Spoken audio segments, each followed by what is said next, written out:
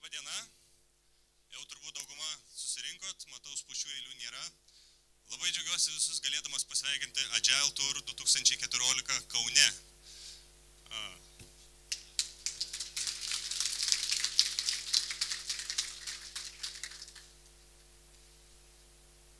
Pasirodo, reikia jungti.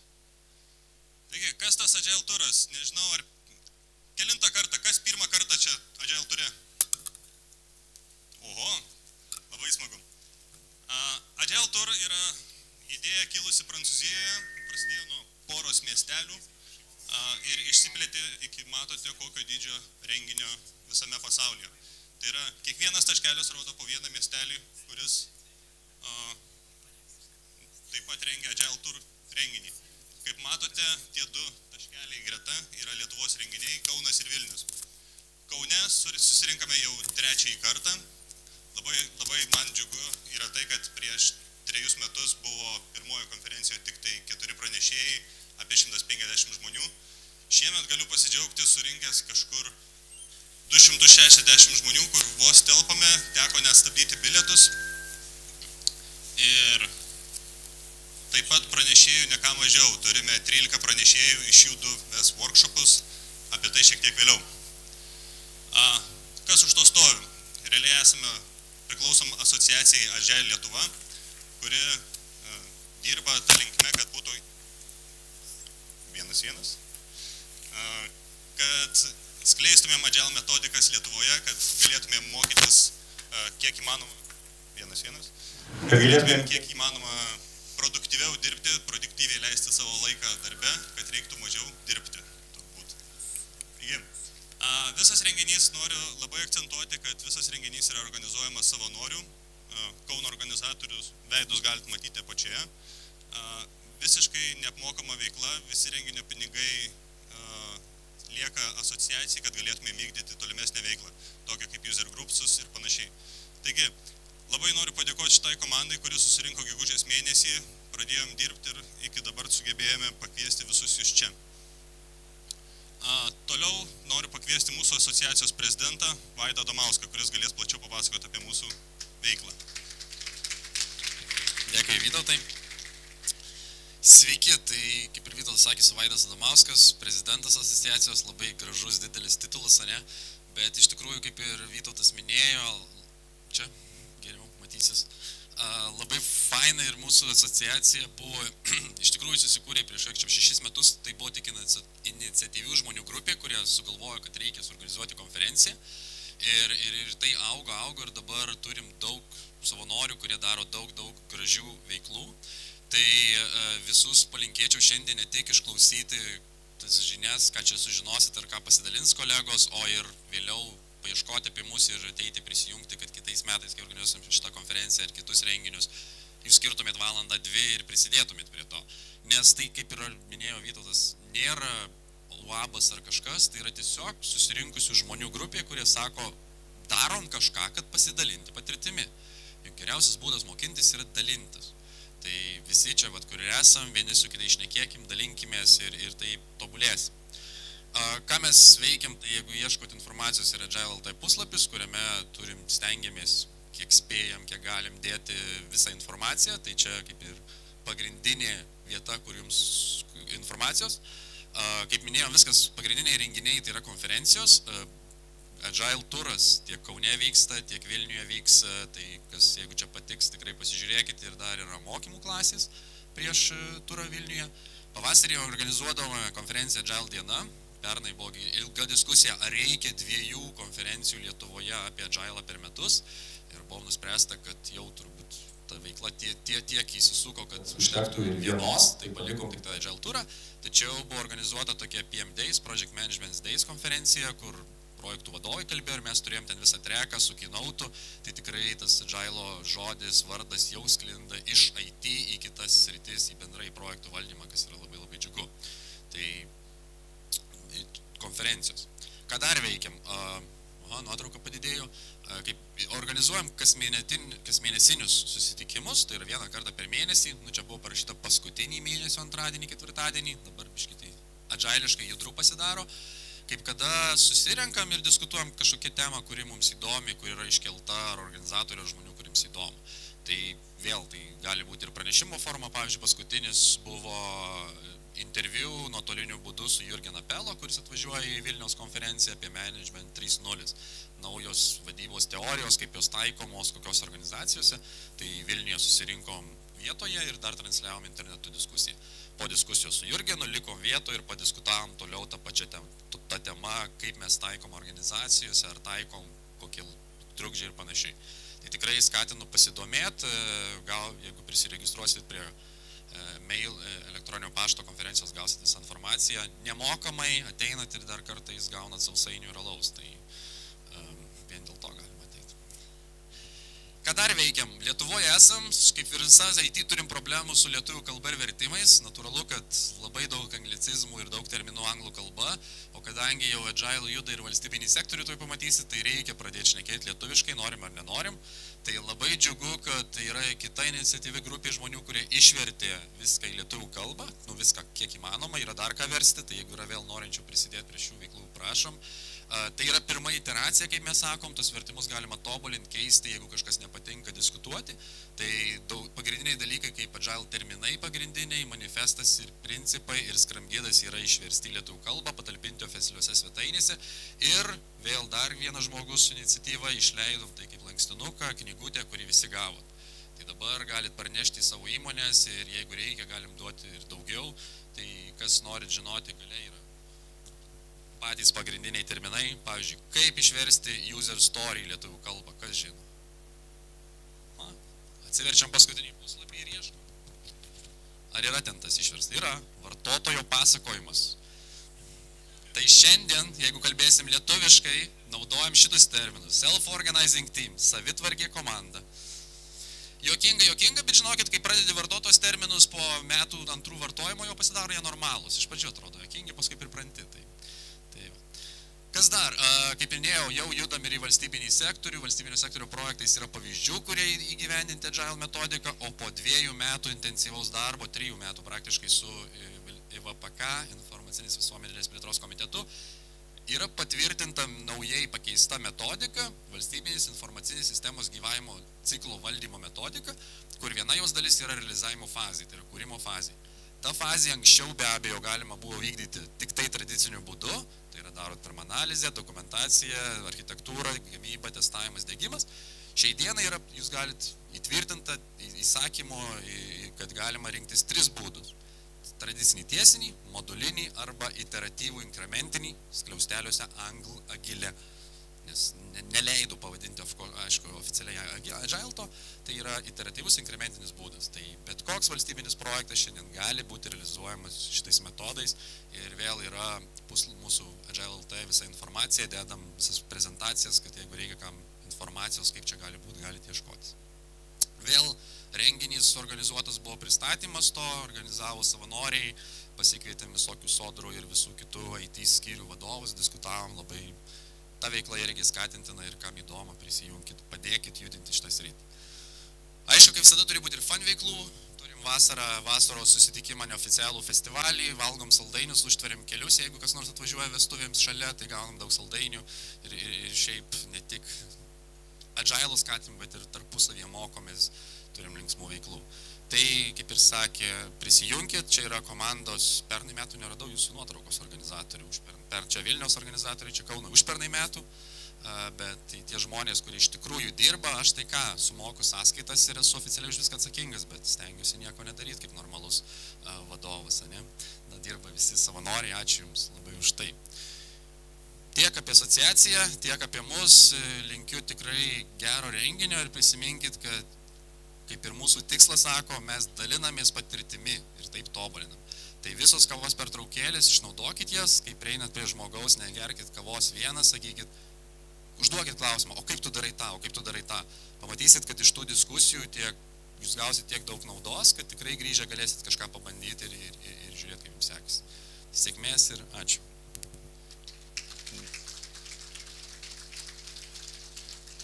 Dėkui Vaidui už labai platų papasakojimą. Dabar grįžtu prie techninių, paprastų žemiškų darbų. Tai yra, kaip šiandien viskas vyksta.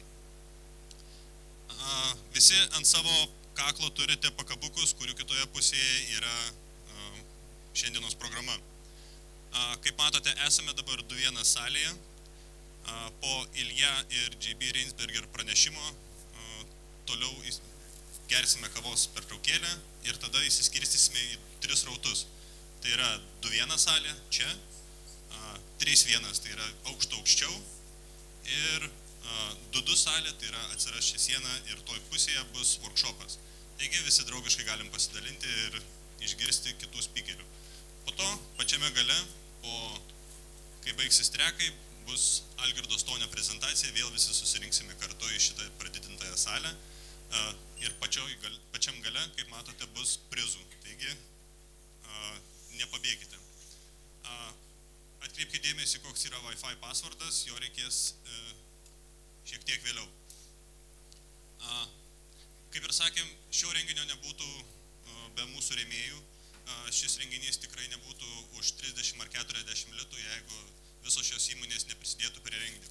Taip pat jos prisideda prie renginio ir organizavimo sumetimais, taip pat atsiunčia savo pranešėjus, tai tikrai labai norime padėkoti visoms įmonėms už tikrą pagalbą. Užsukite prie jų stendo, pasiklausinėkite, kaip jiems sekas, kaip jie gyvena. Tikrai, manau, sužinosite daug įdomių dalykų, tikrai skatinu. Taigi, generaliniai rėmėjai, kurie remia tiek ir Kauno, tiek ir Vilniaus renginį, yra DevBridge Group, Visma ir NFQ. Dėkui jiems.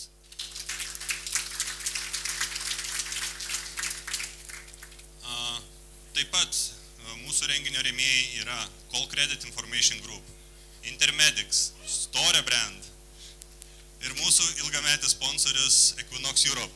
Galim dar kartą paploti jiems. Dar vienas iš tokių gerųjų draugų, kuris pasidalina pakvietimais į savo renginį, tai visiems siūlyčiau atkreipti dėmesį į Build Stuff konferenciją. Vyks, kaip matote, 11 mėnesio 19-23 dienomis Vilniuje. Tikrai aukšto lygio IT konferencija, visiems programuotojams, sakyčiau, tikrai bent kartą gyvenime verta apsilankyti tokio dydžio konferencijoje, pamatyti tokius svečius.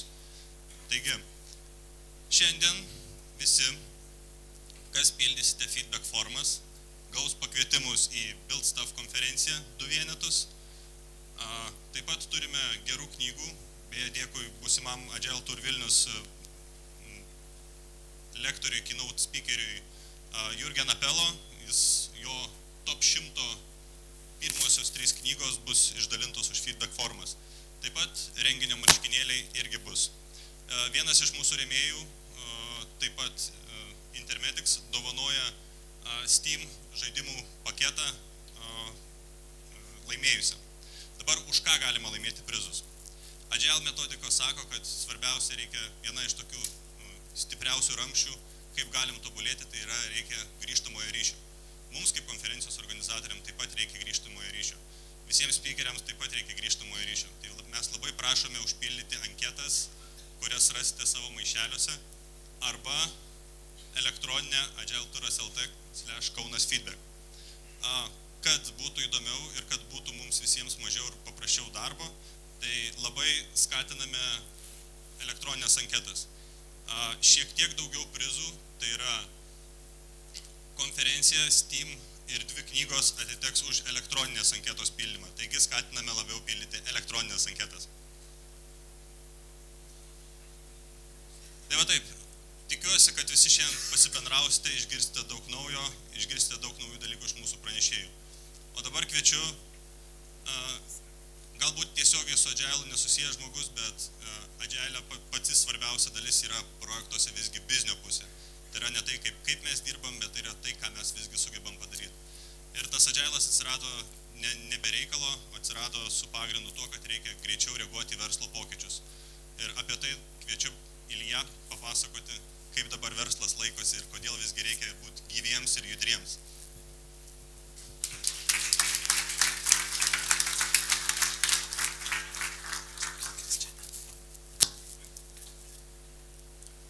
Sveiki visi. Iš tikrųjų labai malonu matyti tiek daug žmonių gimtajam Kaune. Ir kol paleidžia kolega prezentaciją, tiesiog norėjau paklausti, ar čia, kiek iš jūsų čia yra programuotojai? Wow. O kiek yra startupų ir su verslu save labiau sieja? Tai apie 5%. Supratau, nes iš tikrųjų tas visas Agile, sakyčiau, gal požiūris ir aplamai gyvenimą, galima sakyti, į verslą, filosofiją, nors jinai ir atsirado iš tikrųjų iš terpės programuotojų. Žinau, kas iš viso žino, kas yra Agile? Super, nes kartais aš tiesiog pradedu tokių kalibracinių klausimų, kartais šneki, ypač būna su studentais ir kartais supranti, kad ten kažkokią kategoriją reikia iš tikrųjų paaiškinti. Bet iš tikrųjų, ką aš norėjau pasakyti, kad prasidėjo visa filosofija nuo paprasto fakto, tokio pastebėjimo programuotojų apie gyvenimą, kad dalykai yra neprognozuojami. Ir iš tikrųjų norėjau pradėti su tokia labai įdomia knyga, kurią perskaičiau Nasibo Talebo Juodoji gulbė. Iš karto įspėjau, tai nieko bendro neturi su filmu Juodoji gulbė. Jeigu taip pagalvojate, iš karto apie tą šnekėsiu. Kiek iš jūsų esat gal skaitę ar girdėję apie šitą knygą? Mažai. Tai aš tikrai norėčiau nuoširdžiai parekomenduoti, nes jeigu jūs domitės Agile, tokia plačiaja prasme, netgi sakyčiau gyvenimo filosofinė prasme, daug plačiau už tiesiog programavimą ar darbus, tai tada tikrai rekomenduočiau šitą knygą kaip numeris 1, nes jos tezė, jinai parašyta yra New Yorko brokerio, finansisto, labai sėkmingo, kaip pasirodė vėliau, kuris pradirbo Wall Street'e apie 15 metų ir padarė paprastą banalią išvadą, kad niekas New York'e nesupranta Wall Street'e, kas vyksta ekonomikai, kaip tos akcijos kyla parduoda, kodėl jų tokie kursai, ką ten vaidina iš save visi brokeriai, bandydami nuspėti, kad ten išeinant iš nedarbingumo lygio ir pranešimo Obamos apie bendro pasaulio ekonomiką, ką reikia daryti, pirkti, parduoti, kad tai yra visas nonsensas. Kad žmogui neduota suprasti, kas vyks už pusmečių, visiškai neduota žinoti, kas vyks už 2 metų ir kad iš esmės politikai, brokeriai, bankininkai, kartais finansininkai iš esmės tiesiog vaidina, kad supranta, kad pasaulyje kažkur tai vyksta pagal tam tikrus žinomus dėsnius. Taigi, iš tikrųjų, taip pakankamai glaučiai iš tikrųjų sieju tą visą Agile neprognozuojamumą su gyvenimu ir verslu ir jo tezės yra tokias labai paprastos tos knygos. Reiškia, pirmas dalykas, tu iš principo nežinai, ko nežinai. Gerai, kad tu žinai, ko nežinai, tai tada bent jau gali pridėti pastangas ir išmokti, bet dažniausiai gyvenime aplinkui tiek yra daug visokiausių dalykų, kad tu žinai vos tiek, o veiksmų yra tiek ir dabar daryti prielaidą, kad tu žinai, kas vyks, turint omeny, kad tu žinai gabaliuką, iš tikrųjų yra, kaip minim, naivu. Gal netgi kartais ties riba su kvailumu. Antra jo tezė yra, kad yra labai mažai tikėtini reiškiniai, kurių paprastai žmogus neįvertina. Pavyzdžiui, kokia tikimybė, kad ten išėjus man ten iš gatvės žaibuos ir kažkas atsitiks ar man, ar ten automobilio, ar dar kažkur, tai mažai labai tikimybė. Ir žmonės dažniausiai to neįvertina. Nors iš kitos pusės, jeigu tai pažiūrėti į pasaulio istoriją, bet kokią atskirą verslą, bet kokią atskirą žmogaus gyvenimą, tai buvo tokių žiauriai retų įvykių tikimybė, nors ir maža, bet jų gali būti be galo daug, nes yra žaibas, yra ten ryklys, yra dar kažkas, tai jos visus susumavus, jų visuminis poveikis yra daug stipresnis negu prognozuojamų veiksmų. Iš esmės ir čia ir kilo tas Black Swan, nes Black Swanas iliustruoja tuo, kad iki tam tikro momento žmonės manė, kad nebūna juodųjų gulbių.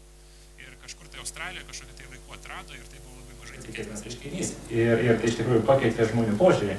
Tai man irgi labai patiko tokia Nasibas metafora gyvenimo papasakoja, sako, reiškia, kalėdų žąsys 24 gruodžio neturėjo jokio pagrindo tikėti, kad būtent šią dieną jį paims žmonės ir suvalgys, nes visą gyvenimą su juo elgėsi kitaip.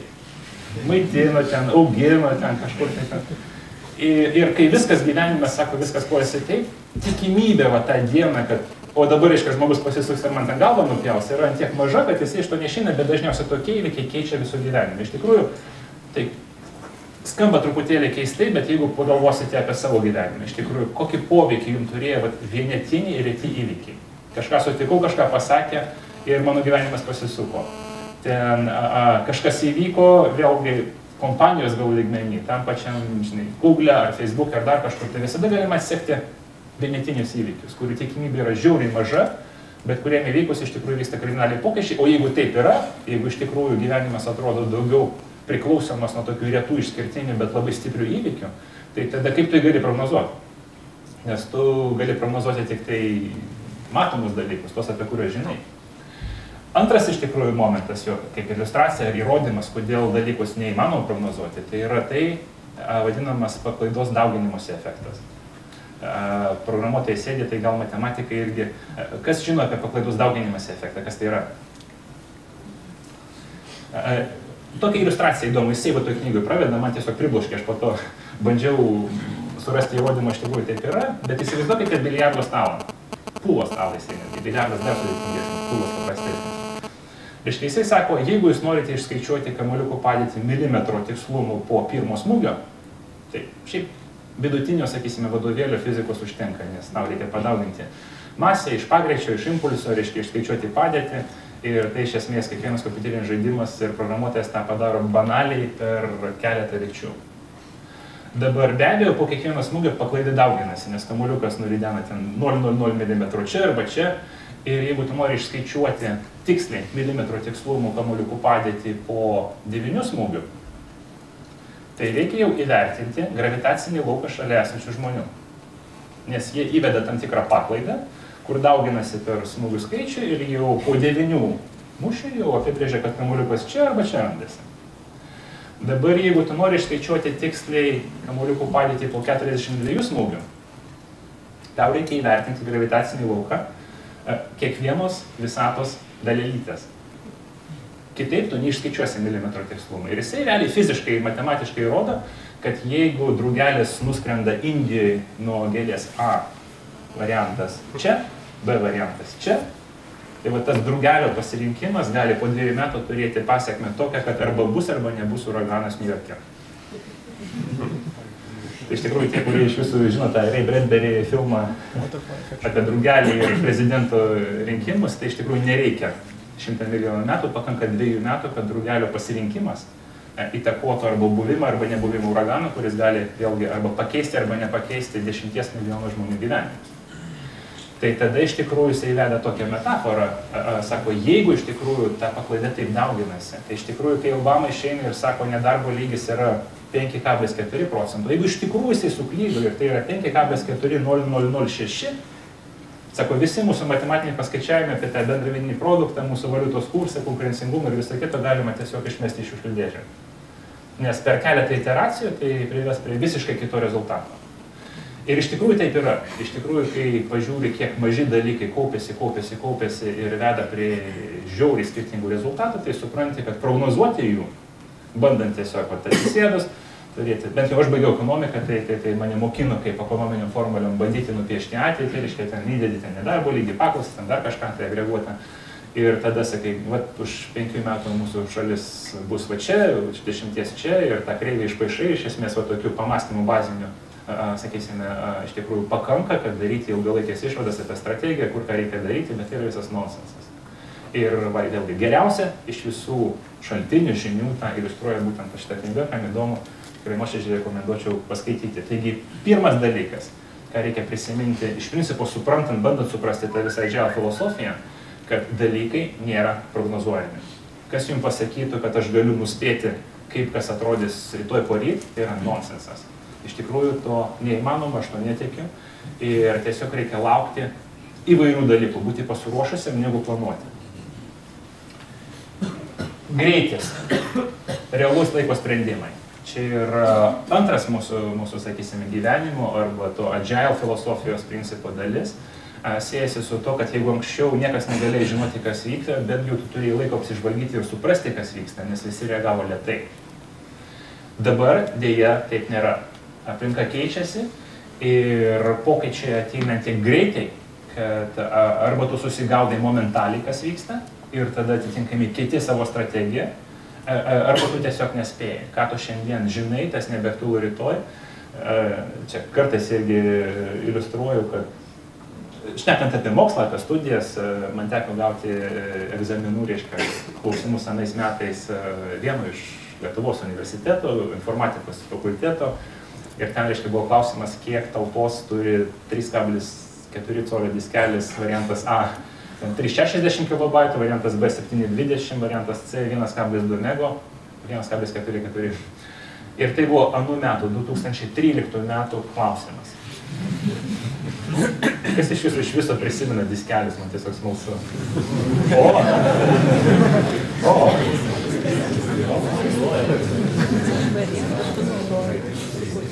Kas iš jūsų matė diskelį paskutinis 5 metus, tarkime?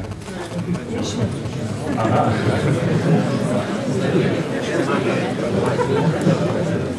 O įrašinėjau į diskelį per 5 metus.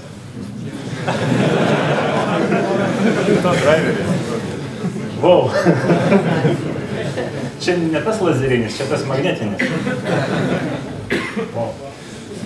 Tai va, bet čia aš neku apie metus. Dar kartais, tai yra pakankamai didelė prabanga dabar, sakysime, su diskeliais, ten su 5-6 metų technologija. Kartais sprendimą reikia priimti momentaliai. Kas iš jūsų žino, kas yra Forex rinka ir valiutų tradingas? Irgi taip iliustruosiu. Žinote, kartais aš konferencijoje išgirdau vieną labai tokią įdomią ekonominį mintį.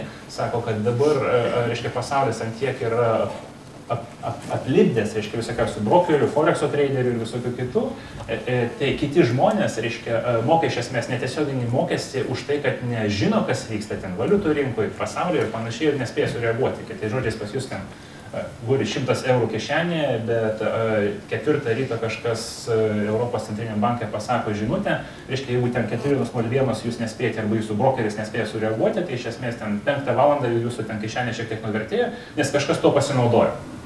Tai iš esmės egzistuoja visa kasta, sakysime, tų visų finansinių spekuliantų, brokerių, reiškia, kurie stebi, kaip Forexo tos grafikus, kiekvieną sekundę kažkas įvyksta. Ir, reiškia, jeigu jie sugeba greitai per minutę pasiimti, pakoreguoti savo pozicijas, tada jie iš esmės bent jau išsaugo savo pinigus, visi kiti įmonės žmonės, reiškia, valstybės, valiutų turėtojai, akcijų turėtojai, iš esmės netiesiogiai nukenčia. Nes jie tiesiog miega savo ramiai 4 valandą ir netgi nesupranta, kad reikia greitai pabusti, ten padaryti pokyčius, ten parduoti ten vieną ir papirkti kitą.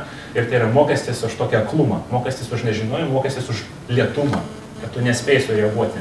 Tai čia yra kvintesencija, bet versle lygiai taip pat.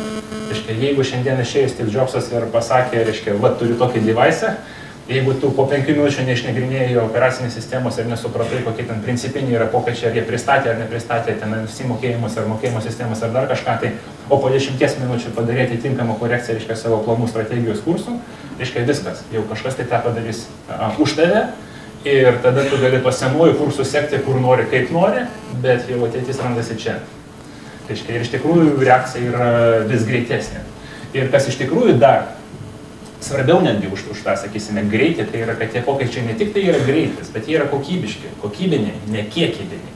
Tai žodžiais ten, jeigu tu orientuojasi, kad nedarbo lygis yra 5,4, sakai, reiškia, ir iš to išeinant tvarkai savo strategiją, nedarbo lygis ten iš tikrųjų pasirodo 5,6, arba ten tikėsi parduoti ten 20 apelsinų, pardavė 21, tai yra dar pusė velnio, nes tu gali, sakysime, susigaudyti, suvaldyti tą riziką. Bet jeigu pasirodo, kad tu parduodi ne 21 ar ten 20 apelsinų, o pasirodo, kad paklausa ryte pasikeitė, ten laikraštis parašė straipsnį apie tai, kad apelsinai žudo ir vartotojai iš principo atsisako pirkti jau tavo ryte apelsinus, tai jeigu tu ryte 7 ryto neperskaitai to straipsnio, reiškia, nenukreipė tos apelsinus kitur, tai viskas, jau gali, sakysime, visą tą savo krovinį krauti velniop, nes jau tai nebeaktualu. Tai iš tikrųjų pokyčiai ne tik greiti, bet ir jie yra kokybiniai. Taigi reakcija ne tik tai pakoreguoti sandėlį truputėlį, bet kartais reakcija teisingai yra visiškai atsisakyti, sakysime, vienos prekių rūšies, mainais į kitą, tai yra visiškai pakeisti savo produktą, savo požiūrį. Ir dar be abejo, kas turi labai aukštą reikšmę, kad pasaulis toliau juda link aštresnės konkurencijos. Ir jeigu anksčiau vėlgi tu galėjai sureaguoti šiandien, galėjai vakare, nes iš esmės niekas kito nedarė, ką tu darai, dabar pelningiausios ir įdomiausios rytis yra tankiai užimtos ir vėlgi, jeigu tu nespėjai reaguoti, tai tada padaro kažkas kitas, tada tu randi save labai, blogai padėti. Ir labai gera iliustracija, nežinau, kas iš jūsų sekė ar ne, Nokijos istorija, tokia pakankamai įdomi, linksmi, bet tuo pačiu ir... Ar girdisi dabar gerai? Ir liūdna, nes ta kompanija sugebėjo sukurti iš pradžių mažoj Suomijai be galo daug vertės, tapti 4 brangiausių pasaulio brandų, lygiai taip pat jį prarasti. Kai kurie iš jūsų gal žino, Microsoftas galiausiai priėmė sprendimą iš viso uždaryti Nokia kaip brandą, reiškia perbrandinti visus Windowsinius Nokios telefonus ir panašiai. Taigi daugelis analitikų mano, kad tiesiog banaliai jie nespėjo sureaguoti į žaibiškai augančią smartfonų paklausą. Bet jie tikėjosi, kad žmonės, reiškia, neįveiks tokių kainų barjerų, kad tai bus nišinis dar ilgalaikio produktas kad vis dėlto masė naudos jų pigius Nokia telefonus, iš tikrųjų taip nebuvo. Įdomi tarp kitko, kad visa Nokia kilo būtent iš to, kad jie pastatė būtent ant daug greitesnį telefonų augimo, negu kiti manė. Sakysime, irgi daugelis analitikų pripažįsta, kad tuo metu, kai visi grandai, Hewlett Packard ir visi kiti prognozavo, kad augimas metinis telefonų mobilių sieks vos 15%, Nokia, reiškia, visas gamyklas ir visa logistika statė iš 30%, tai yra dvigubai daugiau negu visi kiti galvojo. Gyvenimas parodė, kad augimas buvo 90%. Tai tiesiog daugelis analitikų sutinka, kad Nokia išaugo ne dėl to, kad produktas geras ar dar kažką tai banaliai, tiesiog pastatė labai daug fabrikų, kurie tiesiog sugebėjo laiku pagaminti tiek telefonų, kokia buvo paklausa. Tai įdomu, kad ironiška, kad būtent tokia kompanija, kurie vienu metu išvelgė tą trendą ir aplenkė kitus, lygiai taip pat lengvai jį prarado, nes nebeižvelgė, kur visi tie mobilius telefonai juda. Taigi, tai gali atsitikti su 4 didžiausių pasaulio brendų, kuris tiesiog išnyksta. Grįžtamasis ryšys ir greitai evoliucija. Čia yra kita įdomi aplinkybė, kuri iš tikrųjų jau arčiau gal jūsų, matau čia, žinai, bandu iš karto išvelgti, kas ten ne grafika, čia tiesiog paėmė Google Analytikos kažkiek, tai man atrodo. Bet ką aš noriu pailiustruoti, kad anksčiau iš tikrųjų planavimas, vėlgi, čia ne tik tai šneku apie programavimą, čia šneku apie gyvenimą, verslo strategiją, buvo pakankamai ilgalaikės. Ir iš tikrųjų, tu sakei, žinote, aš darysiu taip, po to darysiu taip, po to darysiu taip. Metų pabaigoje ateina mano ataskaita, kaip mano pirkėjai reaguoja į mano produktą ir tada, reiškia, aš darau korekciją kitiems metams. Iš tikrųjų dabar viskas vyksta į momentinį ryšį su vartotoju. Kiekvieną sekundę tu žinai, kuris vartotojas kiek ilgai, kaip naudoja tavo produktą ir iš esmės sprendimai apie ką daryti toliau darai netgi sekančią sekundę, o labai dažnai, ypač jūsų srity, programavimo srity, reiškia, tie sprendimai yra vos neautomatizuoti. Daugelis jūsų žino greičiausiai, kas yra ten bucket testai, AB testai, greičiausiai. Reiškia, kai tu įkoduoji iš karto į produktą keletą potencialių evoliucinių kelių, reiškia, kad jisai ten ilgiau rodo mygtuką ar trumpiau. Ar būtent išmeta, reiškia, langą pirkti tavo virtualų kardą prieš kovą, kai tau reikia, ar po kovos, kai tave nugalėjo ir tavo reikia atkeršyti. Reiškia, tai iš karto įkoduoja įvairius scenarijus ir produktas pats matuoja. Reiškia, 100 klientų paduoda vienodą produktą, mato, kaip jie reaguoja, reiškia, momentaliai keičia savo evoliucinę kryptį, reiškia, eina kita kryptim, išskaičiuoja, reiškia, ir tai vis ten tiek greitai, kad netgi žmogus nesugeba to matyti. Šiaip įdomus faktas, kad be abejo labai daug iš jūsų greičiausiai arba bent jau domisi arba dalyvauja žaidimų rinkoje. Taigi jeigu anksčiau iš tikrųjų žaidimai buvo paišomi scenaristų, dizainerių, programuotojų, dabar sėkmingi žaidimai iš tikrųjų apie pusę savo darbuotojų turi analitikui. Čia yra labai rimtas rodiklis. Tokios kompanijos kaip Game Insight, be abejo žinoma, turi apie virš 100 žmonių, kurie tiesiog matuoja, kruopščiai skaičiuoja. Reiškia, tu tą namelį pastatėjai, reiškia, ir ar tiek jam ten reikia resursų, 2 žmogeliukus ten 3 minutės, ar 3 žmogeliukai 4 minutės, kuo greičiau, kad įvertinti tą ir nuspręsti, ar tą mokėjimo mygtuką, ar čia mesti, ar šiek tiek vėliau. Taigi, tas grįžtamasis ryšys yra realaus laiko. Ir be abejo, kai tu išeini, reiškia, savo sekantį žingsnį, sakai, mano sekantį minutę, netgi kaip produktas atrodys, priklauso nuo to, kaip suveikia ta masė žmonių, tai tu iš principo negali kažką tai ilgalaikį planuoti. Tu privalai reaguoti į pokyčius, o ne planuoti iš karto. Taigi, tas yra kuo toliau, tai tuo, reiškia, kruopščiau visi bando suprasti, kaip vartotojai elgiasi. Reiškia, tai veda irgi prie tokių gretutinių išeičių, kaip big data analysis, be abejo girdėjote, kai viskas kaupėsi be galo didelėse duombazėse. Prisimenu, pas mus, reiškia, kai mes įvedėm vieną tokią analitiką, technikas sakė, technikas, kad mes per dieną pradėjom kaupti virš 5 petabaitų informacijos per dieną, kažkas tokio, tos eilės. Ir supratau, kad tai yra beprotiškai daug, tais diskeliais sunkiai pamatuojama, bet tu tikrai žinai, mes žinome kiekvieną sekundę, reiškia, kiek ten minučių sekundžių žmogus paleidžia, ten, tarkim, Facebooką ar dar kažką, tai padeda telefoną, kiek vidutiniškai naudojasi. Reiškia, kiek reklamą pamato, kokio dydžio, kaip reaguoja ir panašiai, tai visą tiesiog kaupi. Ir tada tikėsi, kad tas machine learning, tai yra pats kompas bandys tam tikrus dėsnius iš to išvesti, nes jau žmogus nebegreitas pakankamai, nebeprotingas, kad tos, sakysime, ryšius suvokti. Bet vėlgi visą tai veda truputėlį prie to, kad tu nebegali sau leisti matyti į priekį per ilgai, nes tie pokyčiai vyksta dabar realiam laikė, tu juos matuoji ir vėlgi ar tu momentaliai darai sprendimą, arba tu nelabai ir gali iš principo kažką daryti. Ir čia irgi noriu šitą skaidrį užbaigti tokią įdomią gal filosofinę irgi tezę. Aš visada tikėdavau daug daugiau evoliuciją negu revoliuciją. Visur, ne tik tai valstybėse, bet ir gyvenime, ir asmeniniam tame tarpe, ir darbe, ir karjeroje, visur aš tikėjau, kad va, tie subtilūs pokyčiai, reiškia tie žingsnelis į kairę, į dešinę, ne į kairę, tiesiog į dešinę. Tiesiai ir dar toliau, reiškia, tai yra geresnė strategija negu taip kardinaliai sakyti. Ir dabar, žinot, viską ten, baigiu viską ir šoku šaltą vandenį, galva priekį, nežinant gylio, kai dar tamsu naktis ir tu iš principo nieko nematai. Tai va tiesiog man labai daug gyvenimo atveju pasiteisino tas požiūris, kad evoliucionuoti yra daug stipresnė strategija negu revoliucionuoti. Be abejo, valstybės lygmenį netgi neminėsiu, nes be abejo tai yra įrodyta tikrai ne vienos šalies istorija. Ir evoliucija reiškia automatiškai maži pokyčiai priklausomai nuo, reiškia, momentinės situacijos. Tai nėra, sakysime, toks ilgalaikis planavimas. Netgi jeigu būtų Dievas, kiekvienas skirtingai supranta, ar būtų gamta, ar kitaip tą pavadinsi, sakysime, netgi gamta nėra sukūrusi žmogus, bet iš karto sumetė ten kažkiek tai medžiagų ir sako, va čia yra žmogus. Gamta evoliucionavo nuo mikrobų iki sudėtingesnio, ten šalta, reiškia, reikia atsparumo šalčiui, reiškia, ten suvalgo, tai reikia dantukų, ten ir panašiai, ir taip tu gali iš tikrųjų davesti ar tai organizmą, ar tai produktą, ar tai programą iki tobulybės. Ir šitą vietoj to, kad tiesiog pasakyti, žinote, va čia nupaišau va tokį va dalyką, statau tą erdvėlaivį, paspaudžiu mygtuką, jis neskrenda. Ir irgi čia kažkada skaičiau Apache tokį serverį, greičiausiai jūs irgi esate girdėję istoriją, tai jisai ir pavadinimas buvo Apache server, jo iš to, kad jisai iš esmės buvo perdarimas.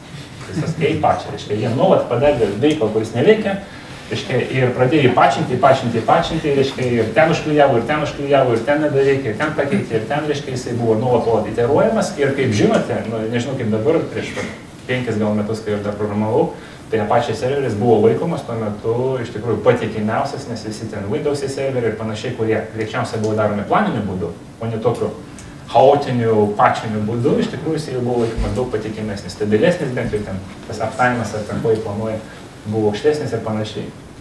Taigi evoliucionuoti yra geriau, o tai reiškia, kad tu negali planuoti į priekį, tu privalai kiekvieną savo žingsnį sprendimą daryti išeinant iš tos aplinkos pokyčių ir greitai reaguoti.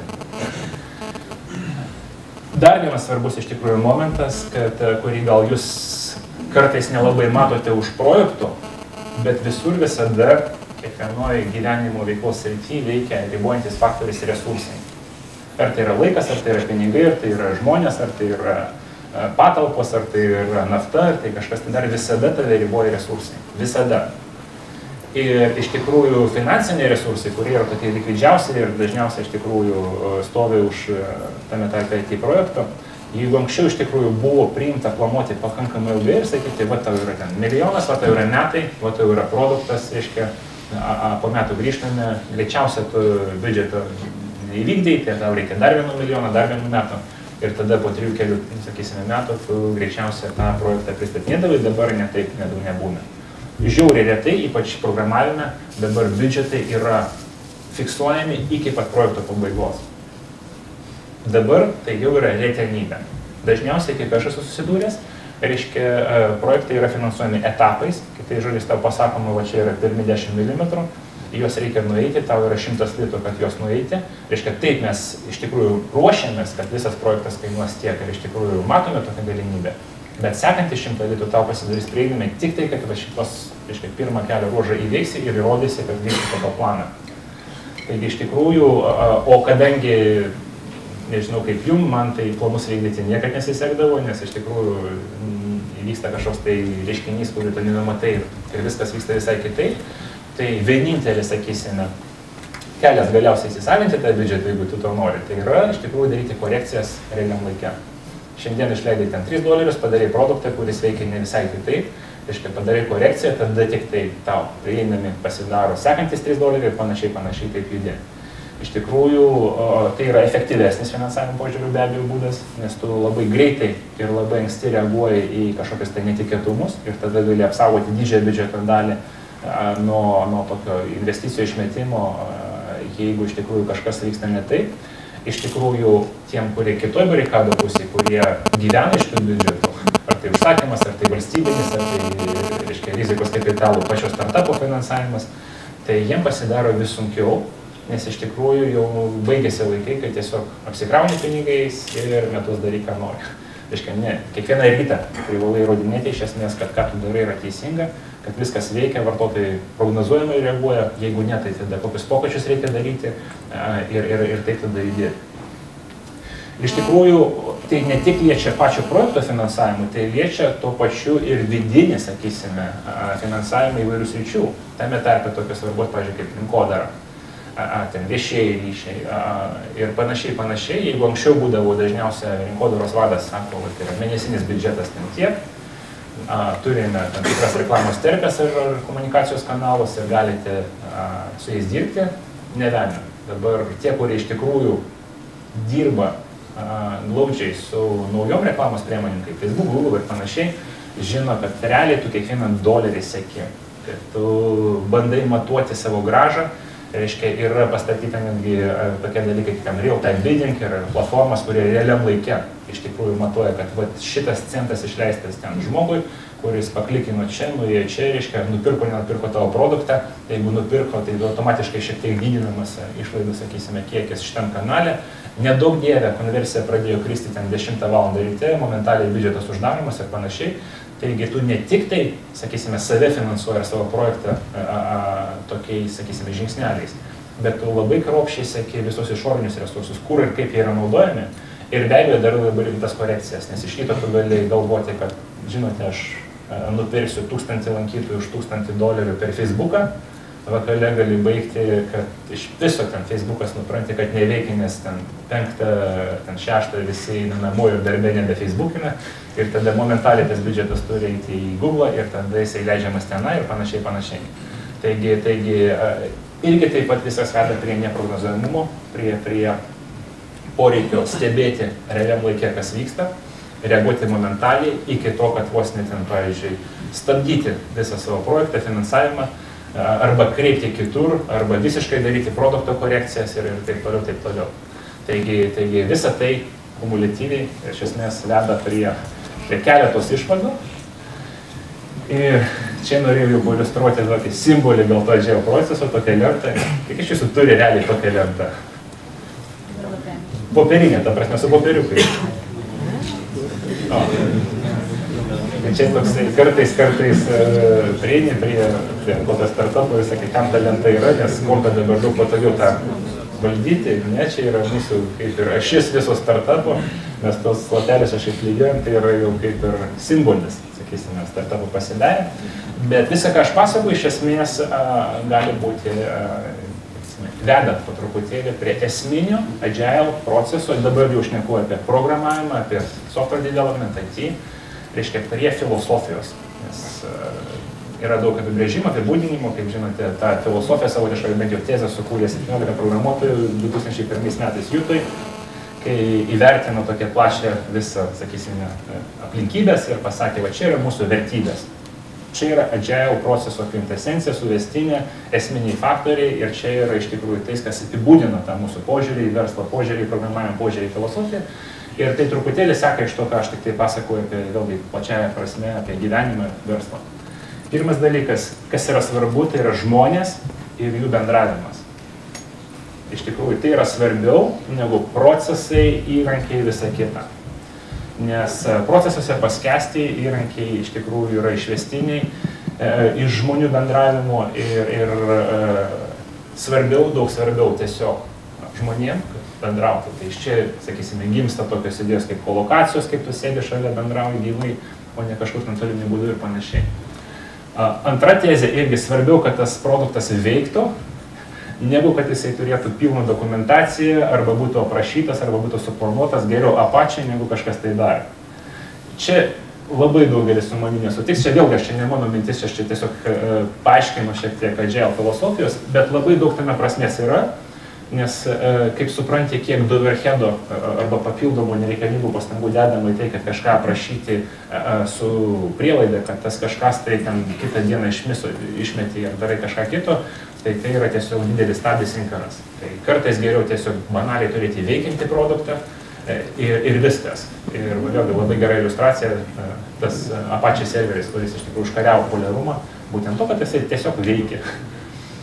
Dabar iš tikrųjų irgi svarbus momentas, be abejo, daug jūsų gal dirba tiesiogiai su klientais arba bent jau su projekto vadovais ir kartais suprantate, kad žiauriai sunku, o vėlgi pagal šitą Agile filosofiją neįmanoma iš karto numatyti to, ko tu nori. Kitai žodžiais, aš žinau, kad jūs kaip programuotojai kartais elgiatės su klientu ir sakote, žinote, surašote man viską, ką jūs norite iš svetainės, ten dombazės, e-komercijos saito ir dar kažkos, tai ir viskas aš einu dirbti. Nes be abejo, aš pats taip dariau, žinau, kad taip yra patogiau, nes priešingybė tai yra, kas reikia, tau skambino klientas ir sako, žinot, aš pagalvoju, čia mygtukas turi būti šonio. Dar sekantį rytą, žinot, aš pagalvoju, kad man iš tikrųjų reikia dar įdėti dar vieną funkcionalumą, arba ten kablelį palaikyti, ten ilgesnį ar ne. Taigi aš su to susidūręs, žinau, kiek iš tikrųjų sunku būti programuotoju, kuriuo kas rytą iš tikrųjų prašo vis kitų dalykų, kai kurie iš kurių iš esmės numato visą sistemos perkrovimą iš šį principų. Bet iš kitos pusės, vėlgi dabar einant ne iš programuotojo patogumo ar naudos, o iš pačio produkto kokybės, tu gauni daug kokybiškesnį gale produktą, jeigu tu nesieki, sakysime, va tokio išankstinio planavimo ir taškas, o seki va to gyvo proceso, ką, sakysime, Agile vadina collaboration.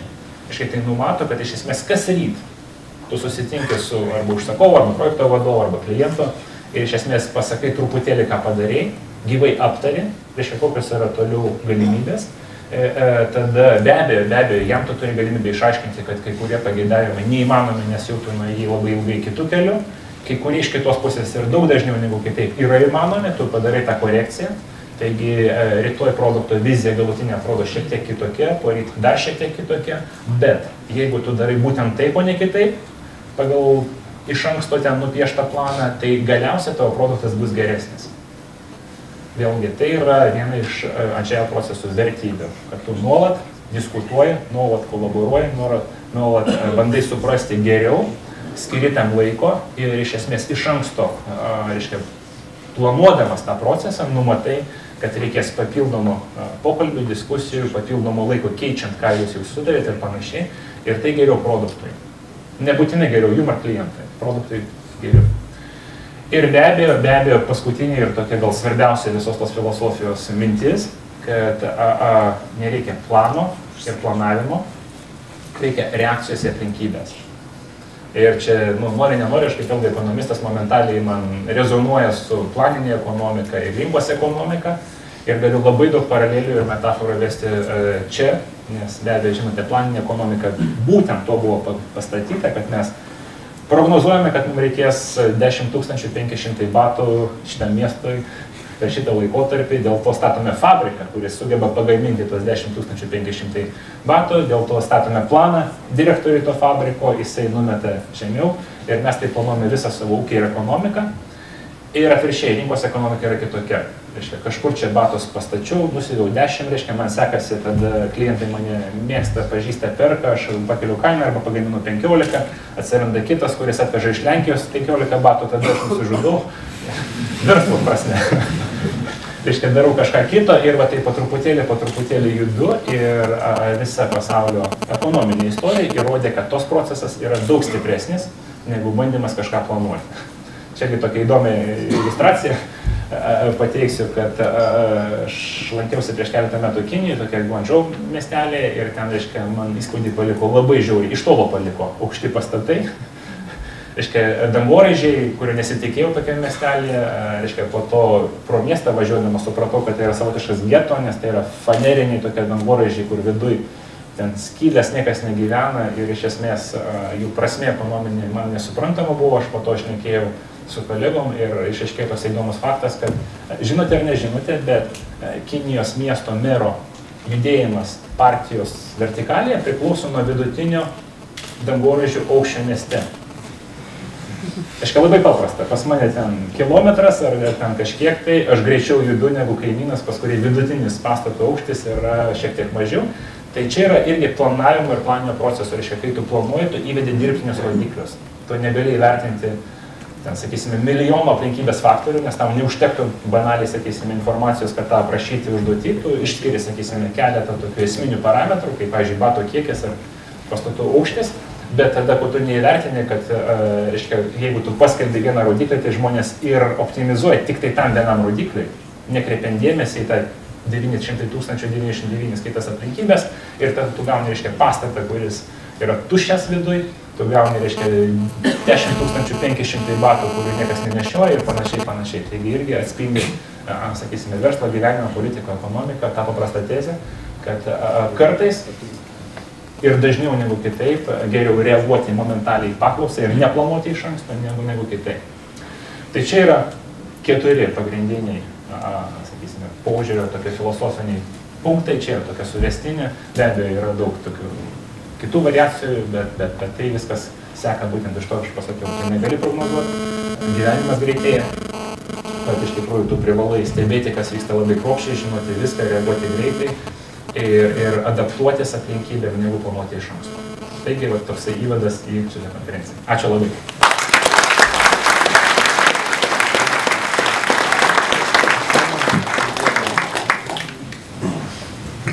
Gal turite klausimų kas nors? Kelias yra. 5 minutės turime šios. Tai prašau.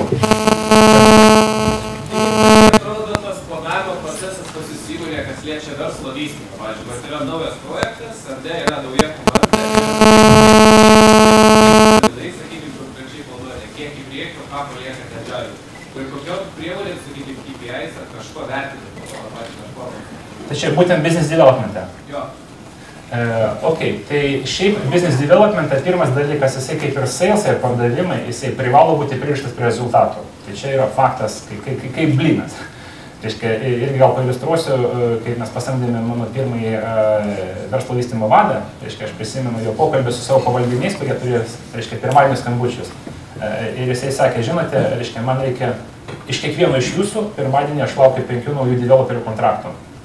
Reiškia, jeigu jūs neturite 5, tai tada don't bother to go to the call. O jeigu jūs nepasirodysite call'e, tai tada tiesiog automatiškai laikykite save atleistu ir viskas.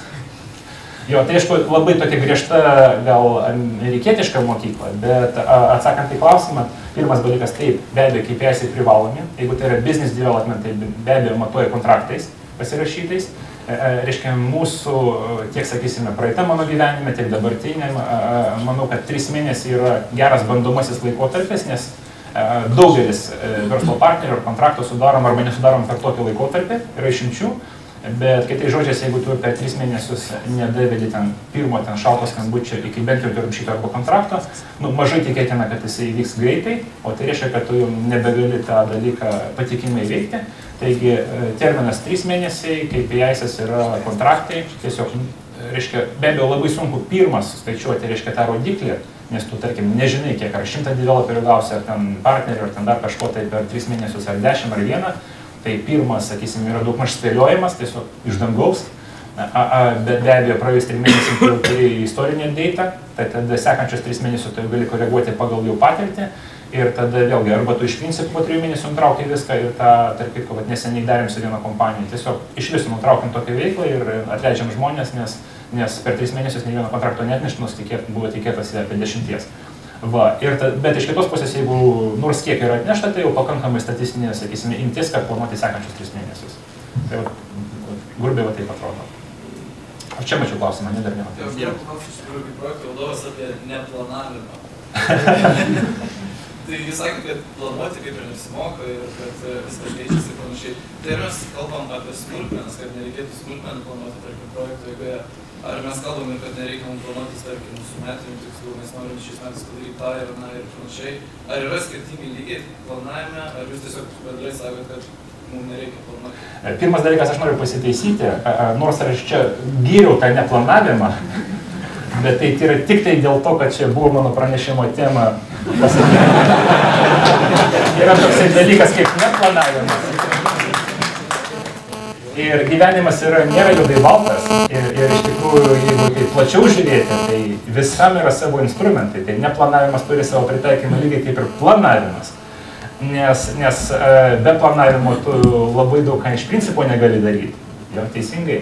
Tai keletą tokių tiesiog dalykų. Pirmas dalykas, reiškia, labai mažai kas planuojam, išvedant tą reikšmę tikėtiną, labai mažai kas padaro pataisą, pasakydamas, kad aš planuoju, kad mano rodiklis bus 100, bet paklaida bus 10 arba 100. Teisingai? Beveik niekas nesako. Visi sako, prognozuojame ten nedarbo lygis toksai. Prognozuojame, kad tu gyvensi ten tiek. Prognozuojame, kad užbaigsiu produktą čia. 99% atveju, kiek aš esu susidūręs, reiškia, dirbama su prognozuojama reikšme. Labai mažai kas pasako, žinote, bus 99, bet paklaida yra 13 ir dar toliau, paklaidos tikimybė yra 15. Ir taip toliau. Tai jeigu taip grubiai ir banaliai, matematiškai, tai jeigu paklaidos dydis yra didesnis už matuojamą reikšmę, tada nebėra prasmės, nebelieka matuoti iš principo tą reikšmę. Tai yra, sakysime, tokia gal būtinė gyvenimo taisyklė. Tu bandai įvertinti, kiek tiksliai tu gali tą suprognozuoti. Atsakymas yra taip tiksliai 100%. Darau prielaidą, kad Lietuvoje ten rytoj nebus minus 30 arba plus 30. Maža tikimybė. Tai tą galime išmesti. Bet jeigu iš tikrųjų matai, kad tu išvedi vidurkį, bet variacija yra žiauriai aukšta, tai tada gal sakai, geriau aš pažiūrėsiu, kaip bus ir tada veiksiu. Kitas dalykas, irgi filosofinis, planavimo reikšmė nebūtinai žinoti tą reikšmę, tai yra kartais nustatyti kryptį.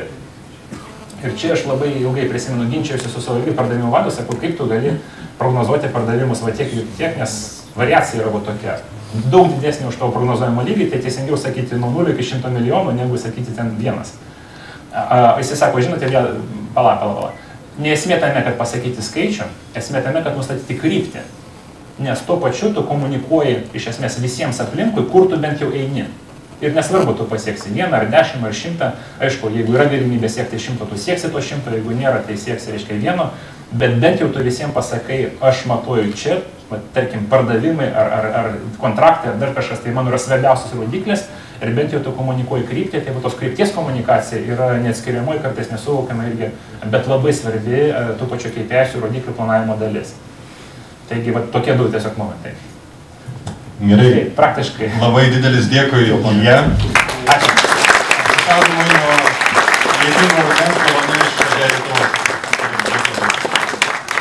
Okay, now I'm switching to the most popular language in the world. It is bad English. Okay, I will explain why we are giving the umbrellas this year. Umbrellas, it was some sort of image of Agile as an umbrella term for all the Agile methodics, which are, for example, extreme programming, Scrum, Kanban, the SDM, and a lot of various stuff is going under Agile, different direction, different stuff. And today I'm really pleased to welcome JB Rainsberger, guest from Canada. He's really leading expert and trainer about the test-driven development and a lot of development practices related to Agile software development. Okay. We got 1 minute. Yeah, we have 1 minute. We have sound. We need only the voice and the view. So, why I was so eager to get really tough people which could talk about the test-driven development and all the development practices. Because we see that a lot of people which are coming to our conferences are developers who uses Scrum and other Agile practices daily. So I think to have really strong technical presenters here is really essential thing. It is really hard to get really great people into our audience. So I really invite you all to prepare yourself, and maybe next year you could be also joining us and presenting all other really interesting stuff, how to keep up with the speed, with the agility of our projects, and what maybe even development practices could be helpful for everyone. Because as Vaidas today said, it is the sharing which helps us to move forward. So, JB, are you ready? I think so.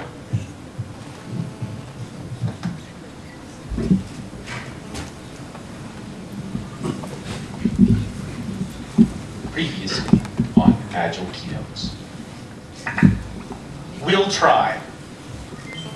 These are the saddest words a programmer has ever spoken.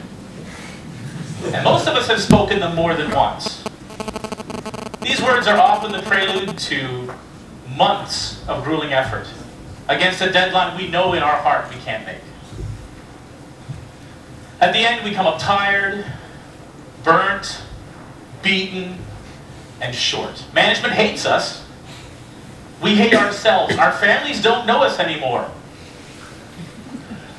The software, if it works at all, is nothing to be proud of. Oh, there have been exceptions. Successful projects have been launched this way, and there's a certain pride in having gone through hell and survived. We have to believe it was worth it, because the alternative is to believe we wasted a big chunk of our lives. There has to be a better way. Here's one that couldn't possibly happen.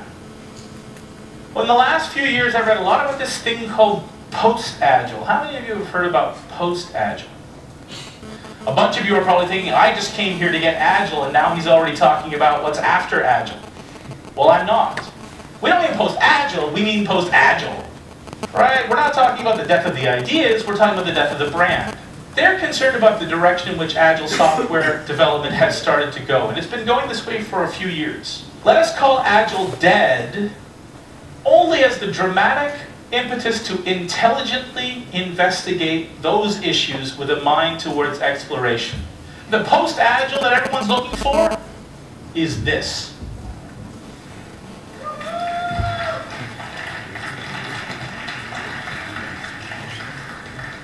Where's Agile going now that we're well past the extreme decade?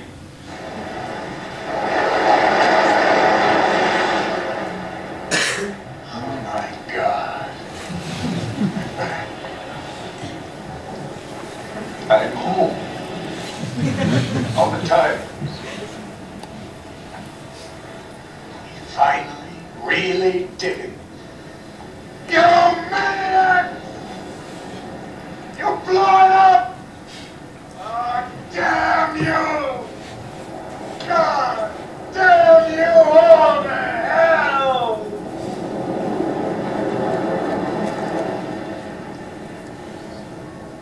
It's been there all along. Let's not blow it up together.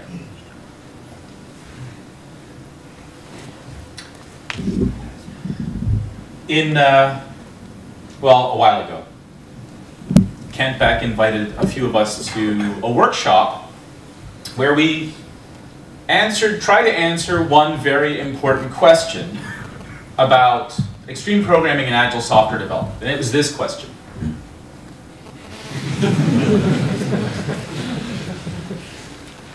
We knew so much about how to build software well. In fact, we knew the secret to building software well in a way that would help customers earn value earlier, get more cash in their pocket sooner. We had all the answers, but they still had all the money, and we couldn't figure this out. What kind of depresses me is that this workshop was 11 years ago, and not much has changed. Now, I want to make it clear that there's nothing I am about to say that has any objective reality or basis in fact. There are no scientific studies. This is all my opinion. So anything that you agree with is great, and anything that you disagree with is not my fault. It's just my opinion. Everyone has one. I think one of the big problems that we face, and have faced now for over a decade, is that we think of Agile software development as a mindset, and that this idea turns a lot of people off. We end up with articles like this. I don't know about you, but when I hear phrases like this, it drives me nuts, right? You don't do Agile, you have to be Agile. And this is one of those statements that, I forget the author where I first read this, but it's a beautiful little three-word phrase, true but useless. It's true that we actually do treat Agile software development as a different philosophy, as an approach. For some of us, it's even a way of living. That's something that we should talk about over the coffee break. But instead of getting people adopting the mindset and really valuing what we say that we value, we get a lot of this. We still get people who want to know the rules. What do I do? How do I do it? Leave me alone. Don't change the way I think. And I think it's been like this now for 15 years, and somehow we're not getting the message. We say really cool sounding things that make us sound really smart, that make us sound enlightened, that make us sound like, you know, like monks. But the rest of the world doesn't get what we're saying. One of my favorites is the one that I learned, I first saw it from Bill Caputo. You saw a reference to it in the clip from one of my previous keynotes. And you know that you've hit the big time when Ron Jeffries makes you one of his signatures. That's a huge deal. If Ron Jeffries ever puts anything that you say in his signature, that means he really likes you. And I think it's true. I genuinely believe it's true that extreme programming isn't this thing out there. It's in here. The problem is that when we say this, people look at us funny. I find it wonderful that this article has made it around Twitter once again in the last couple of months. And this is a classic story, and I know it's an American metaphor. Even as a Canadian, I understand it. But maybe the rest of the world has a little trouble with it. The idea that, so we can use football as an analogy, right? Or basketball, I suppose. If we're here, that's true. Basketball is a much better choice. When does it stop being basketball? Does it stop, you know, if we, so imagine we tried basketball and it didn't work. Well, we didn't really have a ball that could bounce. Right? We tried using some socks. It didn't bounce very well, which was kind of trouble. And we couldn't find any baskets. So we just drew a square on the wall where the basket should be. But the problem is we couldn't tell really whether the socks would go in the basket or not. We made all these changes, and it turns out basketball is too hard to play, so we don't play it. And an article like this makes it sound like the people who are trying their best just don't get it. And maybe that's true. But here's the point. I'm sure there are a lot of people who grew up in poor neighborhoods, in poor parts of the world, who did play some kind of basketball with socks and a square, probably written in chalk, on a brick wall on the side of a building. Are you really going to tell them that they're not playing basketball? There are poor kids in South America who play a game with a broom handle and a bottle cap. And they flick the bottle cap and try to hit it with the stick. Pardon me. They try to hit it with a stick. It's called petilla. They play it a lot in the Dominican Republic. Those kids grew up to be some of the best baseball players in the world. You're not going to tell me that they're not playing baseball. And you're certainly not going to tell them that they're not playing baseball. So although it's true that at some point it stops being what we think it is, I'm not sure that that's an excuse to tell people that they're doing it wrong. And these around the ear microphones don't always work with my hair. There we go. My fault. Now we make it even worse because the same guy who wrote this article also wrote the origin of this article. It came from the same project, the same team. Here are all these rules that you should follow, but please remember, they're just rules. So we confuse the matter even more. We tell people, here are some simple rules to help you get started, to help you learn how to improve the way you build software, but don't pay too much attention to the rules. Follow the rules, but don't worry about the rules. This is awfully confusing to me. Even in 2006, we were still talking about the difference between the principles and the practices and the values. And then you would have some people who would say, follow the practices, and other people who would say, no, no, no, the practices are a bad idea, you need the principles. And then a bunch of other people who would say, no, no, no, the principles are a bad idea, just live the values. But again, I can tell you, be agile, but you don't know what that means. And when we say, just live the values, all right, if you want to make the way you build software better, all you have to do is cancel all the culture and learning that you've done since you were a baby and have a completely different worldview. Easy. So where does this leave us? Here.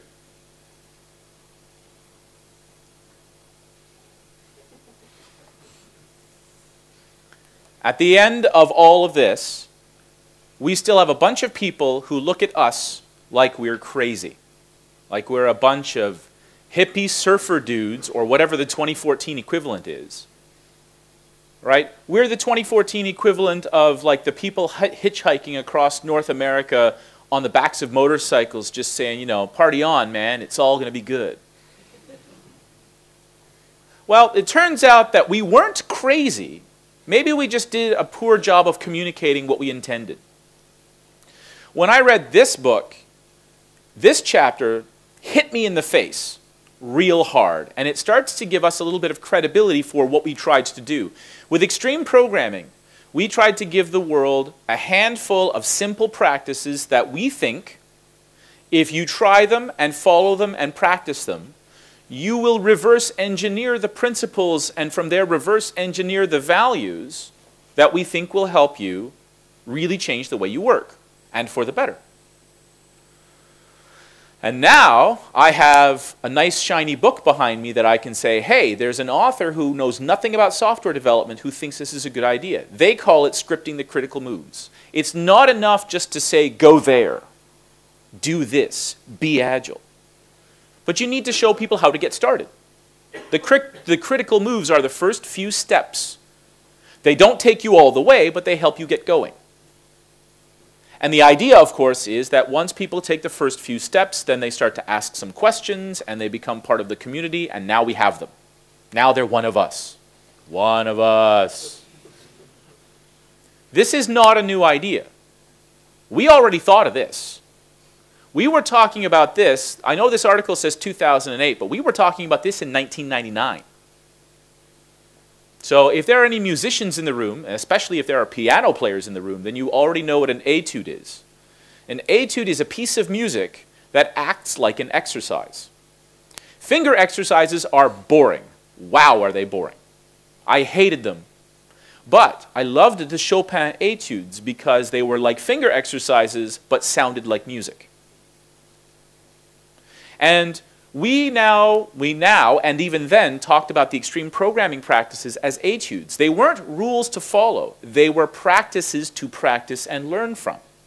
And that doesn't mean that we have to do test-driven development all the time. And it doesn't mean that we have to do iteration planning every 2 weeks. What it means is that we practice these things. We become good at them. We begin to master them.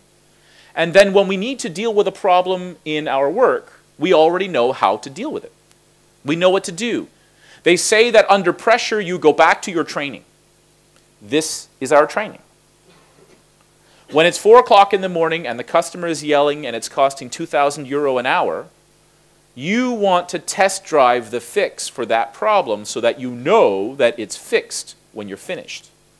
That doesn't mean that we have to test drive every single line of code.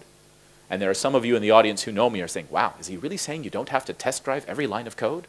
Yes, that's what I'm saying. But you need to feel comfortable being able at any moment to test drive any line of code. That's the difference between following the rules and practicing the etudes. So now we come back to our important question. Why aren't we rich yet? Because we'd like to be rich, wouldn't we? I'm not saying we need to be rich, but it would be nice. One of the problems that we have is that not all of us are rich, and some of us are becoming rich. And before I put this next slide on the screen, I want to make this very clear. I am not criticizing the success of anyone's name on this next slide. But I'm pointing out that the richness, the success, has been a bit uneven. And it's not these people's fault.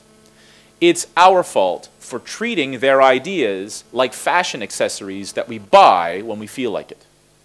There are a lot of companies out there, quite big ones, that follow some of the teachings of these people, not because they think it's going to help the way they build software, but because their friends are doing it.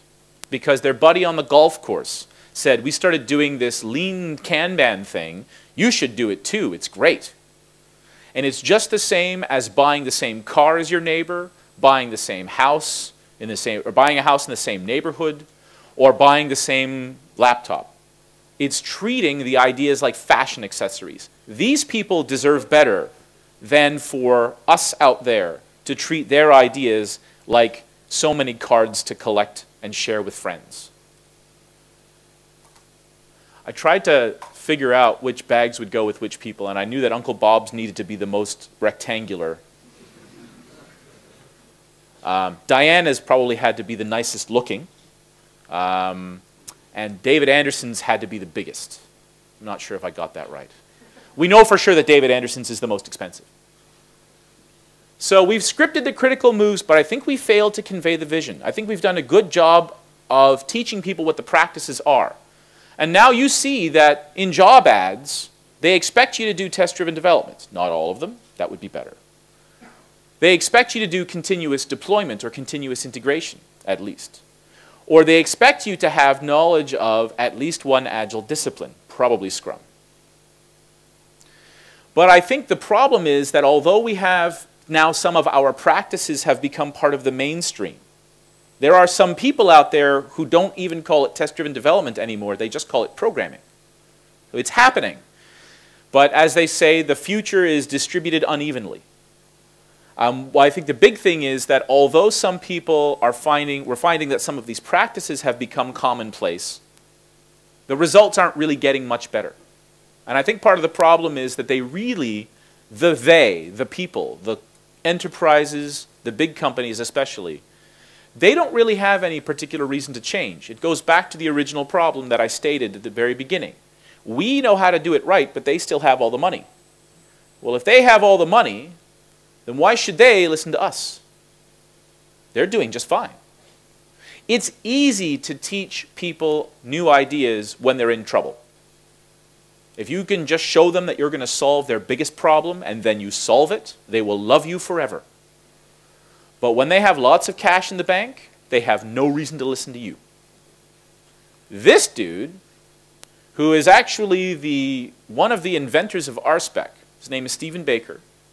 He's one of those guys that everybody in our community has heard of, but not enough people outside our community have heard of. Moved down the street from me 2 years ago. And he sat on a chair in my TV room, and we were talking about how our professional lives were going, how our careers were going, and he was on a project, and he was talking about the same kinds of problems. The people around me don't get it. We have these hotshot 22-year-old programmers who think they never make a mistake.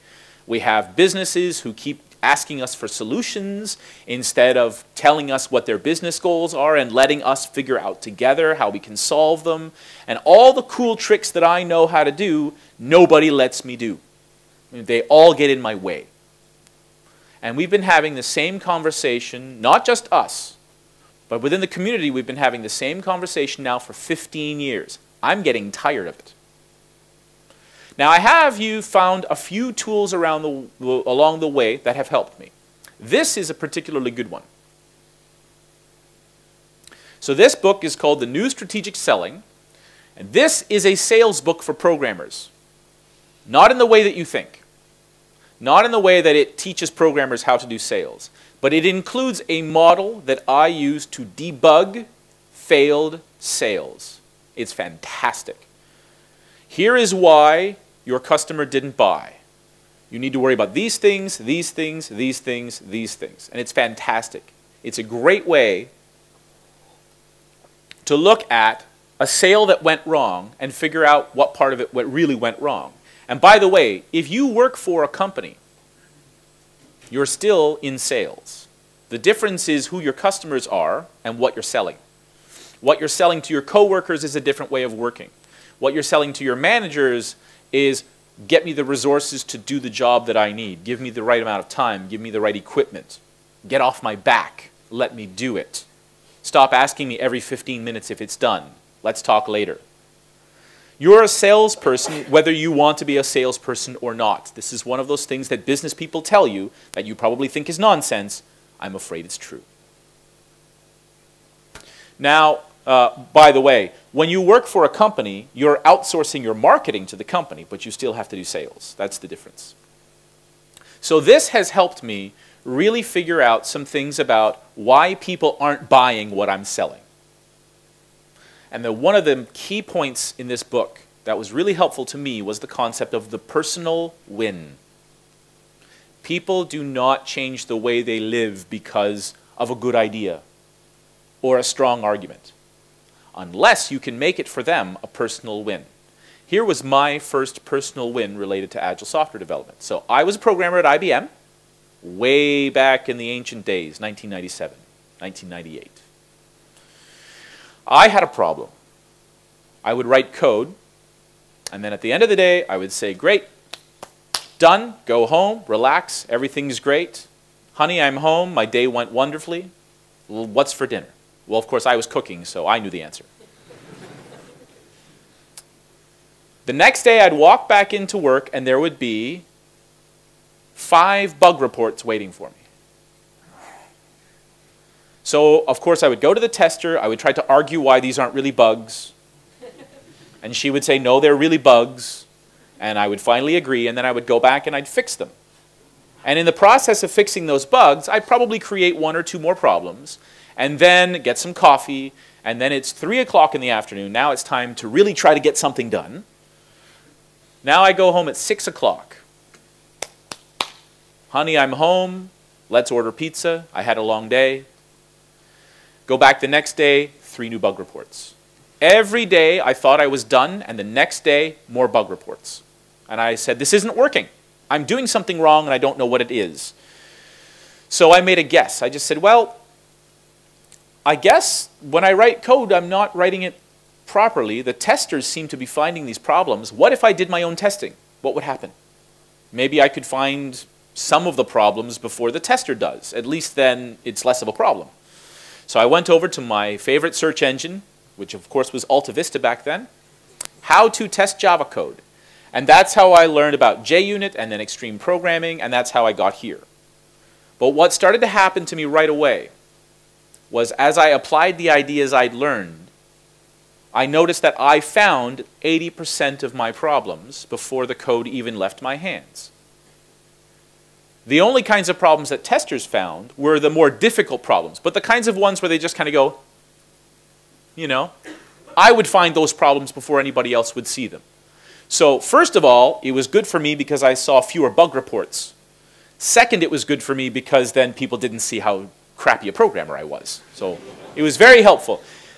Most importantly, though, that pain in my chest that I had every day because I didn't really feel like I had finished something, that I was hiding from work overnight and then going back the next day to face bad news, that pain started to go away. That was my personal win. That's why I started practicing test-first programming and eventually test-driven development. If you want to change the way you work and you look at these ideas and think, you haven't found that personal win yet. You haven't found what is it in here that's really going to change your life for the better. I didn't care about making my design better. I didn't care about reducing my defect rate so that I would be a more efficient programmer. I wanted the pain in my chest to go away. That was my personal win. I felt better about the way I worked. Unfortunately, a lot of companies, in spite of this, seem to just want to keep buying 73 kilos of Agile. Just pile on the Agile. Keep putting it on my plate. I don't care what the results are. It's fine. As long as my friends see that we're doing Agile, we're good. Make sure to put some Kanban on the side, because that's the cool stuff, right? That's the stuff that everybody's doing these days. I hear Kanban's really good for colon health. Why don't you give me more Kanban? So while we believe this, and I believe it, what we get instead is this. And I'll bet you that if we run these searches again, yeah, I don't know how easily you can see that. Agile process template, 6.7 million results. Scrum rules, excluding rugby, 1.32 million results. Even extreme programming process template, 4.52 million results. And I'll bet you if we run these searches again today, the numbers will only be higher. Training companies have figured this out. Now there are some training companies that do a good job training in Agile processes, Agile ideas, Agile methods, Agile values. They can teach you to be Agile. I've worked with a bunch of them. In fact, I travel around Europe working with them. Some of them are in this room. Unfortunately, there are some training companies, like this one, who have read one book, who take the contents of that book, copy them into slides, and sell you training at a reduced price. And what they're doing is reading the book to you, because apparently you can't read the book for yourself. This book should have been written in 1976. It was written in 2012. We should not need this book anymore. In fact, I know Tom and Tim a little bit. I've met Tim a few times. Tom and Tim have written some excellent books over the years. They shouldn't have to write this one. It's a bit like the psychology of computer programming. If you read the psychology of computer programming, the book was written in 1972. If you change the code samples to Java, the book stays the same. I find that a little bit depressing. Of course, you know you hit the big time when you end up in comic strips. We all know about Dilbert. If you don't know about Not Invented Here, I strongly recommend you go to notinventedhere.com and start reading. It's hilarious. So, what happened? How in the world did we go from having these really great ideas to a whole bunch of people completely missing the point? To a bunch of people wanting to buy rules that don't actually improve anything about how they run their business or about how they work, that don't become personal wins, that don't help people feel better and go home. Well, a bunch of us have adopted this attitude, and I'm not sure it's helping. Right? There are a bunch of people out there who just say, screw it. When they're ready to learn, the teacher will appear. Of course, they're saying that they're the teacher, right? They're idiots, they don't get it, flip the bozo bit, turn your back, move on. I've done this. Please don't read too many of the messages on the mailing lists related to Agile from like 12 years ago, because I did a lot of this, and I'm not proud of it. I think I'm a little better at this now. We do have the effect that's known as Grandma's ham. Instead of telling you the whole story, I'll give you the punchline real quick. Mom, why do you cut the ends off the ham before you put it in the oven? 10 minutes later. Great-grandma tells the story of why, because of course Mom doesn't know, so she says, ask Grandma. Grandma doesn't know, ask Great-grandma. Great-grandma says, well, dear, our first apartment was very small, you know. In those days, the apartments were very small, and the ovens were very small, and the roasting pans that fit in the ovens were very small. But the hams were really big. So I had to cut off the ends of the ham so it would fit in the oven. And 100 years later, her granddaughter is teaching her great-granddaughter to cut off the ends of the ham, even though the oven is twice the size now. So we have a lot of this going on. Just people continue to do things because they have always done them.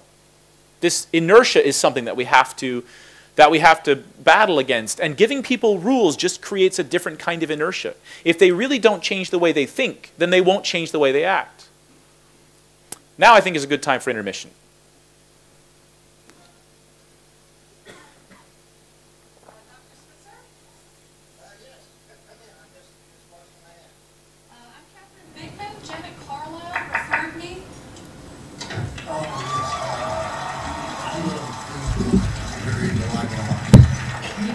Yes, that's me. Should I lay down? Oh, no, don't do that. Just have to. And let me tell you a bit about our billing. I charge $5 for the first 5 minutes, and then absolutely nothing after that. That sounds great. Too good to be true, as a matter of fact. Well, I can almost guarantee you that our session won't last the full 5 minutes. Now, we don't do any insurance billing, so you would either have to pay in cash or by check. Wow, okay. And I don't make change. All right. And go. Go. Well, tell me about the problem that you wish to address. Oh, okay. Well, I have this fear of being buried alive in a box. I start thinking about being buried alive, and I begin to panic. Has anyone ever tried to bury you alive in a box? No, but truly thinking about it does make my life horrible. I mean, I can't go through tunnels or be in an elevator or in a house, anything boxy. So what you're saying is you're claustrophobic. Yes, that's it. All right, well, let's go, Catherine. I'm going to say 2 words to you right now. I want you to listen to them very, very carefully. Then I want you to take them out of the office with you and incorporate them into your life. Shall I write them down? Well, if it makes you comfortable, it's just 2 words. We find most people can Okay. You ready? Yes. Okay, you're there. Stop it!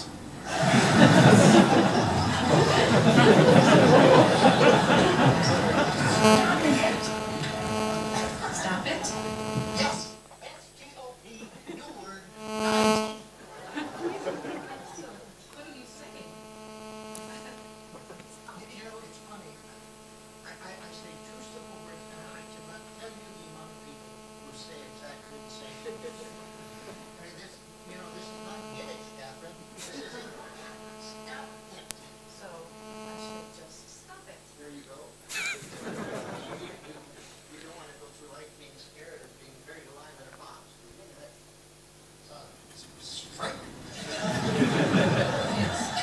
Then stop it. I can't. I mean, it's been with me since childhood.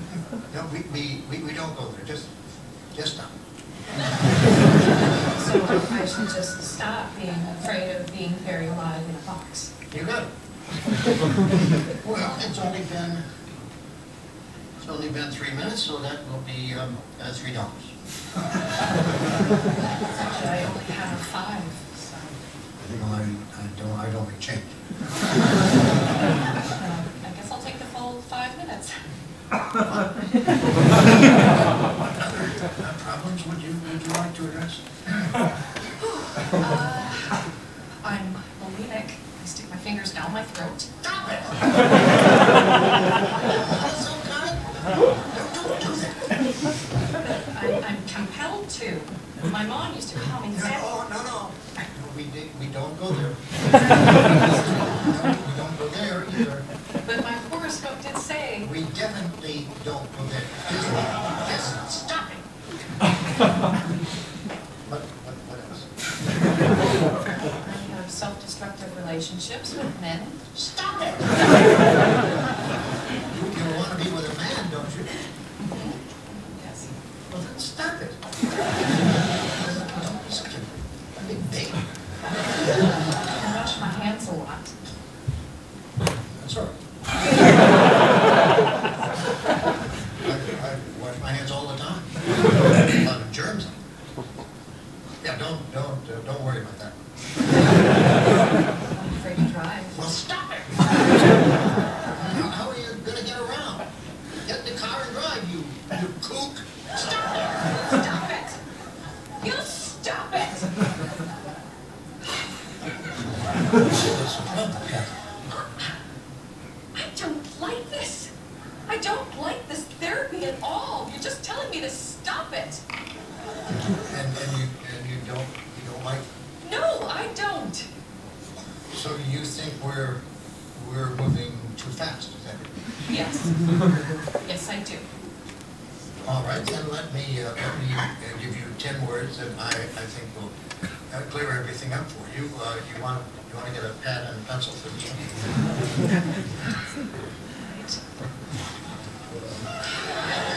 Are you ready? All right, here are the 10 words. Stop it or I'll bury you alive in a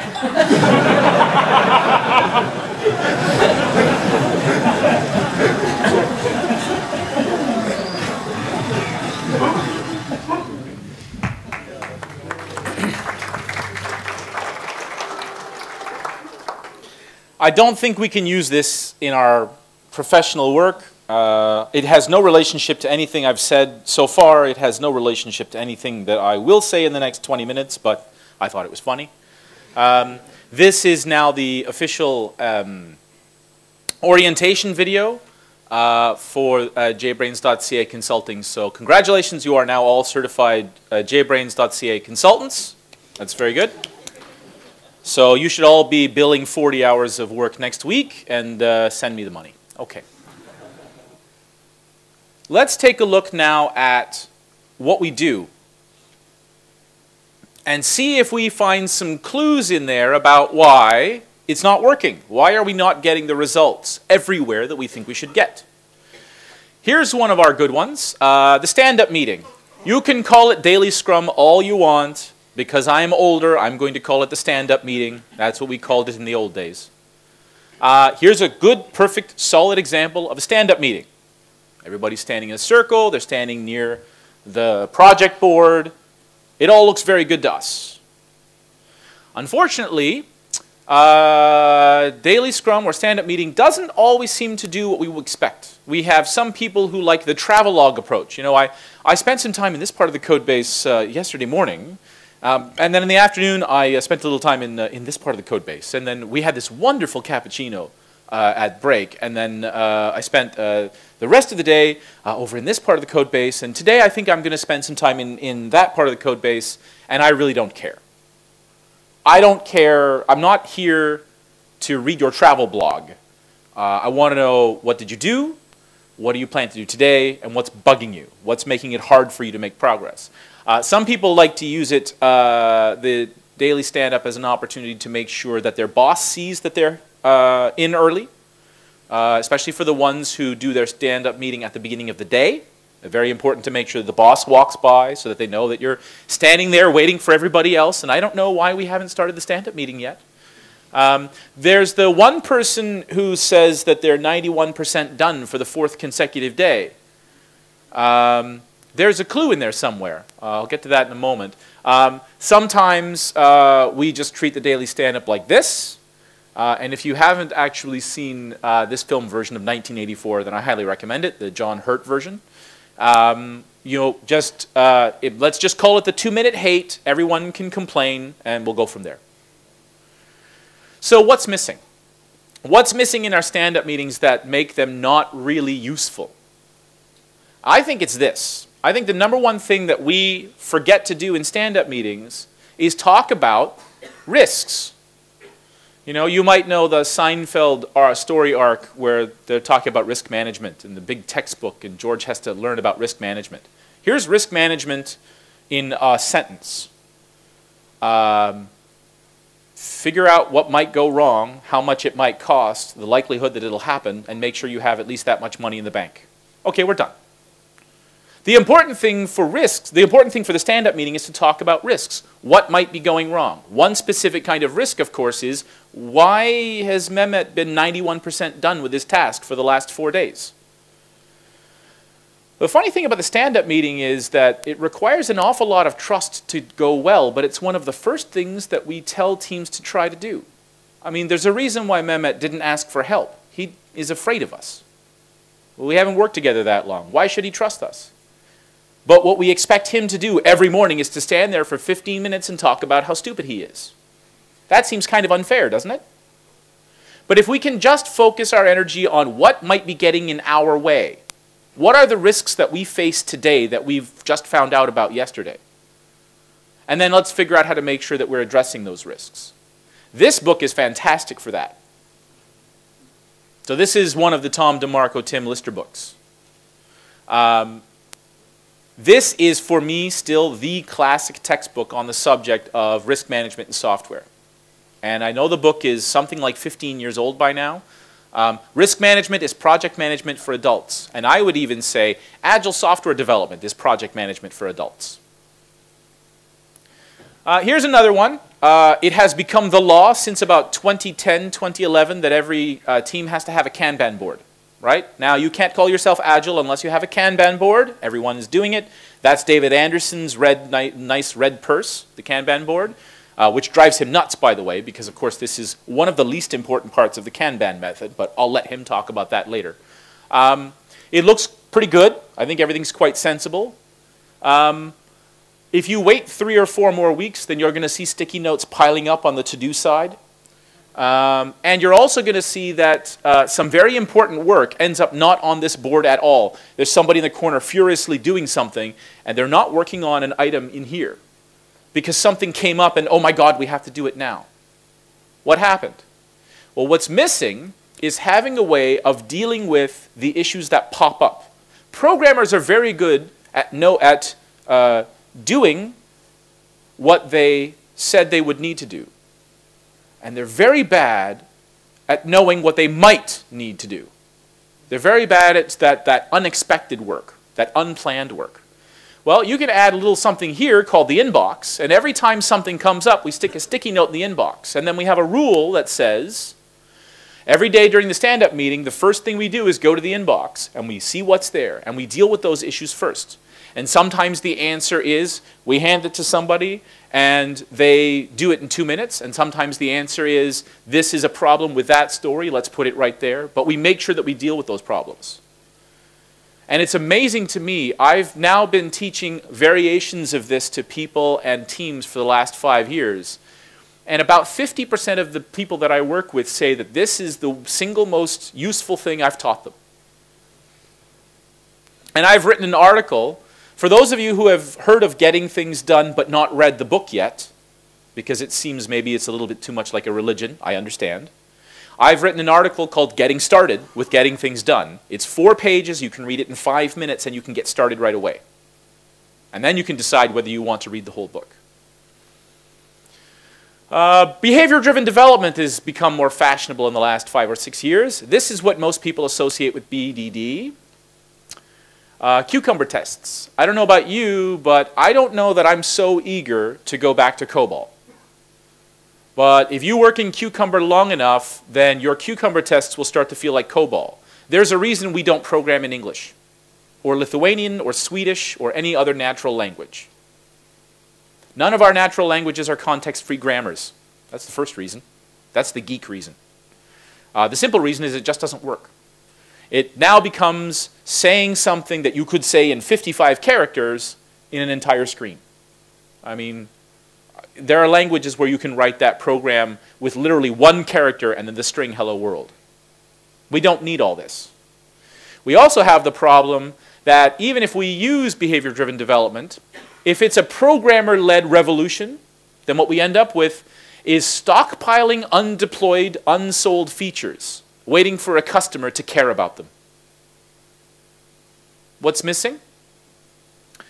One of the most controversial practices in extreme programming was the on-site customer. Thou shalt have a customer on-site at your disposal. Admittedly, programmers wrote this. I remember Mary Poppendick at a conference about 10 years ago saying, it's time for us to stop saying that the business needs to come to the programmers. Now we need to start saying that the programmers need to go to the business. That the programmers should take their laptops and go sit with business people and find out how they really work. And then build software that supports what they do. But either way, what's missing is that we're not involving the customer. And that's why we have problems like this. One killer technique for solving this problem is talking in examples. Notice it's talking in examples. This works great because whenever you and I are trying to discuss a concept, there's a picture in your head and there's a picture in my head, and these pictures are different. But when we start to talk about examples of what we mean, then those pictures become closer to each other. And most of the problems that we have in shipping good features come down to what's in the customer's head and what's in our head are still too much different. And we can use talking in examples as a way of bringing those pictures closer together. As Liz Keogh puts it, the most important thing is to have the conversation. Most people focus on automating the conversation. So when they start to do behavior-driven development, the first thing they do is they install Cucumber, then they install Jenkins, they get the build working, they start trying to write a test, and after they write the first 125 tests, everything is very slow, they get bored, and they stop. That's because they're not focusing on the most important part. Having the conversation with a business person between business and technical people is much more important even than writing those conversations down. Here's another one of our good friends, the user story. Boy, the user story gets a lot of heat. A lot of people hate user stories because they hate the Connextra format, the as a, I want to, so that format. So much so that there's a lot of people out there, I know none of them are in this room, but there's a lot of people out there who think that that's all a user story is. That a user story is stating your requirements in the form, as a blank, I want to blank, so that blank. No. That's just a way to start writing user stories to remind us what's important about them. Once again, go back and read the paper. You can see this card is from 2001. We've had this problem for a long time. We did not intend for user stories to become a new format for writing old specifications. And we certainly don't want to get into the trouble of, oh, because we do it this way, we end up in this problem where our customers are fighting among each other for who gets their story next. What's missing? One of the most important parts of stories is that they should be small and independent. The goal is that we should be able to build them in any sequence. That way, these guys don't have to fight as much. What's missing, I think, is focusing on scenarios. This is the BDD part that people just rush to Cucumber and they treat it like a test automation tool instead of talking with their business, talking in examples and asking, what does it really mean to use this feature? What does it really look like? Now, when you just ask somebody, what do you mean? They don't know what kinds of details to give you. If you ask someone to describe their house, they don't know whether you mean from an architectural point of view, from a what's it like to live in it point of view, or just it's a box, it's over there. When we talk in examples, as soon as I say, oh, so for example, blah, blah, blah, blah, blah, blah, blah, now the business person can say, yes, that's what I meant, or no, that's not what I meant. Now the business person knows what kinds of details are useful for me, and we can have a much better conversation compared to me just saying, what is it that you'd like today? Right? Business people looking for features can't order off a menu. It's not that simple. We can use talking in examples as a way to help them understand what details do we need and what details do we not need. And when we make a guess about what they mean, it's easier for them to say, not quite, change this, and it'll be perfect. Not only that, but imagine that we could identify the key scenarios in each story that we have to build first, and then we could build the rest in any order. Imagine how great that would be. Story mapping is one move in this direction. Imagine we build all the red scenarios first, and then after we've built all the red scenarios, we can build all the rest in any sequence we want. Now, the business can change their mind as much as they want, and we don't care. We have a much better chance of building a product that's likely to sell early and give the business cash in their pocket. Early earned value. Just writing as a I want so that on story cards is not going to get us here. Here's another one of the controversial practices, our good friend pair programming. We all know pair programming is a better idea, except a lot of people when they try pair programming maybe end up with a variation of these. I have a rule that says that if you see someone make a mistake, you need to wait 15 seconds before you tell them about the mistake. Otherwise, you're doing what I call semicolon pairing, which is you missed a semicolon. Yeah, shut up, give me 10 seconds and I'll put it there. The compiler will tell me if I'm missing a semicolon. It'll be fine. We also have the problem of tunnel vision. If we keep pairing with the same people forever and ever and ever, then we end up thinking like one person. Pair programming is not meant to be a marriage. At best, it's an open marriage. What's missing? What's missing is remembering that the goal of pair programming is to increase, one of the goals of pair programming is to increase the rate at which we learn, is to give information a chance to flow through the team like air. And so promiscuous pairing, pairing with different people frequently, is a key part, not only in sharing information about what we're supposed to do, but I learn a cool trick from him and I teach it to him. And he teaches it to her and she teaches it to him. And within 3 days, everybody knows the cool trick. We all save 5 minutes a day. Imagine we did that every week. Imagine if every week we all learned a trick that saved us 5 minutes a day. We would improve our productivity by 50% by the end of the year. Instead of, Vidas hoarding all his cool tricks and never teaching anybody. Because he's never going to do a lunch and learn, and even if he did, we're not going to pay attention. But if we can learn a trick from him at the moment we need it, we're going to remember it. There's another aspect of pair programming that I really think we forget. So the mindset that I'm talking about here is something that I'm calling confident humility. And what it means is, it means knowing that it's totally okay that you suck. Knowing that you're not expected to be perfect, that in fact, the fact that it's okay for you to make mistakes, and it's okay for you to suck, means you can do whatever the hell you want. Right? You can walk around in the world and you can, you know, tell people your ideas. You can listen to criticism because you're so confident that it's totally okay for you to make mistakes or for you to not get it right, that there's no risk. That's what we have to teach our pairs. When I'm pairing with somebody and we're just like going back and forth and somebody says, you know, God, that's a stupid thing, you know, I don't want to do that. Or, okay, that's a stupid name. That's just something that I've heard in pairs. That's a stupid name. If you're in a pair where both of you have this confident humility, it's not an issue for somebody to say that. I've never worked faster than when I've paired with somebody who also has confident humility. And it takes practice.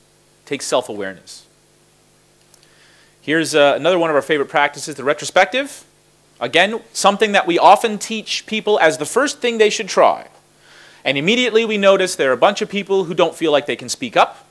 There are a bunch of people who won't shut up. Either that they complain about everything or that they say everything is great. Neither one is helpful. What's missing? Trust. It's the same reason why Mehmet won't tell us why he's 91% done on the 4th straight day. As it turns out, trust is one of the really basic elements in any team. And because Agile software development relies on teams working together, trust is even more important for us. And The 5 Dysfunctions of a Team is one of the good books that helps us understand that trust is a place to start. TDD is pretty straightforward. No code without a failing test. How much easier can it get? There's one rule. And yet a bunch of programmers end up feeling like now they're writing paperwork in order to write the code they want to write. Why do I have to write this test? I know what code I want to write, just let me do it. Or they end up with a rather false sense of security. They have a bunch of tests, but because they're not taking care of the design, things aren't getting better. They experience this problem, where the tests essentially make it difficult for them to change their code, even though it's supposed to make it easy for them to change their code. What's missing? I think the bottom line is that most programmers who learn about test-driven development drastically underestimate the importance of refactoring. And I mean this kind of refactoring. Cleaning the kitchen as you cook. Making little messes everywhere so that you never make a big mess. If you've ever cooked and not cleaned while you're cooking for 3 straight days, on the 4th day you order pizza because it takes 3 hours to clean the kitchen.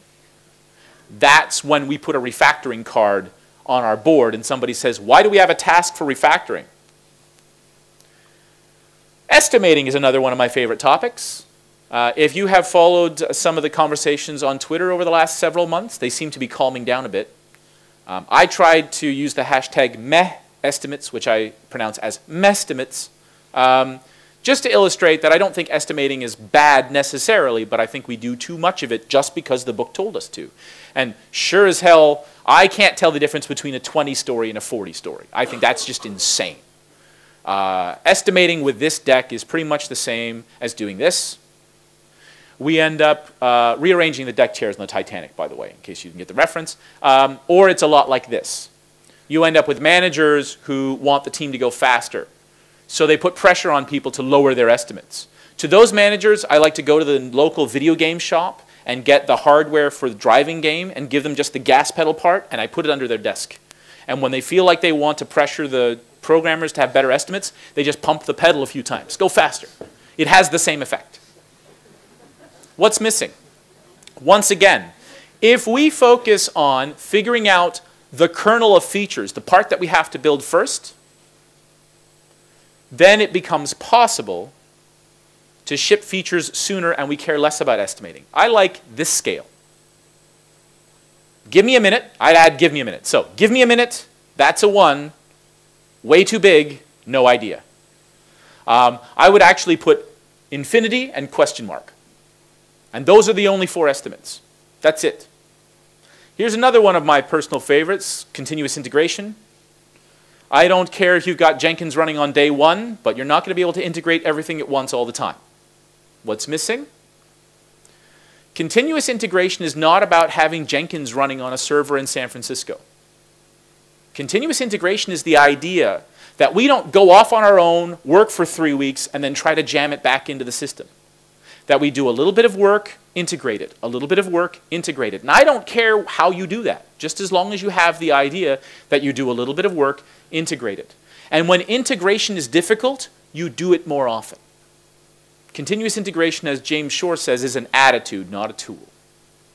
We have this problem. What's missing is the notion that a customer actually accepts our stories. This goes back to the BDD problem a little bit. That we're building up an inventory of stories that a customer is not using yet. Then, of course, there's our good friends, the Scrum Masters. It ends up being a lot like this. If you've never seen the film Kitchen Stories, I highly recommend it, especially if you're either Norwegian or Swedish. What is it that your Scrum Master would say that they do? I've worked with Scrum Masters who are in the difficult position of being told to be Scrum Masters without being given a clear vision. So they just wander the countryside. They are the embodiment of the idea, I am a solution in search of a problem. And it's really bad for them. What's in the way, I think, is ego. And I'm going to make this one statement. This was the most tweeted thing I said in this keynote 2 weeks ago. And a lot of people are annoyed at me, so I'm going to say it again. I think that the Scrum Master concept has become an unexpected and unintended implementation of the Stanford prison experiment. Where there are Scrum Masters, there will probably be Scrum slaves. And I'm not blaming the Scrum Masters for that. If you watch the film Das Experiment, you learn that no matter how nice the people are, once you give them uniforms and batons, they'll look for somebody to beat. What do you think practitioners of Agile software development miss when they try to follow our advice? Or if you are a practitioner trying to learn, what advice do you think we're giving that you're not getting? I like to focus on a bunch of ideas when I practice. One of them is ensuring that we actually do refactor, that we just figure out what the problem is and solve it, and don't try to follow the rules. But use the rules as tools in a toolbox to tell us how to solve problems. I also teach something that I used to call product sashimi that I now call value-driven product development, because nobody understood what product sashimi meant. I don't blame them. That this is a way of approaching behavior-driven development that allows us to get early earned value. That's not just about learning how to get Cucumber running and how to write Cucumber tests. The 3 steps to a useful minimal feature is an example of one of the techniques that I teach. This is, for me, the killer technique that allows us to get to the point where we can build the core of the system first and then the rest in any order. I teach programmers as well a bunch of ways of how to approach software design. And I teach them rules that they can follow that help them behave well 85% of the time, but I remind them you still have to keep the brain on. You can't just follow the rules and hope for the best. You start to follow the rules, you pay attention to what's happening, and you ask questions. The rules are telling me to do something strange. Should I really do it, or are the rules wrong here? And then find one of us and have a conversation with us. And we'll tell you, yes, if you follow the rules, they're trying to teach you something, stick with it. Or no, this is one case where the rules are probably not going to help, do something else.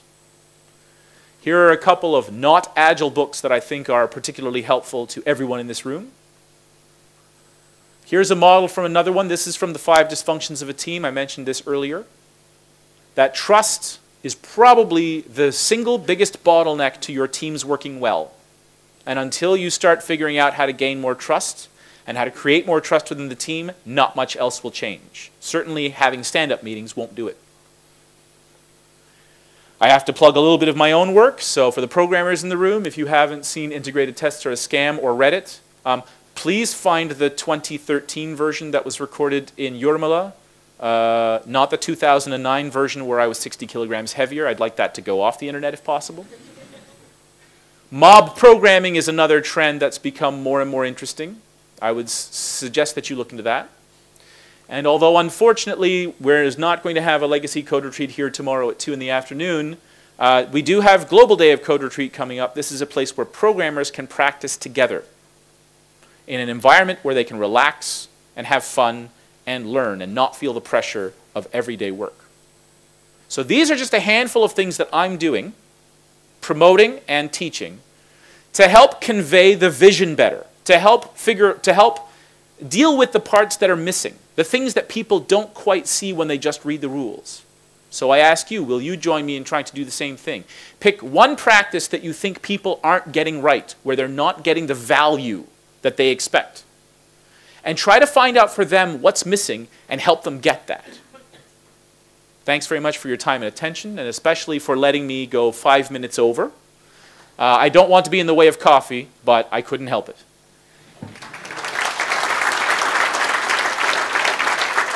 I needed that 2 days ago. Where were you 2 days ago? I Sorry, needed that. maybe a bit too late. That's fine. I love it. That's fantastic. The one from XP 2008 is broken, so now I have Okay, so short information. One is GB often uses Twitter, so everybody, you also can use Twitter, hashtag Agilaturas, and you can tweet it, conversate with, and start conversation with each other. Now, after this coffee break, we will have Tolga here and Vaidas Adamauskas up there in the 3rd floor, and we will have Lego over there. It will be wall there, and we can continue. So, have a nice coffee.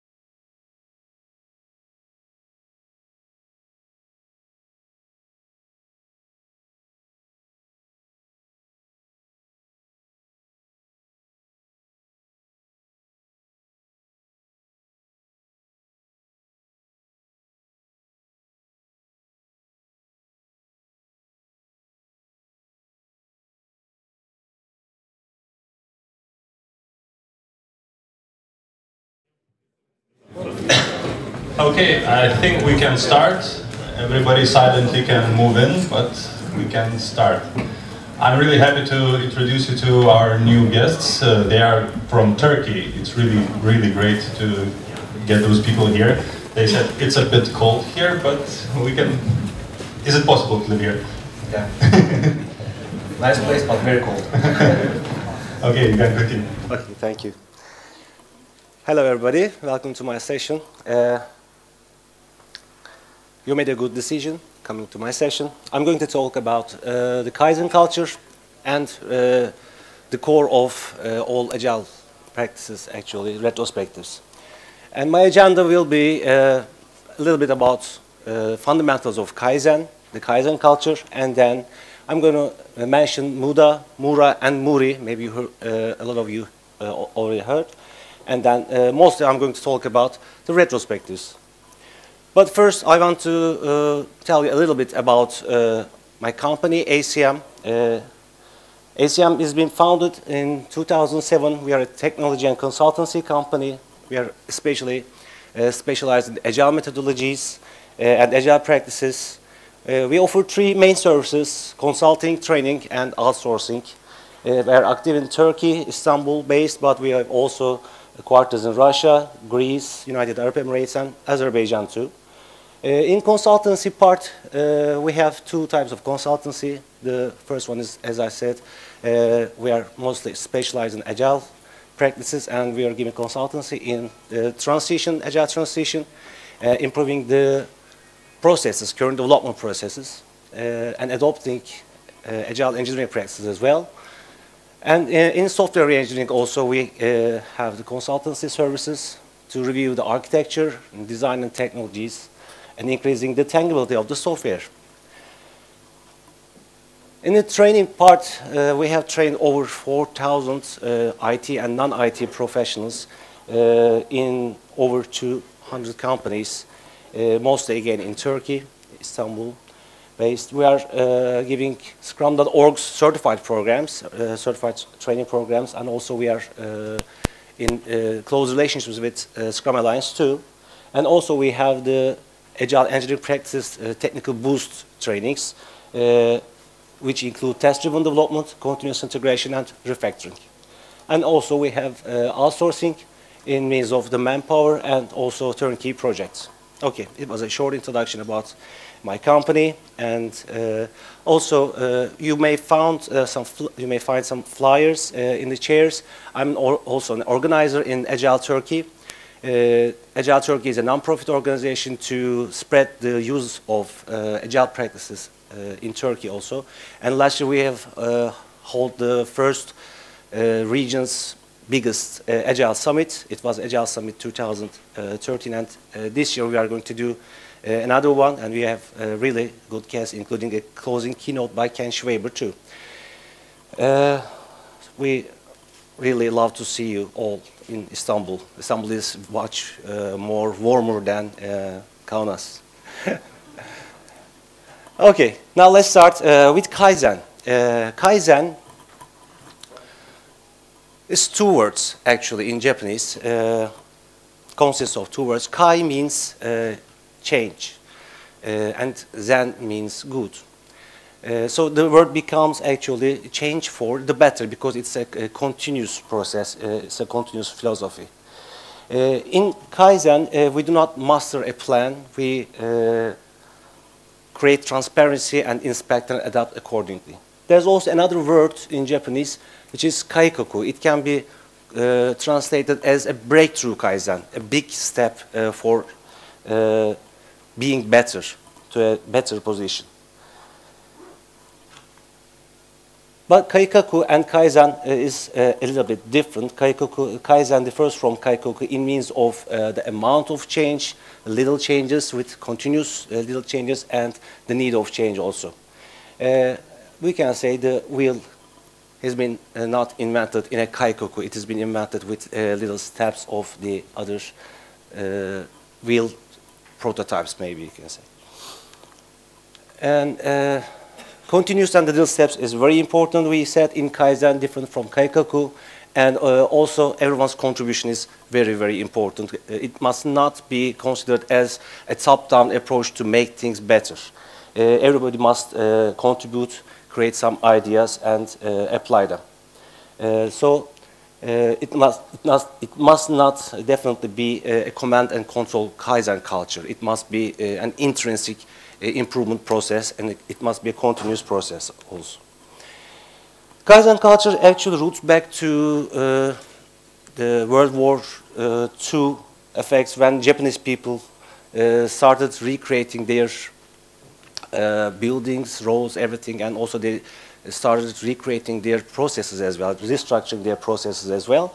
Toyota takes the lead in this process, in this history, but also Canon and Nippon Steel of some biggest companies also applied a lot of practices, a lot of ideas of their employees. Their contribution was, as I said, very important, and all those were the fundamentals of the lean idea, which is also the lean production system, Toyota production system. And a little bit about, I want to mention the three ways, the three sins. We have three sins in Kaizen. You cannot do these things. It's like if you believe it's like a religion. And the first one is the muda. Muda is, as you see, any form of waste in your processes. That does not contribute to any value of your processes, any value to your customers or your services. And Toyota defines 7 big wastes also, which are transportation, inventory, motion, waiting, overprocessing, overproduction, and the defects. That means you are going to make rework for the defects. Very easy way to remember this is the Tim Wood wording. And another sin is Mura. Mura is the unevenness in your systems, in your workstations, and so on. If you make uneven loads, as we all know, the chain is always as strong as the weakest link. So Mura is another sin. Your all terminals and processes and systems must be even in the load. And sometimes the bigger Mura you have, then the bigger Muri, also unreasonable burden on some terminals or some systems or the people working. And some implementations of Kaizen in this history, in these companies, were 5S, one of them is 5S. Again, with 5 Japanese words starting with S has been generally translated in the S words of English. It begins with Seiri, which is sort, and Seiton, set in order, Seiso is shine, and Seiketsu, standardize, and sustain is Shitsuke in Japanese. Sort, you must keep only the necessary things in your systems. You must get rid of the unnecessary parts. So you have to sort your systems and processes. In Seiton, or setting in order, all these necessary items must be very easily accessible so that you don't waste any time accessing your inventory, or accessing your systems processes. And shine is literally cleaning your workplace. You have to clean, keep clean always, keep clean your workplace in means of, as you mentioned, your codes must be also clean in the software development. And standardize, Seiketsu, you need to build big standards, huge standards to maintain all these issues so you can sustain all these cycles. Another implementation of Kaizen is the Deming cycle or the PDCA cycle, where you plan a process improvement plan, then take the action, execute your plan, and check your feedbacks and act accordingly. This is also called the PDCA or the Deming cycles. Another implementation of the Kaizen is the quality circles, where a group of people come together and they meet in frequent time intervals to work on improving all the processes of the company. Quality circles also can be used to increase productivity, improve quality, and also improving employees' morale, because this idea actually goes to everybody, the employees' contribution to make improvement is very important, as I mentioned before. Let's skip to the retrospectives. All these fundamentals of Kaizen, elimination of waste, Muda, is actually in the heart of all Agile practices.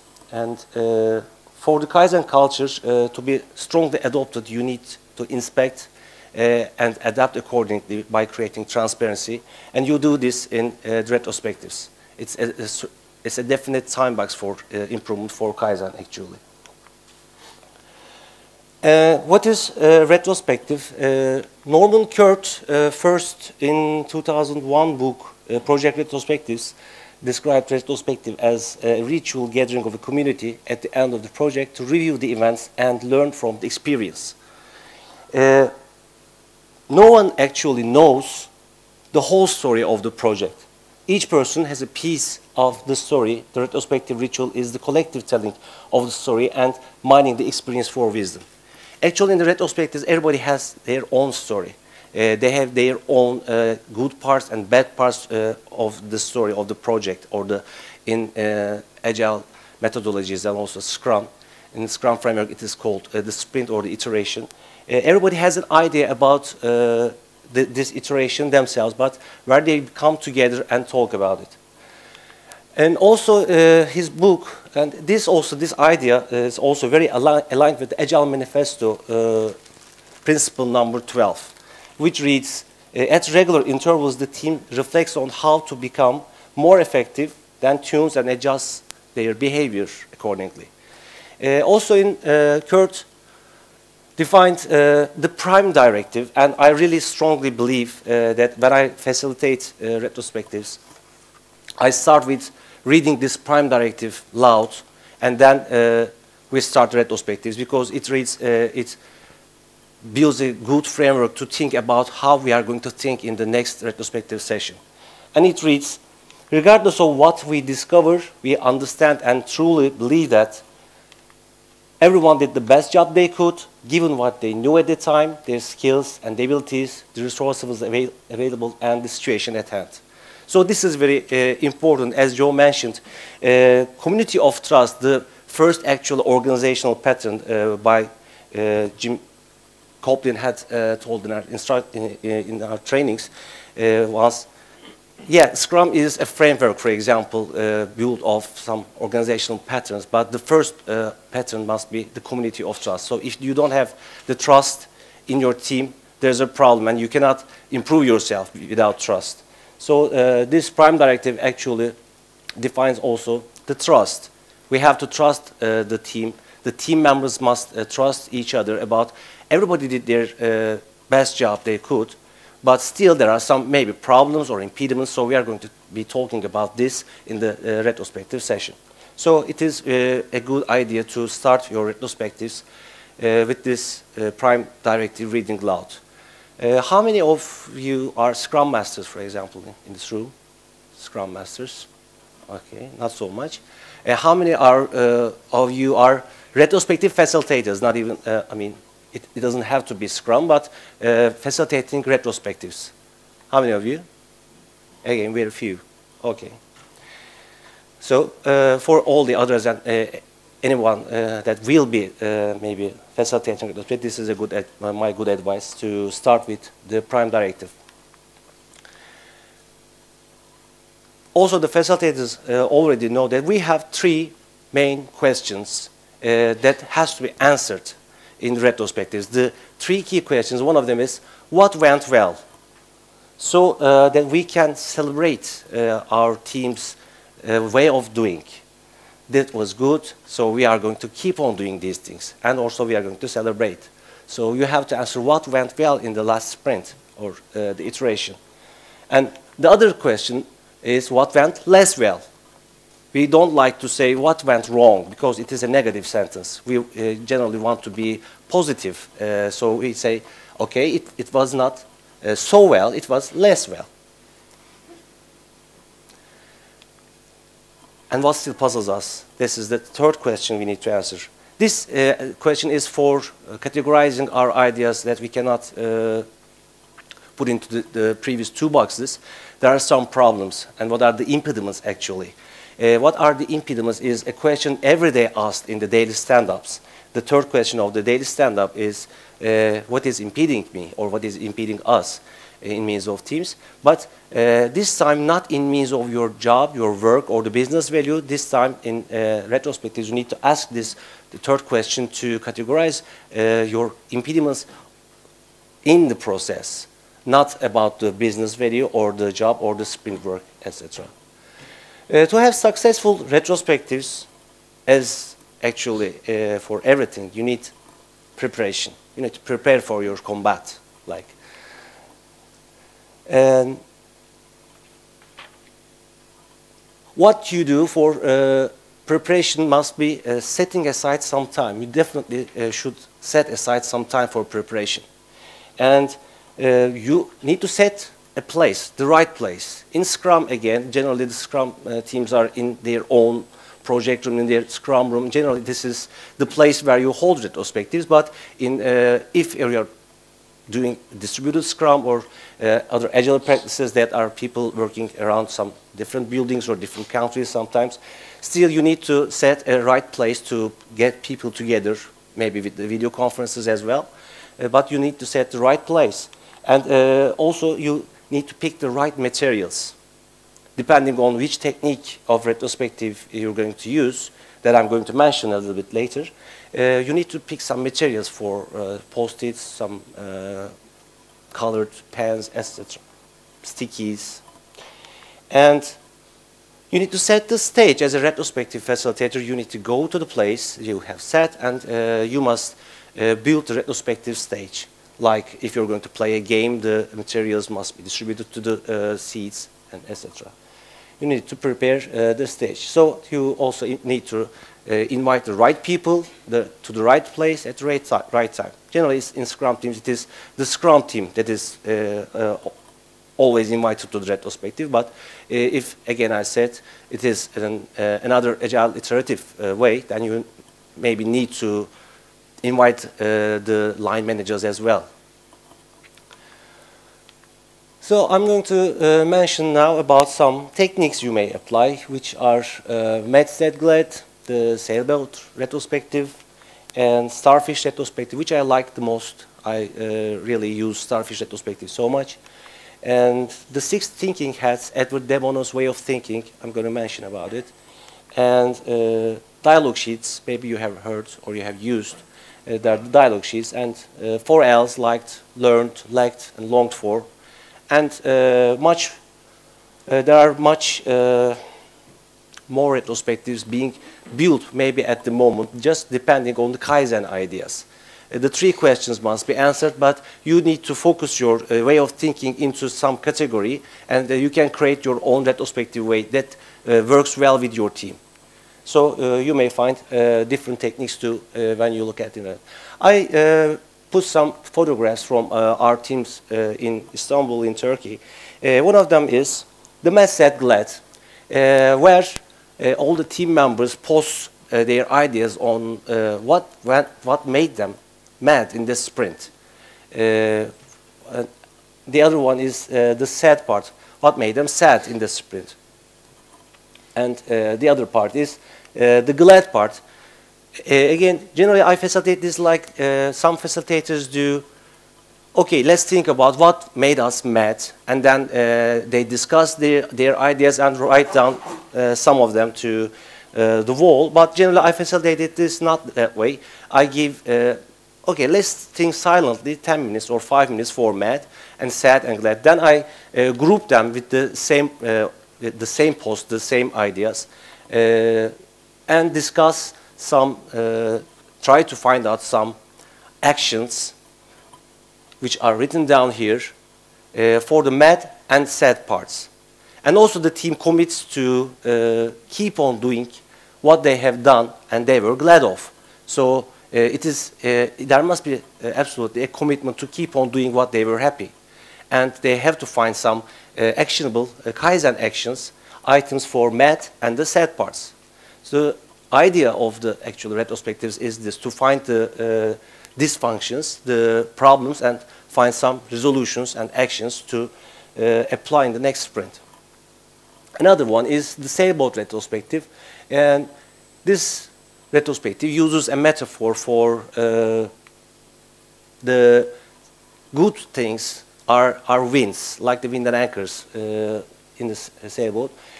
The winds, the good parts that are setting this ship, setting this team, setting this ship on track and very fast. And what are the anchors that are slowing us, slowing the team in means of the processes building increments. And these rocks and a bad pirate there is the risks on the way. What are our risks? The team discusses again and posts ideas in the appropriate parts, and then we group them in, for example, this 2 has been the same ideas, this 3 has been the same ideas, and we again write down some actions that we are going to do for these risks and for the things that are impeding or slowing us. And we also commit as a team to keep on doing all these good things that are making us faster. Another retrospective, as I said, is Starfish, which I like. And this Starfish retrospective, again, tries to answer all the bad things in means of 5 categories, which are keep doing, standard keep doing, so we were glad of. And the other one is more of, the other one is less of, and start doing, and stop doing. Again, the team posts their ideas to do more. Okay, the team is doing something, and it is good, but it must be more. If they think that it must be more, they post it in the more of. Sometimes, okay, we are doing this, but we cannot stop doing, but we must do less. So they post their ideas in the less of. And brand new ideas are posted in the start doing section, like we must start pair programming, let's say, for example. It can be an idea. And stop doing is, okay, we must definitely stop this doing because it is very big thing that it's an impediment or it's a block for the team in the process. Another way is 6 Thinking Hats. 6 Thinking Hats is Edward de Bono's book, and it provides a framework for people to think about some topic by categorizing the thinking way on some way of thinking, one idea at a time, not one idea at a time, one direction at a time, actually. And the hats in here, the white hat is the information, that what we know, or we call it the facts, what we have at hand. And for, let's say, 10 minutes, the team thinks about only the facts, what we know about the sprint or the iteration. The yellow hat is the benefits and feasibility. We call it the optimistic hat. Actually, there are some hats teams do like this, and they sometimes wear on their hats. Actually, literally, they wear the hats and think about the appropriate way of direction. For example, 10 minutes, yellow hat are the benefits and the optimistic way of thinking. And after that, the black hat is the pessimistic way of thinking. It is a skeptical view of thinking. What was bad? Everybody criticizes the way of doing the job for the last sprint for, let's say, 10 minutes. And creative thinking is the green hat. When you wear your creative hat, you only try to focus on what we are going to do next in the sprint. What can we do new, like start doing in the Starfish retrospective? The team tries to focus on the new things. And the red hat is the feelings. It was like Matt said, mad. What people or the team was mad, they were unhappy. Maybe there are some communication issues between the team members, and they post ideas for 10 minutes with this red hat. And also, at the end, they wear their blue hat, and they think about their thinking way. Even the retrospective itself. Is this retrospective going good? How can we make this retrospective better for the next sprint, something like that. And as I said, some teams really literally wear these hats in the retrospective sessions sometimes. Another retrospective technique is the dialogue sheets. And this dialogue sheets is kind of a board games like Monopoly or some other things you have definitely played before. There are some questions along the way, and it again starts with this one is a dialogue sheet for retrospective. These are created in Stockholm, Royal Institute for Technology. There are some other versions of these dialogue sheets for sprint plannings, for sprint reviews, for project kickoffs, team kickoffs, etc. And this one is a retrospective dialogue sheet. Again, it starts with here. The resolution is not so well, but it starts with the Norman Kerr's prime directive, retrospective prime directive. And along the way, you go to the questions from 1 to when you wander around the board, you also have an avatar from start to stop, and you write some actions as you answer all these questions. Okay, there are some techniques, but which technique you apply, the important part is, as I said, you must have your results applied. If you do not take actions, you do not create actions and apply them for the next sprints, then the retrospectives actually become themselves a muda, a waste of time. So you need to do some things to effectively create actions and keep track of them. You must first of all note the results of all the retrospectives. You must note the actions, as I showed in the last picture, the Kaizen action.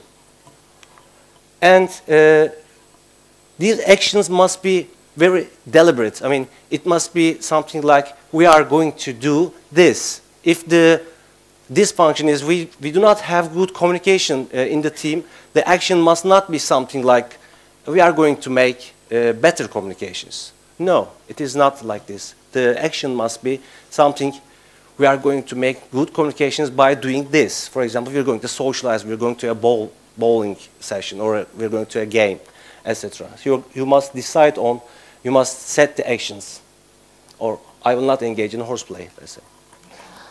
And follow up all these actions,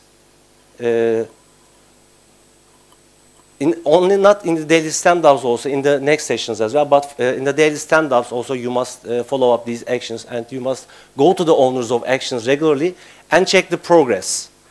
So, okay, we have decided to do this, so how is it going? Are we doing that? So the team must own also. And also you must set up a follow-up session before the next retrospective, so that you can sum up all the advances that you have been through in the sprint for going better in the next retrospective. And also, of course, you must set the next retrospective meeting. Generally in the scrums, not generally, it's always at the end of the sprint in the scrum, but in other iterative ways of agile methodologies, you must set again the time for the meeting, next retrospective meeting. And finally, you must share the results with other teams in your company so that they can also benefit the ideas, the actions you have created maybe.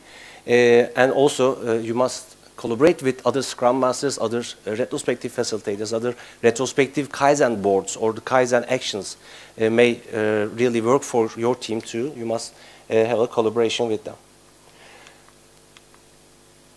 Finally, I want to mention on some dysfunctions that generally occur in retrospectives. There's too much talk. Everybody is talking about the bad things, but no action suggestions come. Everybody is just complaining. These kind of retrospective becomes complaining sessions. It may last for hours, so you must prevent that happening.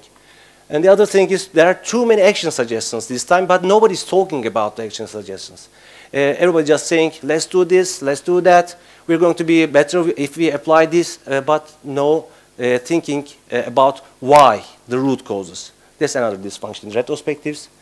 And uncomfortable or controlled conversations. This is a case when Scrum Masters are chosen from the project managers or the line managers. In these cases, the team does not feel so comfortable about talking about the impediments, all the bad things happened in the last sprint. And I strongly advise people to facilitate the retrospective, just someone outside the team maybe, if this Scrum Master is like the line manager or a project manager. And it creates a lack of transparency. And lack of transparency just is a very big problem when you are using the empirical process control in the as old Agile methodologies. In the heart is the transparency and inspection and adaptation. So if you lose your transparency, you cannot inspect accordingly and adapt to a better situation. Taking the issues personal and unwillingness to talk to them, on the subjects, this also depends on the cultures. In some cultures, people are not willing to talk about other ones. And in the team culture, team has also its own culture. If there is no good collaboration and communication skills in the team, sometimes people just do not want to talk about the bad things that his friend has done. So they just don't speak, and this is a problem also in retrospectives too. Repeated talks and bored team members, sometimes you have to make retrospectives funny with games, some jokes or some videos, etc. You must choose a technique. Only talking about all the bad things and the Kaizen idea sometimes makes bored the team members. So you must find facilitate retrospective as a funnier stage.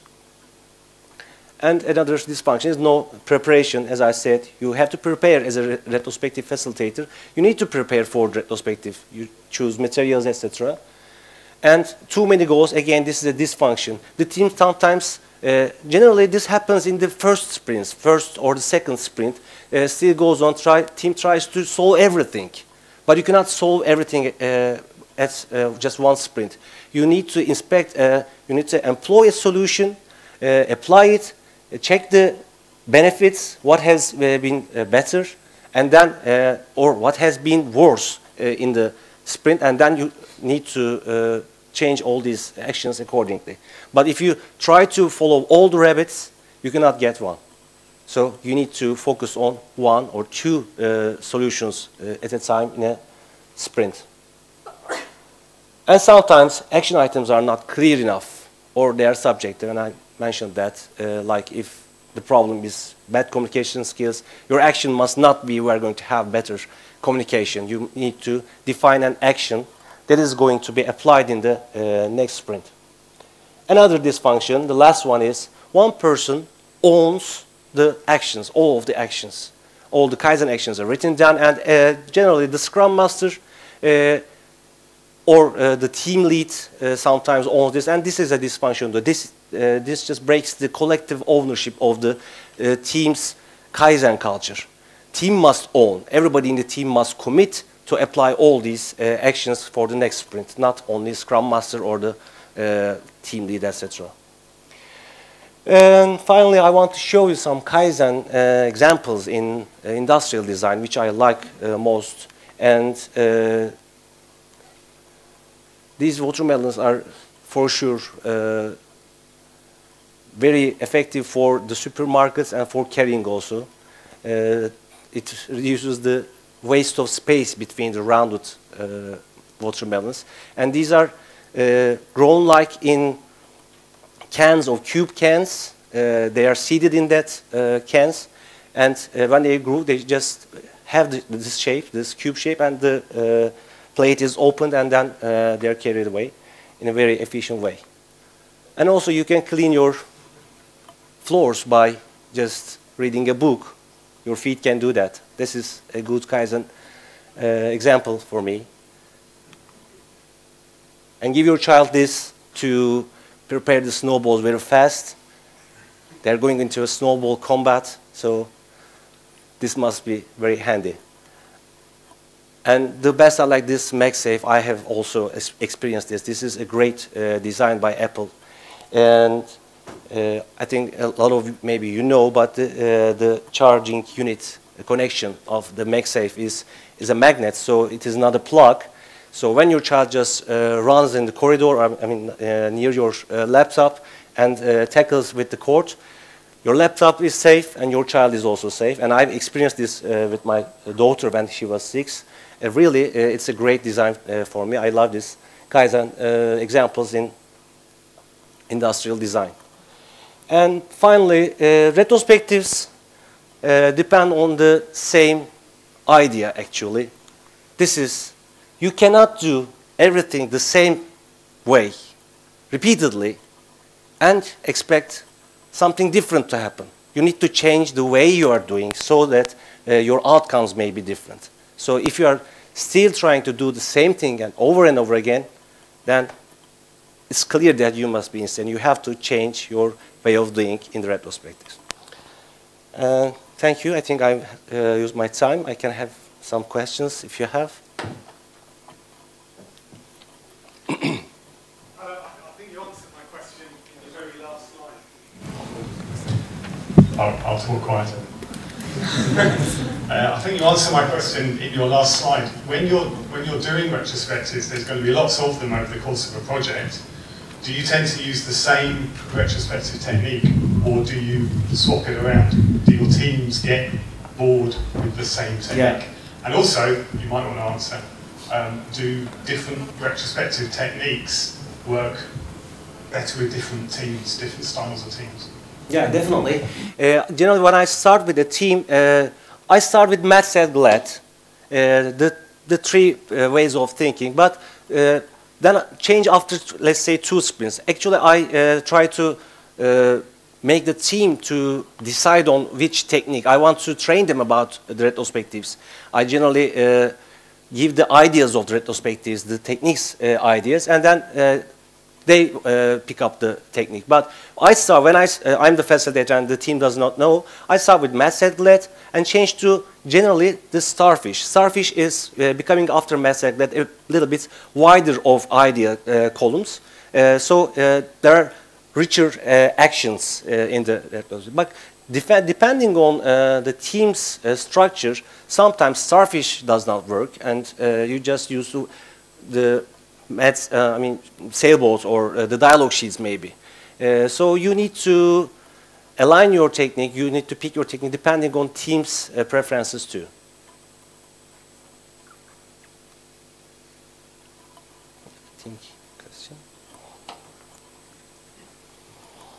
What if the members are mad on some things, but other team members are really glad about those things?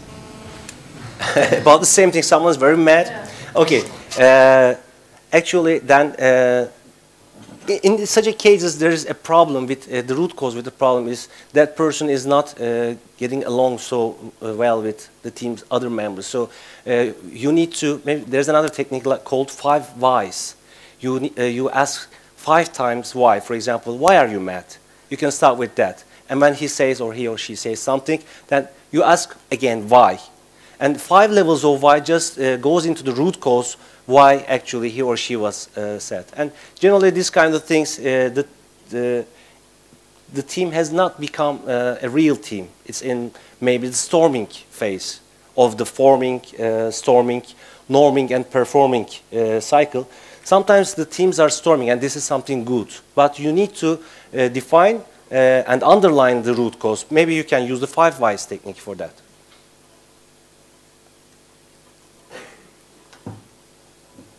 How long should one retrospective? What is the optimal time for the time box? In Scrum, we know the time box. Actually, it is for 4 week sprints. It is 3 hours, the retrospective, but it must not extend. It definitely must not extend, but not in Scrum, but in other Agile methodologies. The time. There must be a time box about 10% of the working time. But again, as I say, in Scrum, it is definitely 3 hours for months of sprints. 3 hours is quite enough. If you keep it longer, then it becomes everybody's talking, a lot of things, no actions, and they may become muda themselves, waste. Okay, thank you for the questions, and really thank you for Okay. your presentation. Thank you. This is really nice. Thank you very much. So now we have 10 minutes break and we come back at 13:25 here.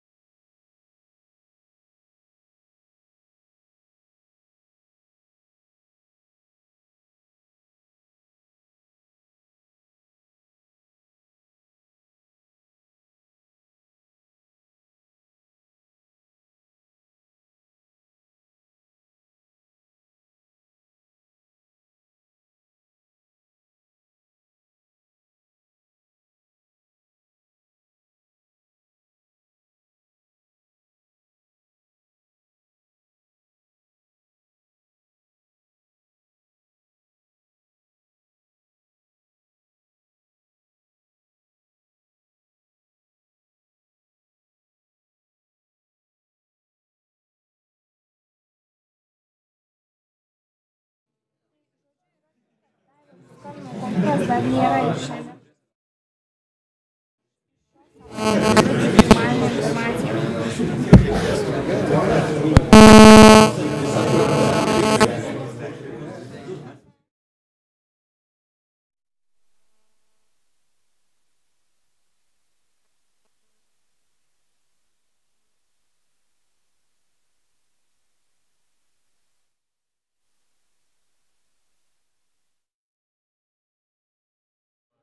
Girdi ką nors?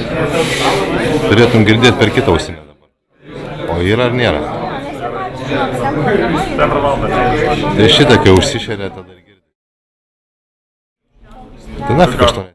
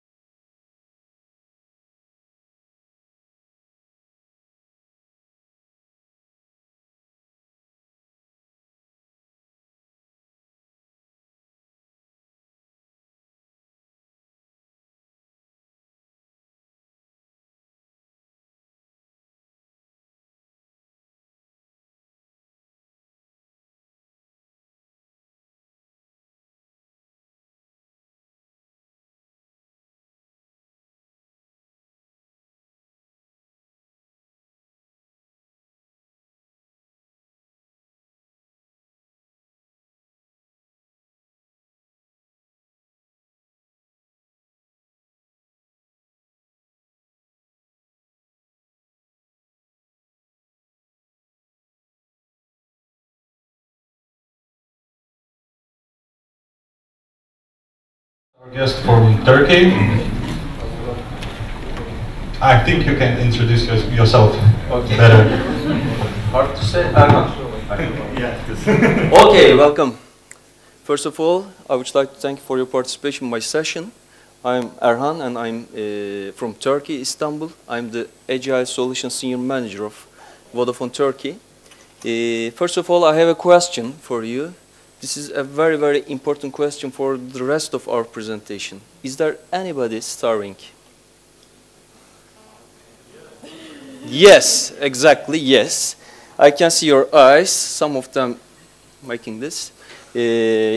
I'm promising, I just make an exact timing for my session, but I would like to share our execution history of Agile transformation in Vodafone Turkey. Up to now, we have talked about what about the Agile concept. We have talked, there was a great presentation, Reinsberger, a great presentation and also Kaizen approach. But at this session, I would like to share about what about Vodafone Turkey's Agile transformation journey. Is there anybody today using Agile software development in his own company? Can we say? Yes. So some of them saw this transformation history, but some of them didn't see this transformation yet. In these slides, in this presentation, I have an agenda of first, why we need an Agile delivery. In Vodafone Turkey, what were the main drivers for delivering Agile software development? The second one is our Agile vision. Oops, sorry. No, I think it's fine. Our Agile vision. What's our Agile vision in Vodafone Turkey? The third one is the pilot phase implementation of Agile transformation, the first 3 months outputs of this transformation. And the second one is scaling Agile. What about the scale Agile time period, what we have done, what we have proceeded at this time period in scaling our Agile concept. And finally, the next steps and the enterprise adoption, Agile solutions to Agile Studio approach. First, main drivers for Agile delivery. Before starting our main drivers, I would like to give a brief information what about Vodafone Turkey's main position in the market. Vodafone Turkey is the second largest mobile operator in Turkey with its more than 20 million subscribers and approximately 35% of market share. And also second largest international direct investment. It's very critical for Turkey, direct investment. More than 12 billion Turkish liras is just about 5 billion euros. And also more than 3,300 employees and 1,200 retailer stores and 43K stakeholders. And what is the main vision of Vodafone Turkey is leading the digital transformation in Turkey. This is our vision statement in our company. So, what were the main drivers in order to achieve this vision? First one is productivity. This is very, very critical in an IT company because business always says, I need much more launches. I need much more lines. I need much more projects. I need much more deliveries. So the productivity is the main issue. The second one is quality. When you increase the outputs, of course, sometimes some quality issues start to happen. And the third one is, it's very, very critical in order to get a competitive advantage in the market, time to market. It's very important. Productivity, quality, and time to market are the main three states of your vision. If you increase productivity, quality, sometimes quality leakage starts to happen. And the second one is time to market. If you would like to much more, you have to be much more faster. So Agile delivery is a key concept for these main challenges. What about the main issues for productivity? Increasing market competition emphasizes time to market pressure.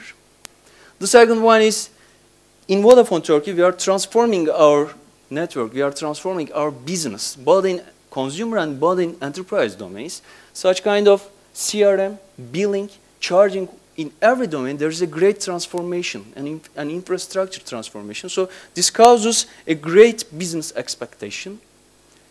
And the third one is average holding time. In call center side, in our CRM domain, there is a great holding time challenge in order to increase usability and performance, because every second passes on the phone for an agent, this means money. This means money. So there are three main drivers in order to achieve a high productive IT fast delivery line. The second one is quality, time to market. Besides this, long time to market period due to latency in waterfall silos are one of the main challenges of Vodafone Turkey's IT, because time to market means you have to be much more faster. If you would like to be much more faster, you have to get a great communication between waterfall silos. In waterfall, analysts, developers, testers, release managers, business, there are different roles in the organization, and sometimes a communication gap occurs in this kind of delivery line. So in waterfall silos, time to market is a great challenge for Vodafone Turkey. And also quality. As we talk, communication gap between analysts, developers, and whatever, in every role injects defects in our business outputs. And the second one is time to market pressure may sometimes lead to untested delivery in order to get a competitive advantage, the first in the market, to being in the first for the market. And this increases defects. These were the main three drivers for our organization. So, in order to achieve these challenges in our organization, what we have did? We have set a vision. And first we set customer delight. The most important thing of agile transformation is what we would like to achieve, customer delight. The second one is, in order to provide a competitive advantage to our business, enterprise domain and consumer domain. And the first one is delivering the leading products to the market with the best time to market and quality. This statement is our agile transformation vision. Delivering the leading products with best time to market and quality in order to provide a competitive advantage to our business to enhance customer delight. So, dimensions of our strategy. We set our vision, as you see, but we need some tactics. We need some strategies in order to get this vision. And also, we have to convey this vision to our partners, our stakeholders. So, the first one is customer focus, one of the main strategies of this transformation. The second one is operational excellence. It's very, very crucial for us. It's very, very critical for us. And the third one is efficiency. You can increase your productivity. You can increase your business outputs. But you have to work in an efficient way. You can inject resources to the system, then you can increase your productivity. But this is not the case. The case is find a way of working much more efficiently. The fourth one is proactivity, technology leadership, innovation, and be aware of what the field feels. And finally, all things can happen only with the contribution of people management. There are 5 main aspects of our agile transformation strategy. First one is customer focus, operational excellence, efficiency, proactivity and technology leadership, and also people. And agile transformation is not only a new way of delivering our softwares in a different way of working. It's not only, but also a people transformation, because it's a mind shift. It's very important for while transforming your organization in an agile mindset. So, supporting tactic for the strategy is, do you have an idea? Scrum. When we implement Scrum methodology with 5 different strategies, then success is not so far. And as I summarize, customer focus is in the middle, at the heart of this transformation. It's very, very important. It's not an IT transformation, it's a business transformation. So, people and operational excellence. basically serves to achieve a much more quality, a high quality business outputs. And efficiency and the productivity serves to enhance time to market. As I summarize, it's a Turkish delight. Is there anybody taste Turkish delight? Do you like it? So you are on truth session. Here are the Turkish delights. Take one. Take one. Okay. Just enjoy your Turkish delights. So, at the end of the day, we have implemented some strategical actions to our IT delivery lines. And I would like to show you a video. What about our atmosphere and how people are working in our company, in our Agile Solutions team? Sorry.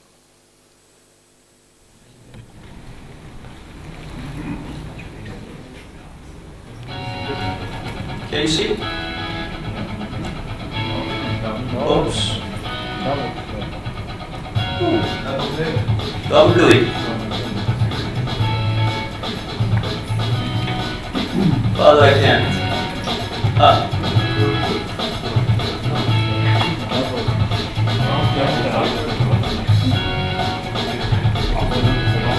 Come see it, yeah. These are the scrums and scrum boards. And also people must feel themselves a part of this transformation.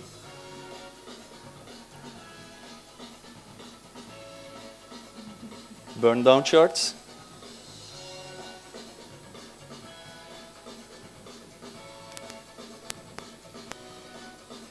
Estimation session.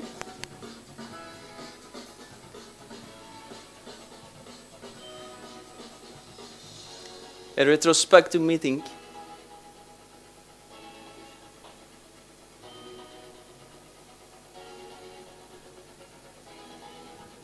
They are watching us and saying hello to you from Turkey. And our brand, Agile Solutions.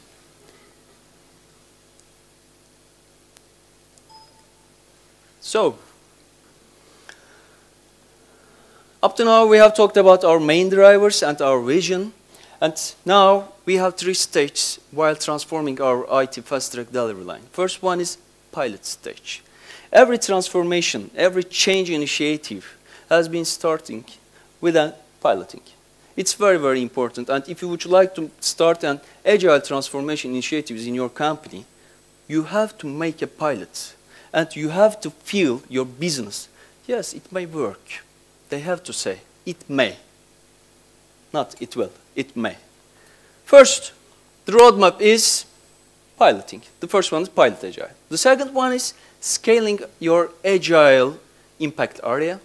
The third one is enterprise adoption, Agile Solutions to Agile Studio approach. So, on pilot stage, there are 3 main challenges. First one is where we will start. Which domain is the most effective and the most appropriate domain to start an agile transformation? The second one is building a dedicated and cross-functional team, because there are developers, there are testers, and you will say them, you will work in a team, but they have some responsibilities besides your delivery. And also the third one is reserving a scrum room. Sometimes it's a great challenge because you are saying people, just stay together, now you are making scrum, let's go on. But this is not scrum. They need a dedicated place. It's very important to feel themselves as a part of transformation. So how we proceeded? First, start with thinking big, but start small. You have to find a small team, and you have to find people who will involve this initiative must be aware of the outputs of this transformation, but it must be a small group, because it may fail. Do you have any idea of how much % of change initiatives fails today? In an organization, change initiative fails. How much %? 50? 80? Anybody? 20, 30, 10, 90? Oh, yes, we can. 60% of change initiatives fails due to two main reasons. One is missing communication between the parties. The second one is lack of leadership. So it's very important to start small but think big. And we have announced our CRM domain, a Cheetah IT delivery team. There are only 5, and those are business partners, product owners. But they have really, really well dedicated to this initiative, and they wrote a good story. And at the end of the day, an organizational change has been decided in our company. And we set Scrum with the enablers of teamwork and transparency. We talk teamwork so much. What do you think about transparency? How important is it? Do you have an idea? What does it mean, transparency? What feels you? Sorry? Building trust, exactly. In order to build trust, what do you need? Great communication. And also, communicating on what? Everyone is doing. How can you describe what about everyone is doing? How can you talk about numbers? The main outputs of this pilot transformation is numbers. You have to believe people in your organization that this is a great initiative and this will achieve great things in your company. And they have to believe this by seeing only numbers. So transparency is very, very important. And as Galile said, measure whatever. If it's not so, then make it measurable. So Agile transformation, the pilot stage of Agile transformation is very, very important. If you measure well, and if you tell your numbers, if you tell your outputs, if you tell your KPIs in a good manner of business thinking. So we talked about Kaizen. You have to support your strategy with Kaizen approach, and always in pilot stage there may be some problems. There may be some critical defects, there may be some critical business problems, but you have to feed your organization. Kaizen approach is here, and we get the correct lessons, we get the needed lessons, not to get this case again and again. Before teamwork, this is the, I'm saying this, it's spaghetti working. There's a project manager, and also development manager, test manager. There's a great communication gap, and sometimes it's escalating to managers, one level up, and there's a great communication chaos. I will show you a video just to describe about this chaos. Double clicking. Can you see? I learned it.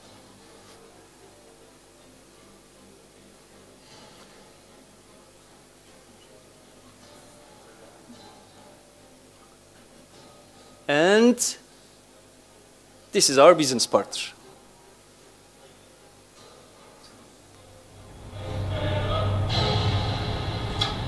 Sends the request and starting to watch what is happening in IT. Taking the requirements, but missing requirements. Okay, fine, then go on. But again, missing. I think that there is some CRs, change requests. And Anna says, you didn't see this requirement. And yes, this is IT, yes. And managers come up. Hey, stop.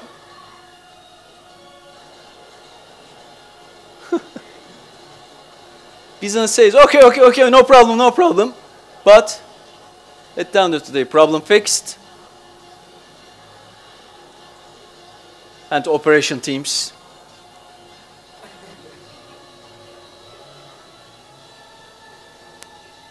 this is a daily dose of drama of business. The waterfall silos, the communication gap between the functions of IT organization shows this picture to our business. So,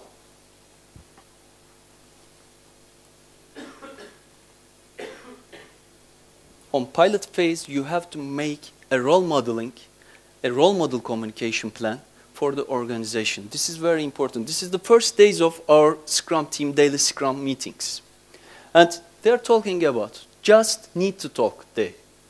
So what we achieved at the end of the pilot phase, 3 times faster as a result of teamwork.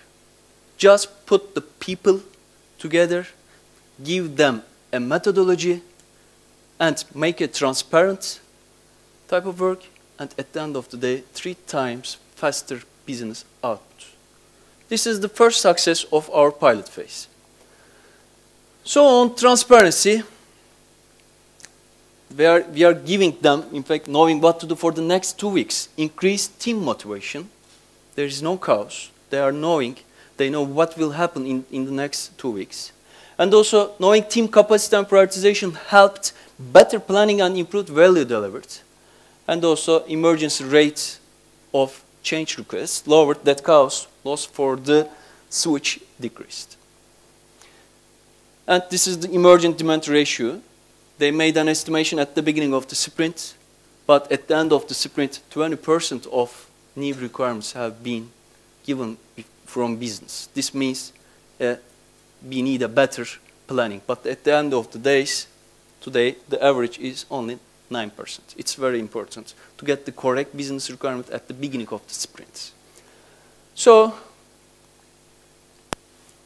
a significant cost saving. This graph is very, very important for me, because if you would like to make an achievement, a strategic initiative, a change initiative in your organization, you have to find two critical sponsors. First one is in your organization. In our organization, our CIO is our main sponsor, and he supports us so much. But also, not only IT side, also on business side, you have to find a good sponsor who will support you during your agile transformation history. And this is very important also for which case must be our pilot transformation case. Which team, our pilot transformation team. We had some significant cost savings by delivering some fast-track deliveries, and this means millions of annual cost savings. And they owned this transformation so much, because you need your business. They have to involve this transformation. It's not an IT transformation. And also, 3 times faster, as we talked. And also, it's very important. This shows us the Kaizen approach of our transformation. The team improved itself 2.4 times by using some Kaizen improvement techniques for increasing our velocity outputs. And also business, we talked, their feedback very important. They feel themselves something changed in their life. Yes, as a summary, start small with 1 or 2 teams. Focus on creating teamwork and transparency. Measurement is very, very important. And focus on delivering quick wins. You don't have such a time of years, 6 months. You have to deliver in 1 or 2 months time period a well-defined quick win. And don't look for the perfection. Work with long sprints. Our sprint time box is 2 weeks. And we all making agile for fast-track deliveries, not for project management, for fast-track deliveries. And don't be a fast scrum. Obey the rules. Define the rules, then obey them. So, on scaling phase, the roadmap is on scaling phase. We have passed our pilot phase, and at the end of the day, we are on scale agile. Getting dedicated testers into the teams are one of the main challenge. Dealing with resistance. Resistance is a great obstacle in front of a change initiative. And also finding more Scrum Masters. We need much more Scrum Masters to build new teams. And finding a place for Scrum boards is again a challenge. Okay, we built the teams, we put the guys on the teams, they would like to make a Scrum board, they would like to make a daily Scrum, and they need a board. But you have to make a standard way of working in the organization. So we use our Windows for post-its. And I will show you another video about the resistance.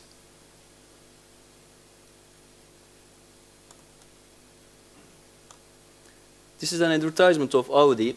Can you see? Yeah.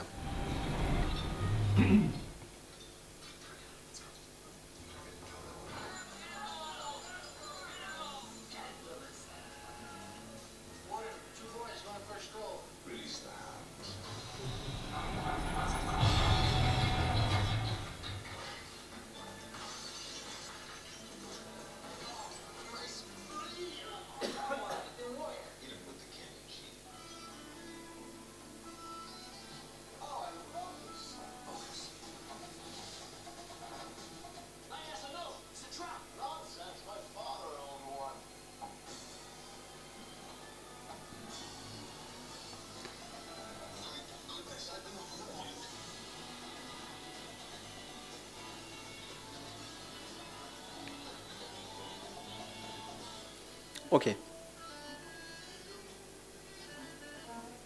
He was at the edge of change, but at the end of the day, he prefers old habits. It's very important when you end up a pilot stage of agile transformation, don't go back and create the rules, define the rules, and obey them. So, what about our time scale? First one is our pilot stage cheetah team. And also we have defined new teams for C-type deliveries, configurational deliveries, and also test automation Scrum team. And at the end of the day, we have defined, new teams while scaling our agile transformation within the organization. And we have added standardization approach. Teamwork, transparency, and standardization. Standardization is the new approach of operational excellence. And, of course, we support these initiatives with Kaizen. Teamwork, get closer with your team and create the correct atmosphere to getting closer with themselves. And also, this means you have to get an increasing delivery line in your Scrum initiatives. And also, we define some metrics, productivity metrics, quality metrics, and at the end of the day, the business outputs, the deliveries, done without Agile and done with Agile, there is a 10 times less defect with the collaboration of tester, developer, analyst, and also product owner. And we are announcing our organization with at every end of sprints. We are broadcasting these reports, what we estimated, what we take, and what we delivered. So, at the end of the day, from Windows to these boards we have taken, and also we have defined our strategies within the teams, and also some namings dedicated to the team. And we have brought our vision at the beginning of the team. We have standardized our outputs. We have defined a catalog, what we are delivering in our team. And also we have supported some improvement actions, some improvement initiatives within the organization in order to achieve operational excellence. And at the end of the day, we have defined Agile Solutions team within the organization. So, Agile Solutions is an autonomous unit where knowledge for creating a sustainable advantage is rapidly disseminated. This organization is governing the Agile transformation within the organization. And also establish a productive Agile culture, build body of knowledge, and support Agile adoption through the remaining organization. The main responsibilities, the main focus of this organization is implementing these points. we have also extended our organization as an extension of business, consumer agile solutions and enterprise agile solutions. And we said all fast track type delivery line can be located in this organization. And today, there are 3 types of projects, C type, B type, and A type. Today, all C type and almost all B type projects are being delivered in Agile Solutions team. Those focus on creating transparency, align with business, create standards, create basic yet powerful metrics, and go for an autonomous unit to protect Agile culture. Don't rush and lose your control while extending your Agile initiatives. Don't underestimate the power of capable Scrum Masters. They are change agents for your Agile transformation. And also forget that this is a transformation of culture and it will be hard. Don't forget it. It will be really hard. And finally, next steps and enterprise adoption. What about our roadmap? Enterprise adoption. You have to empower and grow your Agile Solutions organization in order to widen, in order to extend your Agile initiatives within the organization to achieve Agile Studio. And Agile Solution Unit is positioned as a role model in the organization to achieve agility and to create more significant success, to enhance our impact area are the main challenges of Agile Studio. There are 3 main objectives for enhancing, for empowering, for growing your organization. First one is transparency acceleration with better alignment and communication with your business partners. They have to deal, they have to buy your vision.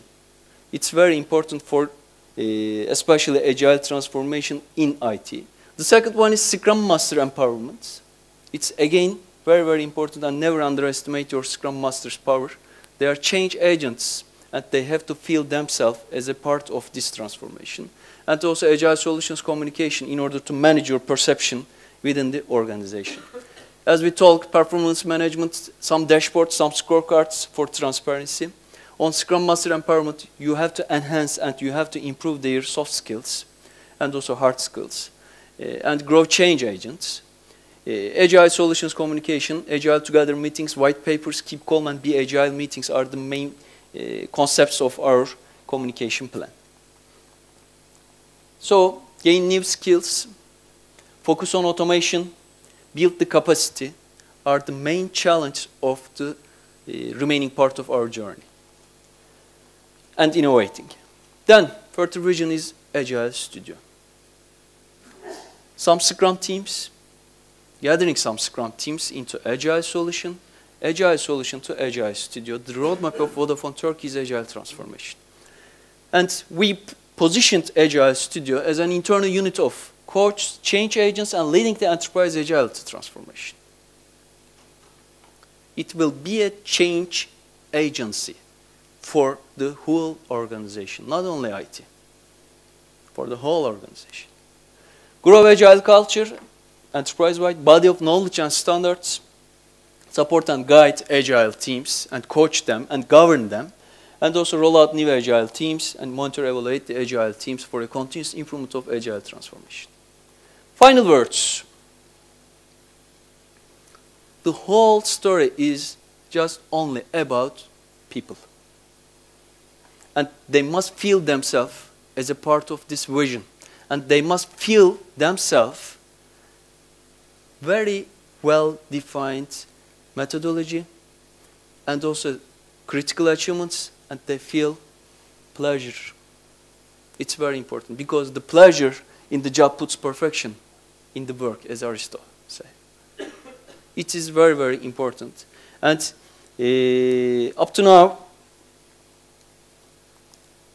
we have really focused on our feelings, our Scrum Master's main responsibilities, because the most hard thing in the world is changing a people's mind. It's very, very hard. In order to make this change to be happen, you have to put well-defined standards, a great transparency, and a great collaboration with your team. And also one more important thing is you need a good coaching. ACM, Mehmet is here. our consultancy, Agile Transformation Consultancy, has a great support and making these things to be happen, giving about the methodologies, know-how, and also some methodological information about this transformation. It's very, very important. And also the second case is you have to find a dream partner in your organization. Ibrahim, in my team, he's my colleague from Agile Solutions team, and he's my dream partner. In order to achieve this transformation in your organization, you need a great team, you need a well-defined process, and also well coach, and also a dream partner. My presentation is okay. Do you have any question you would like to ask?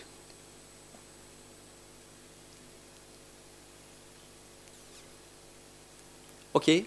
Here is my information. If you have any question, you can get in contact with me. And I would like to thank for your participation. And I love your country so much. Thanks for Agile Tour. There's a great organization, and also without us. Thank you.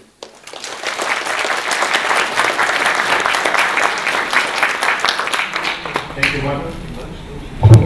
Thank you very much, Evan. Here is a gift. Yes. If there will be a rain today or tomorrow, we can use it. Thanks so much. Thanks so much. Okay, thank you. Okay. Now some information. There is a free lunch downstairs in the buffet for everyone. So you can go towards there and eat as much as you can, but not too much.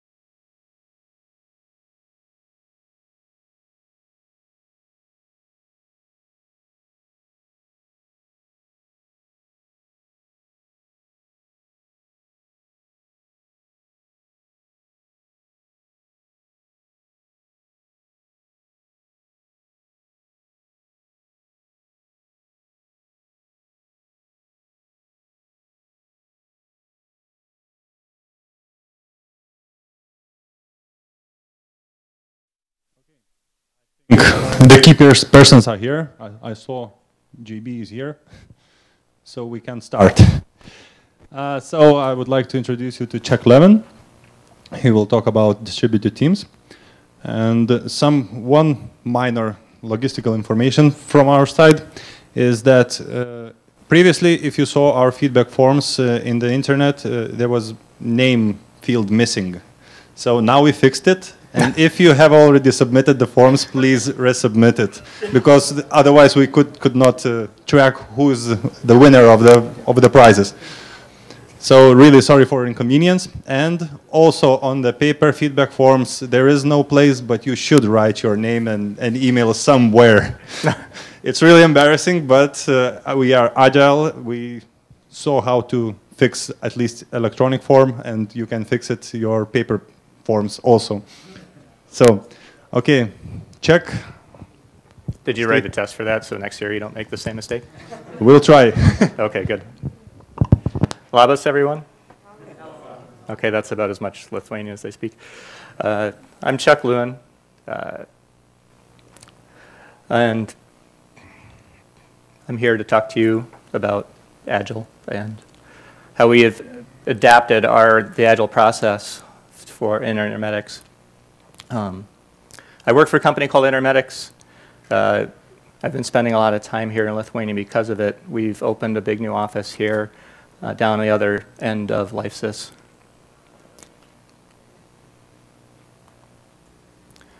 And I want to tell you just a little bit about it because, well, first off, we do a lot of Agile development with widely distributed teams. And also because we're looking to hire good people, and I want you guys to know what it is in case you're interested. So, Intermedics, what do we do? Well, we help healthcare providers. We help people, we help prepare for the world's biggest emergencies, especially in the US. We're primarily a US company up until recently, but we're really trying to grow a world presence here. And Kaunas is the cornerstone of that effort. So we've been involved in the care for some of the biggest emergencies in the past.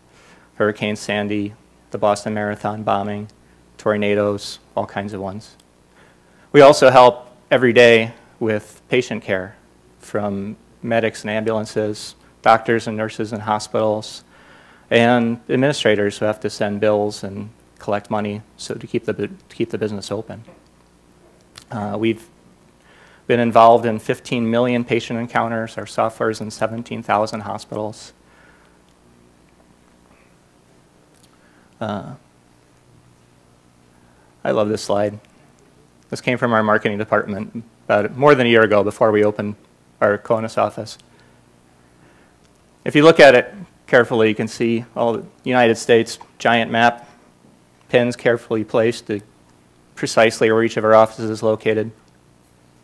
And then these three smaller tiny globes representing, well, the entire planet.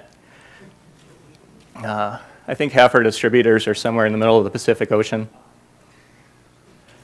If you look at that top blue pin, that's our Kaunas office. If you look at the map, I can't quite tell if it's in Finland or Russia, but I'm pretty sure that's not Kaunas. We've really come a long way in the last year. We've learned a lot. And again, I'd like to share with you some of the things that we have learned.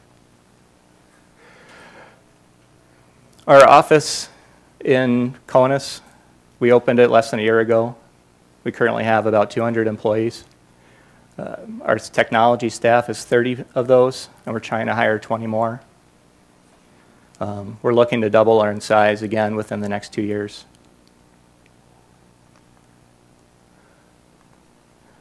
We got a great team. They work hard, they build amazing software, they play hard too. If you have any interest after this talk and finding out about job opportunities, you can ask me, you can ask most of the guys in the front 2 rows, Rolandus, or Vytautas, who works at Intermedics as well.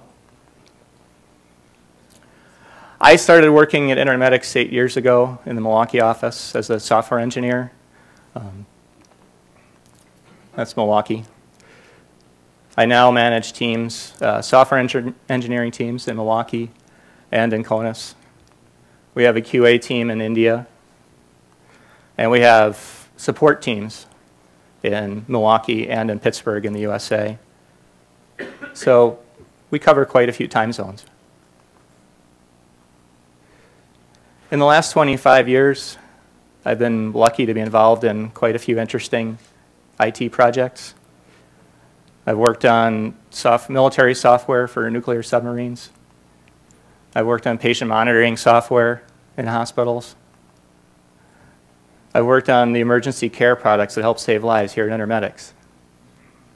I've also worked on some slightly more frivolous business applications, credit card transactions, wine distribution, jewelry, all kinds of things. I've been involved in some big projects and small projects, agile projects and waterfall, successes and failures. And what I'd like to do today is share some of what I've learned in all those. One of the things I've learned is, well, agile projects are more successful.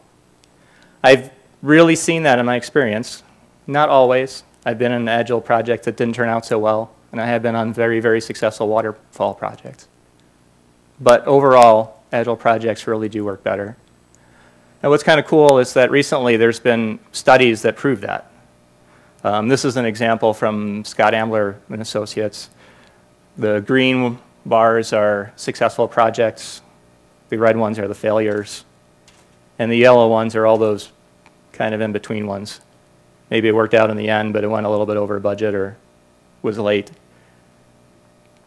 And what's kind of interesting is if you look at it, I mean, look at the failure rate here.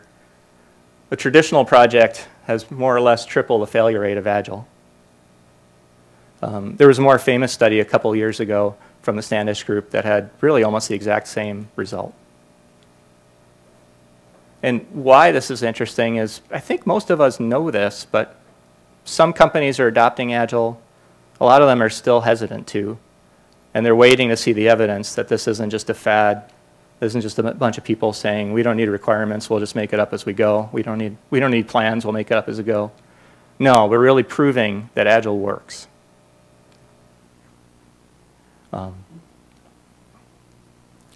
Over the years, I said I've been involved in some successes and some failures. The successes certainly were a lot more fun, but I think I probably learned more from the failures. And I thought maybe I'd share a couple of those with you now. About 15 years ago, I started work on a project for a pricing system for the biggest winery in the US. And when I got there, we got presented with binders, stacks of them full of requirements. I think if you piled them up, it'd probably be higher than my waist. If I spent the entire duration of the project, I'm not sure I could have read all the requirements. And even if I had, I mean, I'm sure I wouldn't have remembered most of it. And I'm sure I would have found all kinds of contradictions in them. So what do? Well, we had conversations. We tried to be agile. And when that didn't work, we did go to the binders of requirements.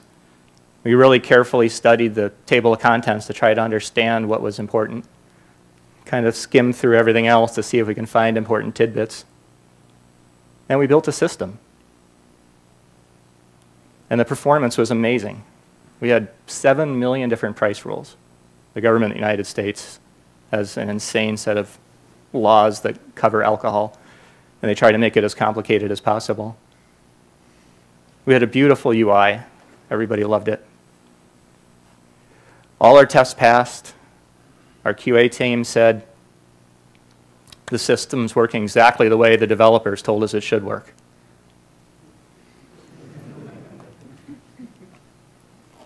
The only problem is we didn't always calculate prices correctly.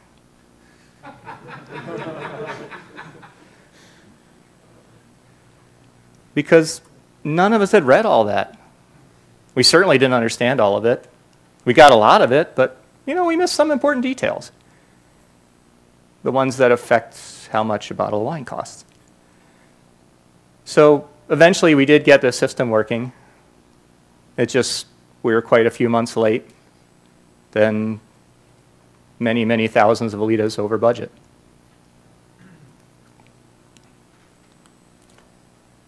I think my personal favorite is these really detailed Microsoft project plans. I think any time I've ever seen them, almost always the project's going to be a failure. I don't know if it's a false sense of security you get from Microsoft project. I don't know if it's the fallacy that at the beginning of a project I can figure out exactly everything that needs to be done. Or maybe it's the illusion that I can take a whole bunch of work and divide it up evenly amongst however many developers I decide to throw at it. About 10 years ago, I worked on a project to build a new patient monitoring system, patient monitor, I should say. That's a device that sits in the hospital next to your bed with all the wires connecting to you that shows the waveforms and your heart rate and your blood pressure and your respiratory speed and 100 other vital signs. The company was actually the market leader for it. They were selling lots of these devices and making gazillions of dollars. But they were really happy making all that money, so they didn't bother investing in improving it. It was great. Sales were high. Costs were really low because they weren't doing anything. Profits were fantastic. But inevitably, their competitors kept improving and getting better. And pretty soon, people stopped buying their old monitors. And all of a sudden, the executive leadership said, uh-oh. All right, we need a new one fast. So they took, the team that was left of people who had worked on it and really knew what to do. Sorry, hold on a second.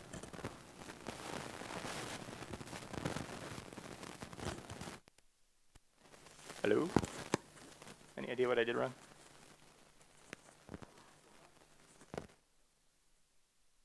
Never mind. Okay. So they put this team together and said, we need a plan for a new monitor so we can get our market share back. And the team came up with this great plan. We're going to have all new hardware, new chipsets, faster, technologies marched ahead. New operating system, instead of embedded Unix, we're going to run Open Linux. The UI all built in Java, able to connect to our other products. You can see your MRI scans, you can get your lab results, you can see your x-rays right on this monitor right next to the bedside. The doctor can walk up and do all that. It's going to take 2 years. Actually, considering how complicated, and you throw in all the government involvement to get approvals, that's pretty quick. But the management said, we'll give you 1 year. What do you need so we can have it done in 1 year? And the team knew they couldn't do it in 1 year. There was just too many different things that had happened that took time. So they said, we need 100 people, because they knew the managers would never go along with that. And the executive leaders said, approved. We're looking forward to having that monitor in 1 year from today. Back home, we have a saying that 9 women can't make a baby in 1 month.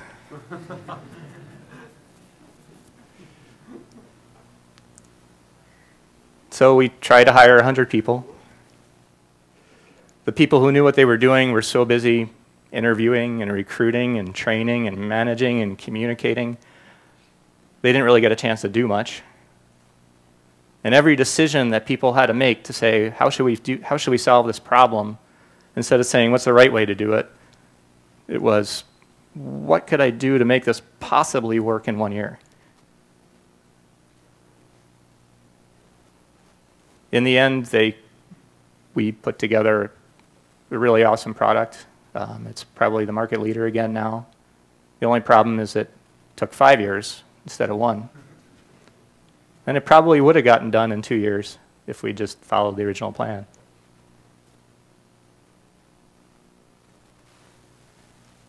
And so this company spent millions of dollars, 100 people for 3 extra years, longer than they needed. Not to mention tens of millions of dollars of lost sales, because for 3 years they had the old dog product instead of the new shiny one.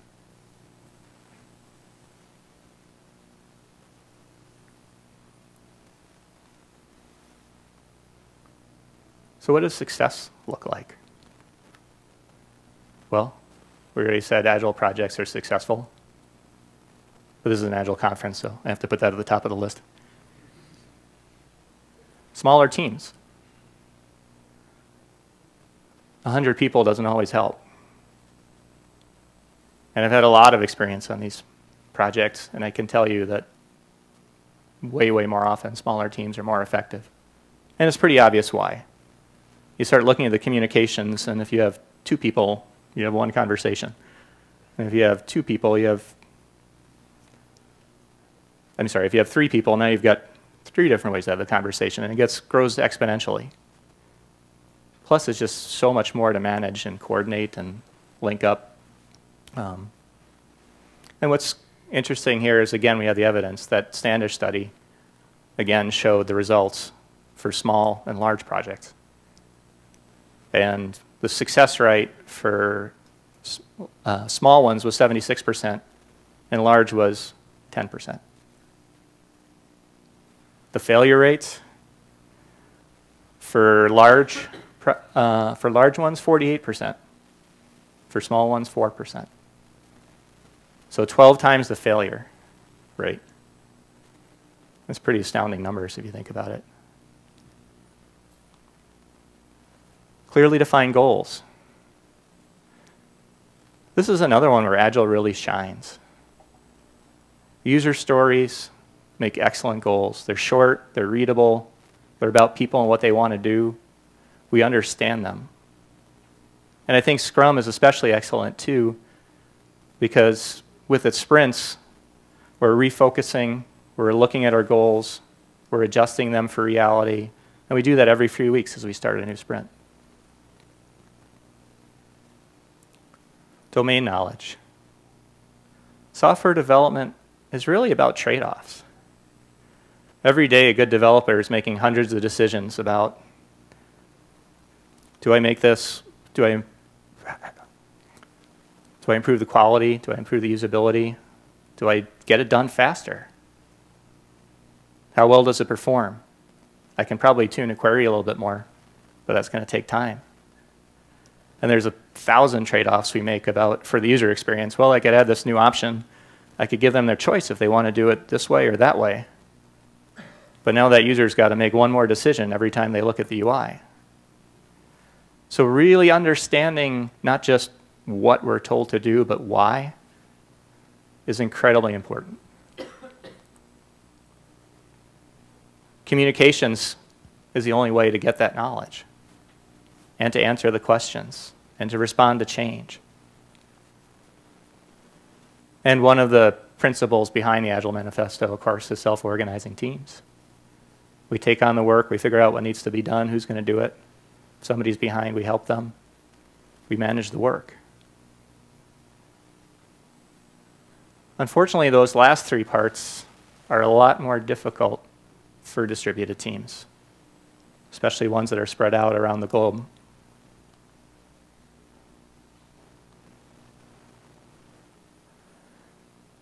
We face what I like to call the communication tax.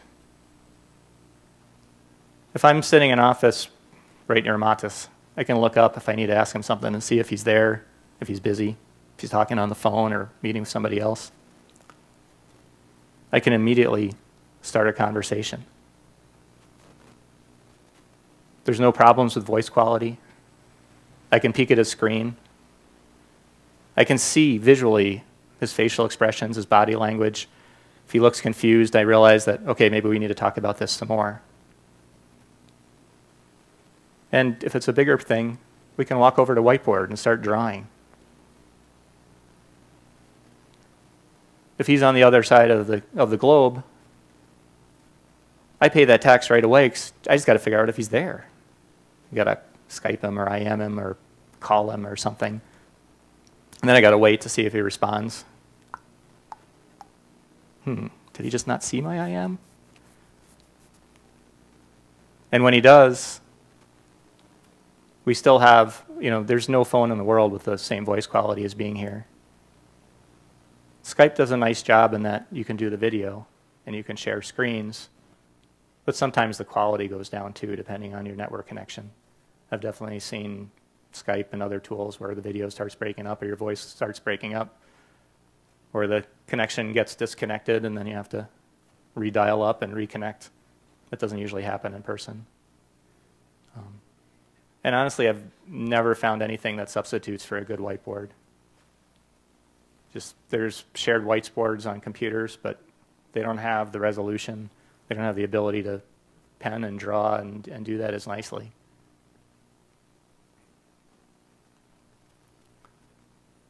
Now, of course, if you're 8 time zones away, like we are from Milwaukee, that increases the communication tax. When it's 5 p.m. here, it's 9 a.m. there. When we're ending our day here, they're starting theirs.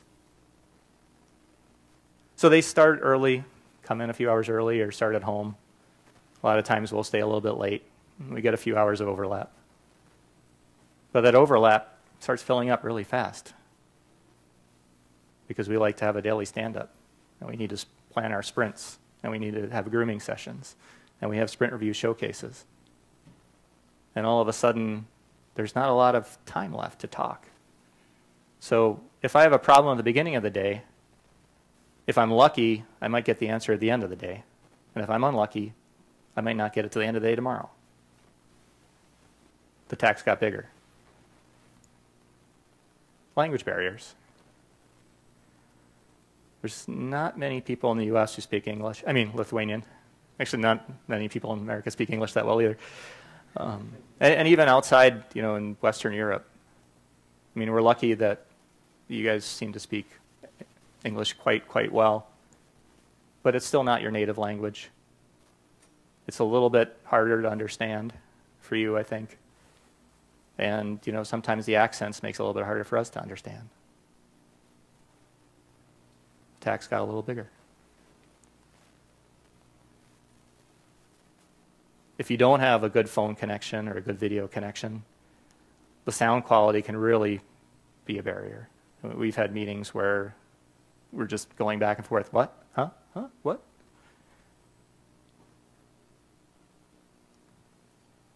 So these are all problems. They can be solved. I don't think distributed teams are ever going to be quite as efficient in terms of their communications as somebody sitting next to you. But we can reduce that tax. One of the things that we've done, is really basic, but I think it's been really helpful. We have our daily stand-ups, we always have, but we schedule them for half an hour now. Same time every day. They're mandatory, everybody's always there. It doesn't really take half an hour to go through our stand-up, usually it's 5 or 10 minutes. But now we've got that time window, the rest of that time, where we're guaranteed communications. So you know that the people you need to talk to will be there. And you don't have to pay that communication tax, so you don't have to reach out and find them. You don't have to start connecting to them. They're already there. So if you have questions after at the end of our stand-up, the people who have questions stay. The people who don't can leave and get back to work. It helps efficiency. Does it solve all the problems? No. But it's a little thing that helps.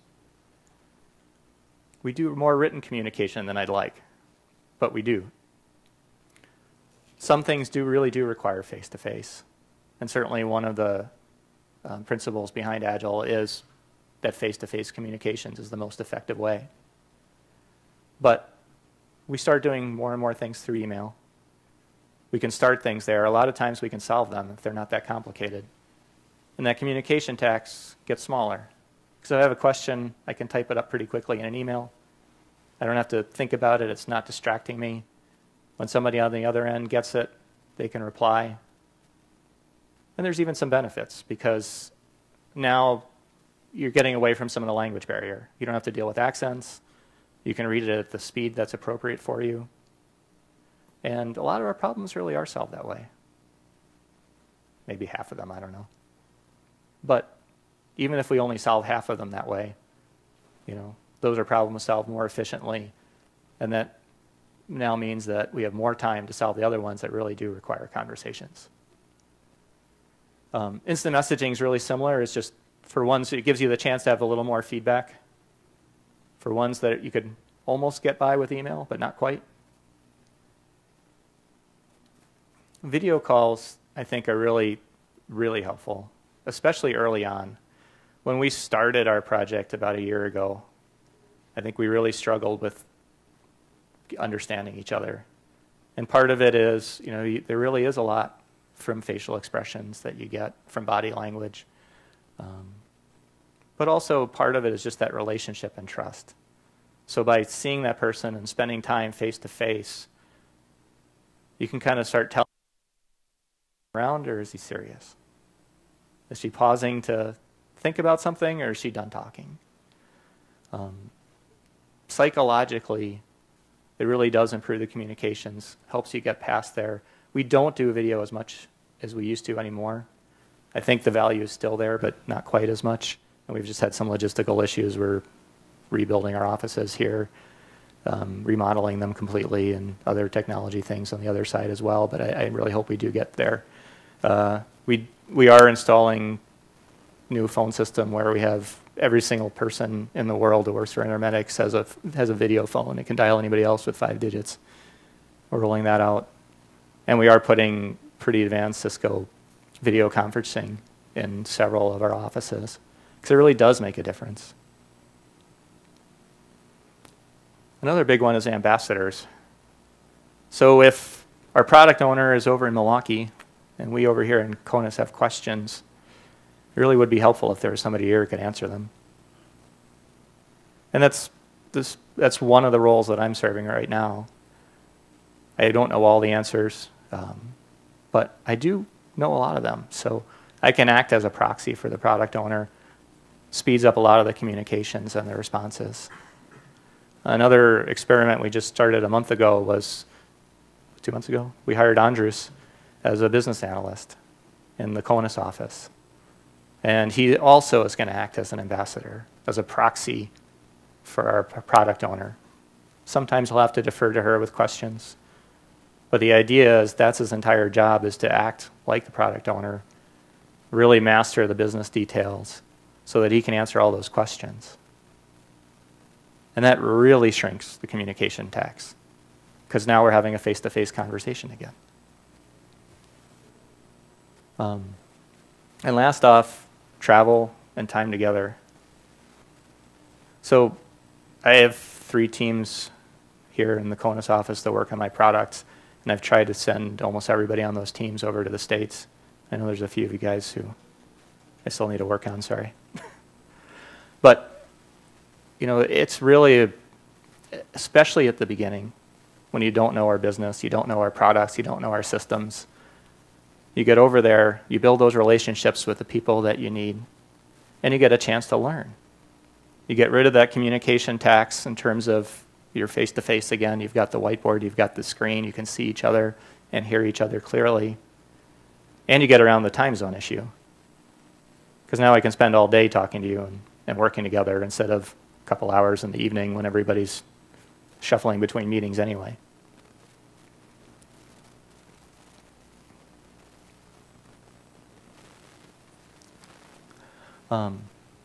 So what's interesting to me is if you look at the principles behind the Agile Manifesto, and I don't know if you've already seen this today in some of the other presentations, sorry if you have. But if you look at them, there's not that much about distributed teams. There isn't anything in the manifesto itself, but our highest priority is to satisfy customers through continuous delivery. We can do that distributed. We welcome changing requirements, even late in the game. We can do that from anywhere. We deliver working software frequently. We can do that from anywhere. Business people and developers work together daily throughout the project. This one's a little harder, but we can still do that, even if it's just our daily stand-ups and our other sessions, sprint plannings and agile meetings or whatever. We still work together daily. We do that, and we have been doing it for a while at Intermedics. Build projects around motivated individuals. I can certainly say we've had fantastic results with that here. We've got a great group of people, and they're certainly motivated, and there's no problem with that as a distributed team. This is the hard one, face-to-face conversations. We can cheat and say video calls are face-to-face. and they're a little better than audio calls. So what do? We do our best to work around this one. We do all those things in the last slide to reduce that communication tax. Working software, we do that. Agile process, sustainable development, continuous attention to technical excellence, simplicity, not a problem for distributed teams. Self-organizing teams. We can do that across the ocean. It's a little bit harder. The communications are harder, but it's certainly doable. And retrospectives. This is another one that we can do, but it's harder. And I have to admit, this is one that's kind of been on my radar for a while. I've done a lot of retrospectives, some of them remotely, most of them locally, and I really struggle to make them effective, and that's really one of my objectives before I leave here, is to figure out a way to improve our process for doing these at Intermedics, so we really can learn and improve. So I think what's interesting for me is that our big globally distributed teams, we don't really need to adapt to Agile much. We just need to really follow it carefully. And we need to do whatever we can to communicate well.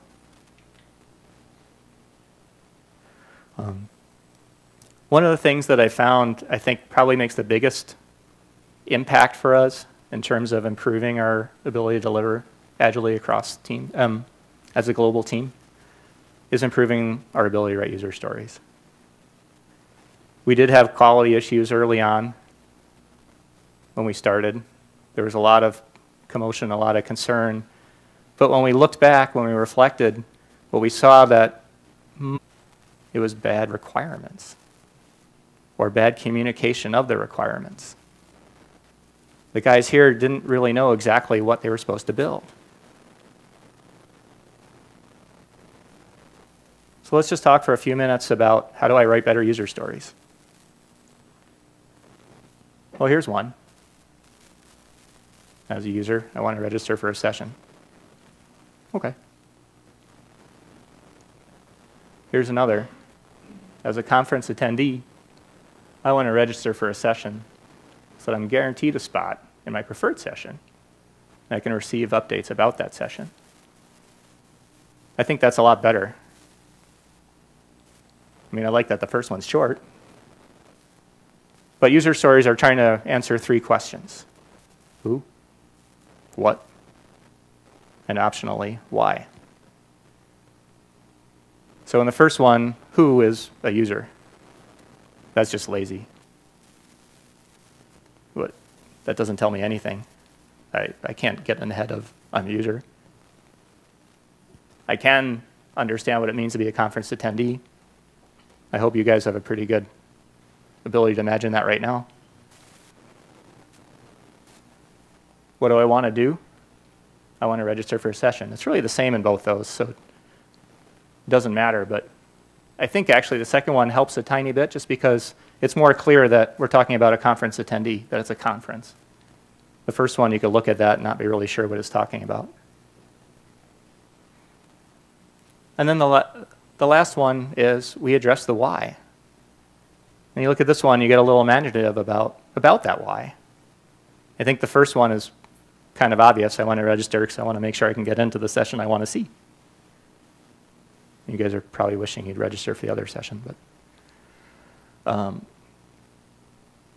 but also, wouldn't it be great if you could be notified if the session got canceled, or we changed the time, or moved to a different room? So understanding the motivation is really helpful to get into the brain of that person and think about how would I design the software to work for that person. Here's another version of this. This one was written by a developer, right?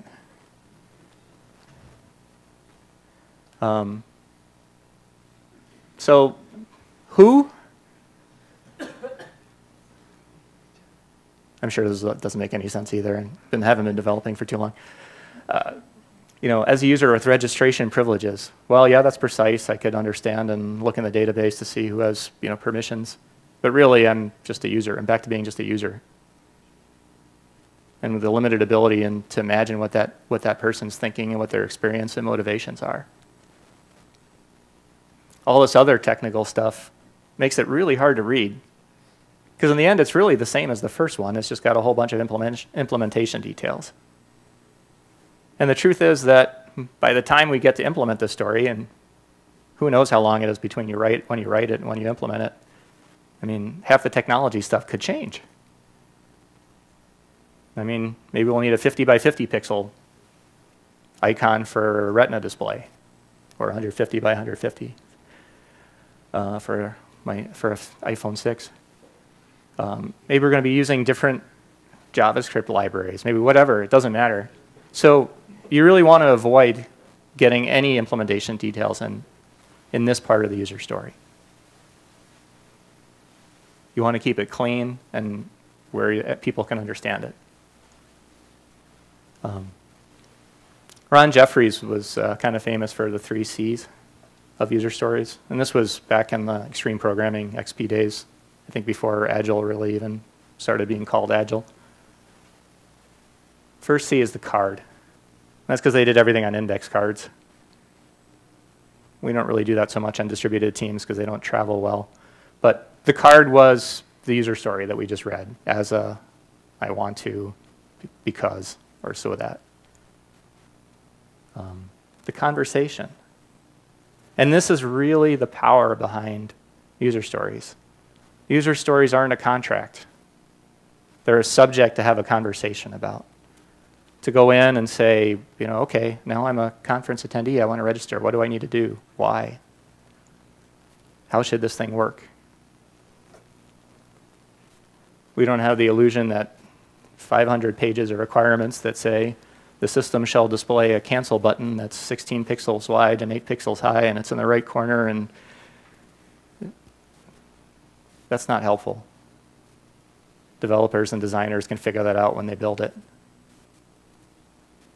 What's helpful is getting to the point of what the user really needs to do and their motivation and what they want, and to be able to find that clearly in your requirements that you're writing. The last C is confirmation. Nowadays, we usually call it acceptance criteria or acceptance tests.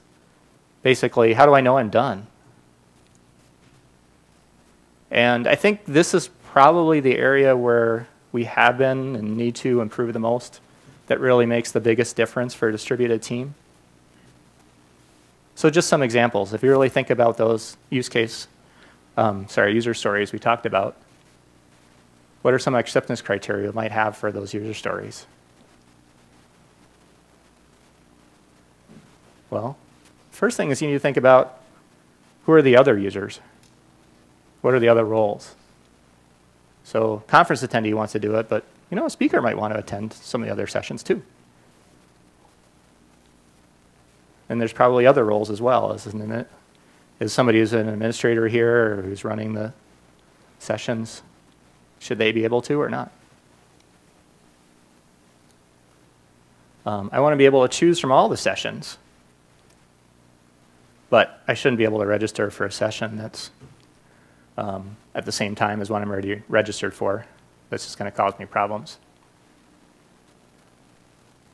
And I shouldn't be able to register for one that's full. But what if it is full? Should we just say no? Maybe I can request to be put on the wait list. So if a spot opens up, I can be added. Or maybe we even have the organizers notified that, hey, this session's filled.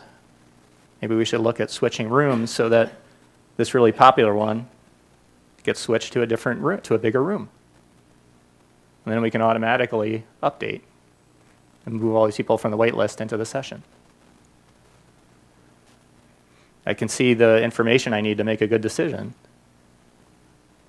I can see the time and the speaker and the subject and the abstract and all that other stuff. A message informs me of how I'll be notified of updates. So in that screen, if I have a preferred contact method, it's going to tell me, we're going to send you a text message. If anything changes, you need to get an update.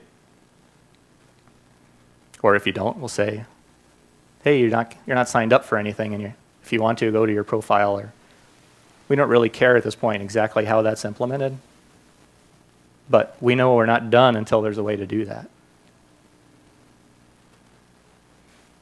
Maybe I can see my progress towards signing up for all the time slots. Have I signed up for all the sessions I need to, or have I forgotten to sign up for one at the 4:37 start time? Performance ones are kind of sketchy, but they still make sense. I need to be able to sign up in a minute or less, maybe not counting the time I spend reading all the abstracts and descriptions and bios. It's important, because if it's going to take 10 minutes to do it, people are just not going to bother signing up. They're just going to show up. And that's not what we want. Maybe I can filter by language and track, so if I don't speak English, I'm not going to have to look at all those other ones. I'll just see the ones I want.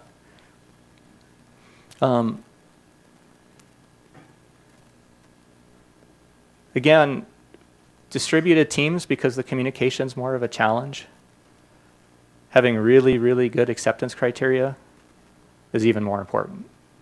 I think it's important for any team. I just think it's even more important for distributed teams. And so I've been really on a mission to make this something that our people do and really spend time on. And one of the reasons why we've got the Andres experiment is someone to help our product owner invest the time and write better acceptance criteria, so we really know when we are done.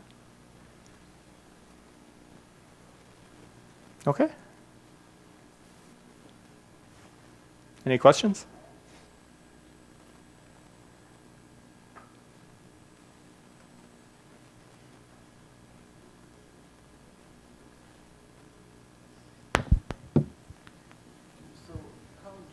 Sorry. Could you please repeat for ours? Okay. How would you compare? How much it's more difficult? Is it a little bit more difficult? Is it twice as not effective, or what? How do you see that? Okay. It's really evolved. Let me actually take a step back and say in two ways. In some ways, it's better, because we were struggling in the US to find the good, strong talent that we could afford to pay, and we found it here. I mean, we've got a great group of guys here that are doing great work. So without it, we wouldn't even have the people to do it. Also, there's the benefit of working 2 shifts. So part of our job is to make sure that these systems are operating properly in the production environment. And if there's a problem in the middle of the night in the United States, instead of somebody getting paged and dragged out of bed and trying to figure out the problem while they're still half asleep, there's somebody here in the office who's probably awake and notified, and a few people can coordinate and be on the network and fix it right away. But the communication is definitely a huge problem. I mean, it slows down everything. It makes it harder. It makes it, honestly, it makes it more frustrating too. I think there's times when people, it really even hurts morale, because people just get frustrated when we can't talk.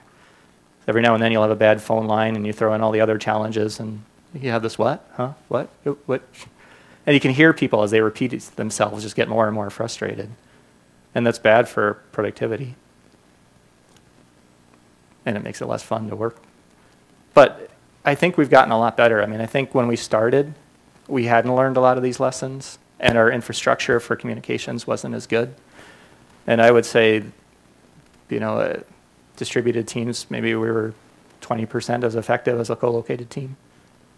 But I think now we've gotten much, much closer to 100%. It's been a huge difference. And I mean, I would hope that I would think Marius and Gidrius maybe could chime in on what you think.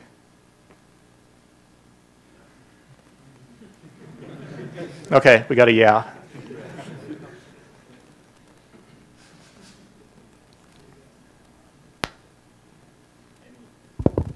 Any more questions?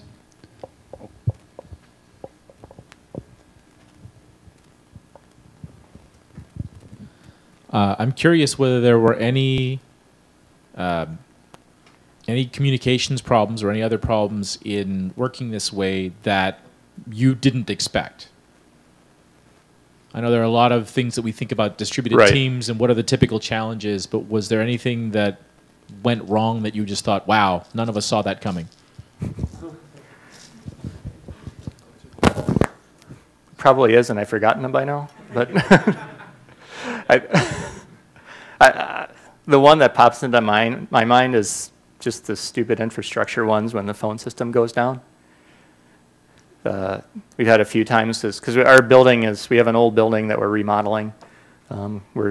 Every few weeks we move to a new space as they finish a new one, and other people come backfill us, and every now and then they screw up the phone system, and all of a sudden we can't make phone calls, or it just gets disconnected every 45 seconds, which makes for a really fun conversation. Okay, thank you, Czech. Really great presentation. Oh, thank you.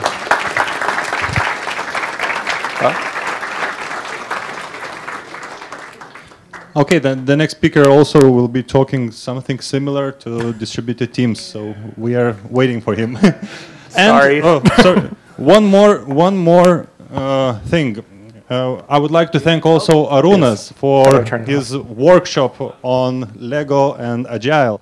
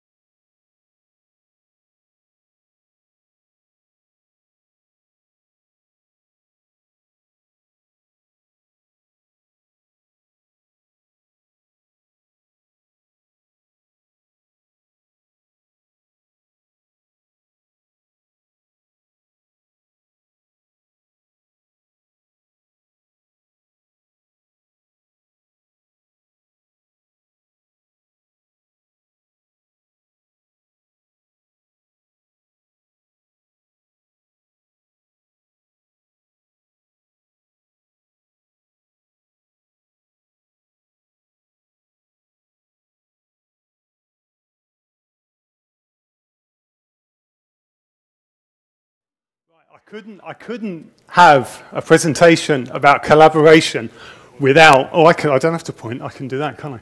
So, collaboration, Run DMC, Aerosmith, probably better than the sum of its parts. If you heard the original Aerosmith, not as good as that version, with the collaboration. Then we got this. What a beautiful bridges. I like bridges anyway, but what a beautiful bridge. A collaboration between Norman Foster, architect, and I don't know how to pronounce this, he's French. Michel Vulugu? I don't know. But he's a structural engineer. And so you end up with these fantastic, slim, beautiful bridge, as tall as the Eiffel Tower, spanning over this valley in France. Absolutely amazing. Right. I've drawn the real short straw, haven't I? So I'm on before coffee, late in the day, everyone's tired. I'm doing a presentation that you've just seen, because, so I'm going to do it again. So it's hard. So I'm just going to tell you stories. I'm just going to talk to you. So, do any of you know Richard Stallman? Linux, Unix guy, great big beard, ponytail, evangelical about the GNU. You know, GNU's not Unix. So, late 1990s, I went to see him at Sheffield University. So, he flew over from America in his robes, and he had a hard disk platter on his head. He was Ignatius, something, he, absolute madman. And he's just flown in. And he's at the front, like me, and they give him one of these things with a pack and everything. And the first thing he says to the audience is, right, guys, I've just flown in and I'm really, really hungry. Can anyone help me? So the crowd throws him a packet of biscuits. So he goes, oh, packet of biscuits, packet of biscuits. And he goes off and he goes behind the stage like this. And he's eating these biscuits behind the stage with his microphone on. We've got 2-meter high speakers, 1,000 people in the auditorium, and we've got 2-meter high biscuit eating noises coming and being played at us at the beginning of the presentation. I'll never forget it. So, if I'm talking too loud, if I'm talking too fast, let me know, because I'll talk quieter and slower. Yeah? Okay. Why am I here? I'm here to talk to you about the problems that we in Call Credit have had opening up the office in Kaunas, 100 people in the office, collaboration on Agile projects. It's tricky, it's hard. So, I'm just going to talk a bit about personal commitment to collaborate. I'm going to talk about the business commitment to Agile. I'm going to talk about the distributed teams and how they're made up. And then the bulk of the presentation is how we at Call Credit have approached the problem and how we've tried to solve it. And we basically solved it in 3 ways. You can see how nervous I am. Look, I can't keep that still. People, technologies, and tools. But there's no more Aerosmith or Run DMC. Right, I reckon Agile is hard. It's hard at the best of times. It seems natural when we talk about it in conferences. Oh yeah, what you do, you sprint and you iterate and you talk to your customers and you find it all up. It's tricky, isn't it? I think it's about people. And it's about people and their commitment to collaboration, their commitment to talking to each other, their commitment not to go off on their own. That's what I think it's about.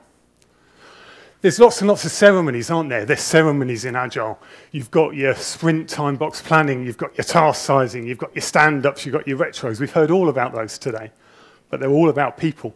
And they're all about people talking to each other to get things done and make things better, make better software, get it out sooner, get less defects. So something I'm going to talk about a bit later is this here. At the beginning, a team contract or working agreement. How do the teams themselves want to work? How are they going to solve these problems? And what we do in Call Credit is ask the teams at the beginning of projects, how are you going to commit? How are you going to solve these problems? So, the business commitment to Agile. We know when our business is committed to Agile, because we've seen 100 of these slides today. There's whiteboards everywhere. Everywhere you look, there's whiteboards, there's sticky notes on the windows, there's sticky notes on the whiteboards, there's sticky notes on the wall, they're everywhere. Team spaces with names on. Team Awesome, we've got Team Epic. Yeah, that's where Team Awesome are, that's where Team Epic are. But all the examples I've found are all in a single location. What do you do when you're preparing for one of these? You go to Google, don't you? Google search. What did I search for? Agile, stand-up images. If any of you want to talk about Formula 1 and the Grand Prix, that's the other thing I was looking at that day, too. So talk to me afterwards about that. I'm not allowed to. So you can be a Lego man. You can be a cartoon man. You can be a wavy in your arm man.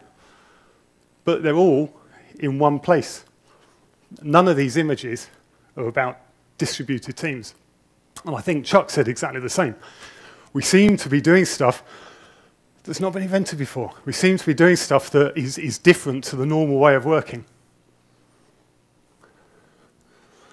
But I reckon teams have been collaborating across the planet to produce software for ages. I checked it out. 1995, 1st of December 1995, Apache 1.0 was released. Apache 1.0 wasn't developed by 10 developers sitting in a team space in a room. That was developed by tens, probably hundreds of developers all around the world. So how's that different from our Agile projects? How's that different from the projects that we run? Well, as you know, in the open source world, it tends to be very developer-led. Requirements come out of developers, and they go through project management committees. The committees allow access to the source code. There's voting on features. It's more of an organic entity. I'm going to have a glass of drink of water. 2 meter high water drinking noises now, you watch.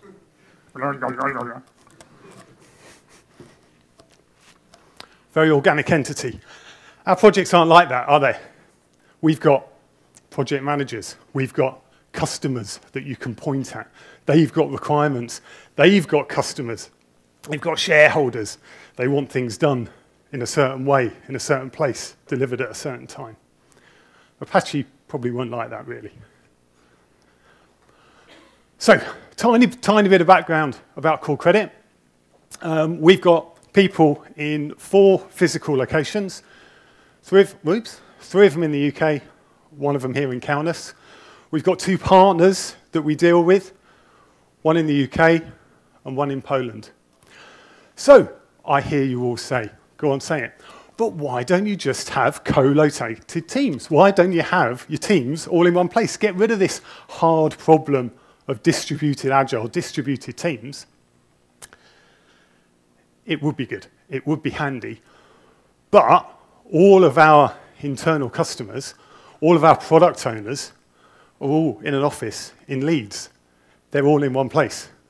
So if we've made the decision to expand our operation and come to somewhere like Kaunas, we haven't got, we only at the moment serve British customers with a British service. So we've only got product owners in that one place. So straight away, you haven't got your business in the same place as your team if you choose to only locate in Kaunas. Also, we don't have all of the skills in every location. That's gradually changing. We've got devs, we've got test, we've got project managers over there. We haven't got any BA. Oh, we got 1 BA, I think. But we're gradually building up those skills. So we can't have a team consisting of all the skills you need to build an effective Agile team because we haven't got them located here. And we're building that up. But even if we have 1, 2, 3 project managers, we're running 12, 15 different projects all at once. And so we're finding it very difficult to co-locate our teams. So, this slide's about people.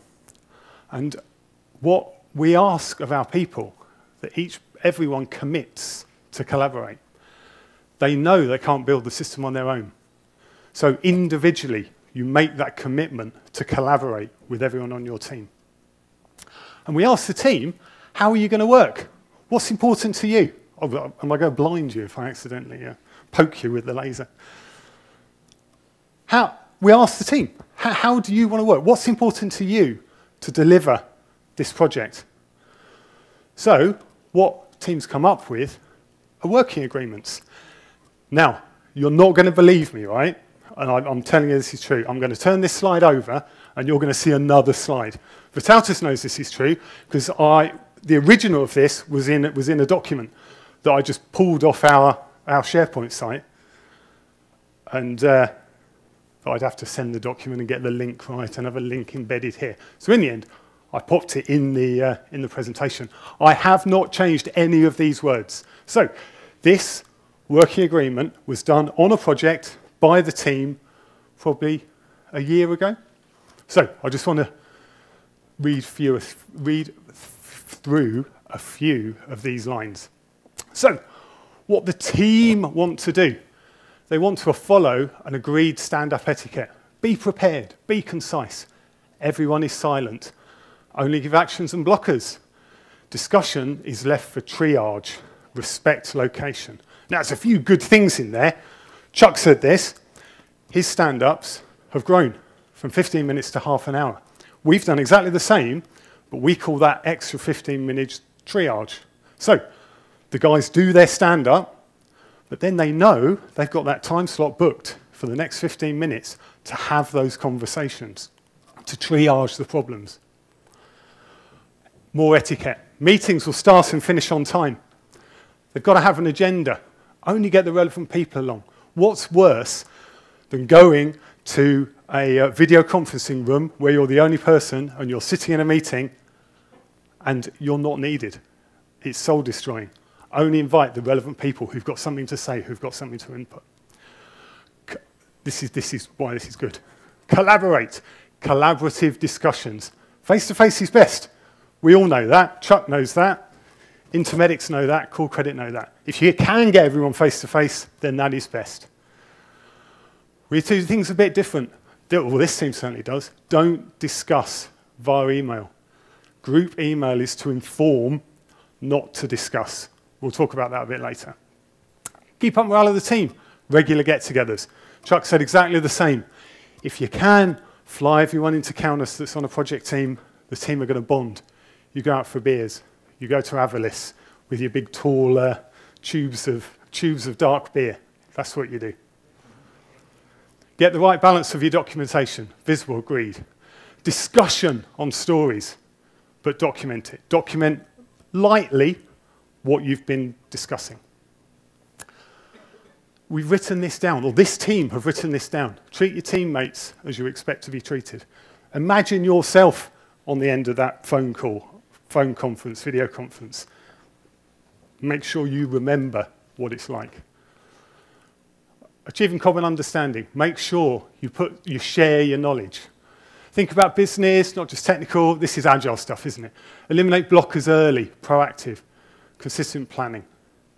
Team commitment to quality. Time box changeover. Do it, have it, so that it doesn't drag on for days and days. Get your retro, followed by your planning the next day. So I just wanted to show you that, because these aren't my words. These have come out of a team that are running Agile, and this is what's important to them. And during retros, they put this on the board, and they display it. Are we still committing? Are we still doing, committing and acting on this working agreement? Ding, ding, ding. So there's no technology in there. The technology changes. We know it does, don't we? But the key points, don't discuss on email, because when you start discussing on email, the threads get bigger and bigger. And then the threads seem to turn into something else, don't they? You start discussing one topic, and then someone brings in another topic, and you're discussing that. We try not to do that. Use your wiki for your documentation. Store in a central, collaborative place. And obviously, face-to-face is best. So, more stuff about people. And these are the few of the, they're not agile rituals, but these are few of the things that we in Core Credit have implemented for the people, and the people, the developers, the people working on the project have implemented themselves. So, you probably all have Scrum of Scrums. If in your stand-up you've got an issue, it needs to bubble up quickly. And people take those issues, if they're big enough, to the Scrum of Scrums. So you can see here, we've got testers, we've got developers, we've got network engineers, I've got a pointer here, haven't I? So I don't need to point. So we've got all these people pinning up issues, and then the right people are there to take them away, to try and get them resolved. Other things we do, Pizza Friday.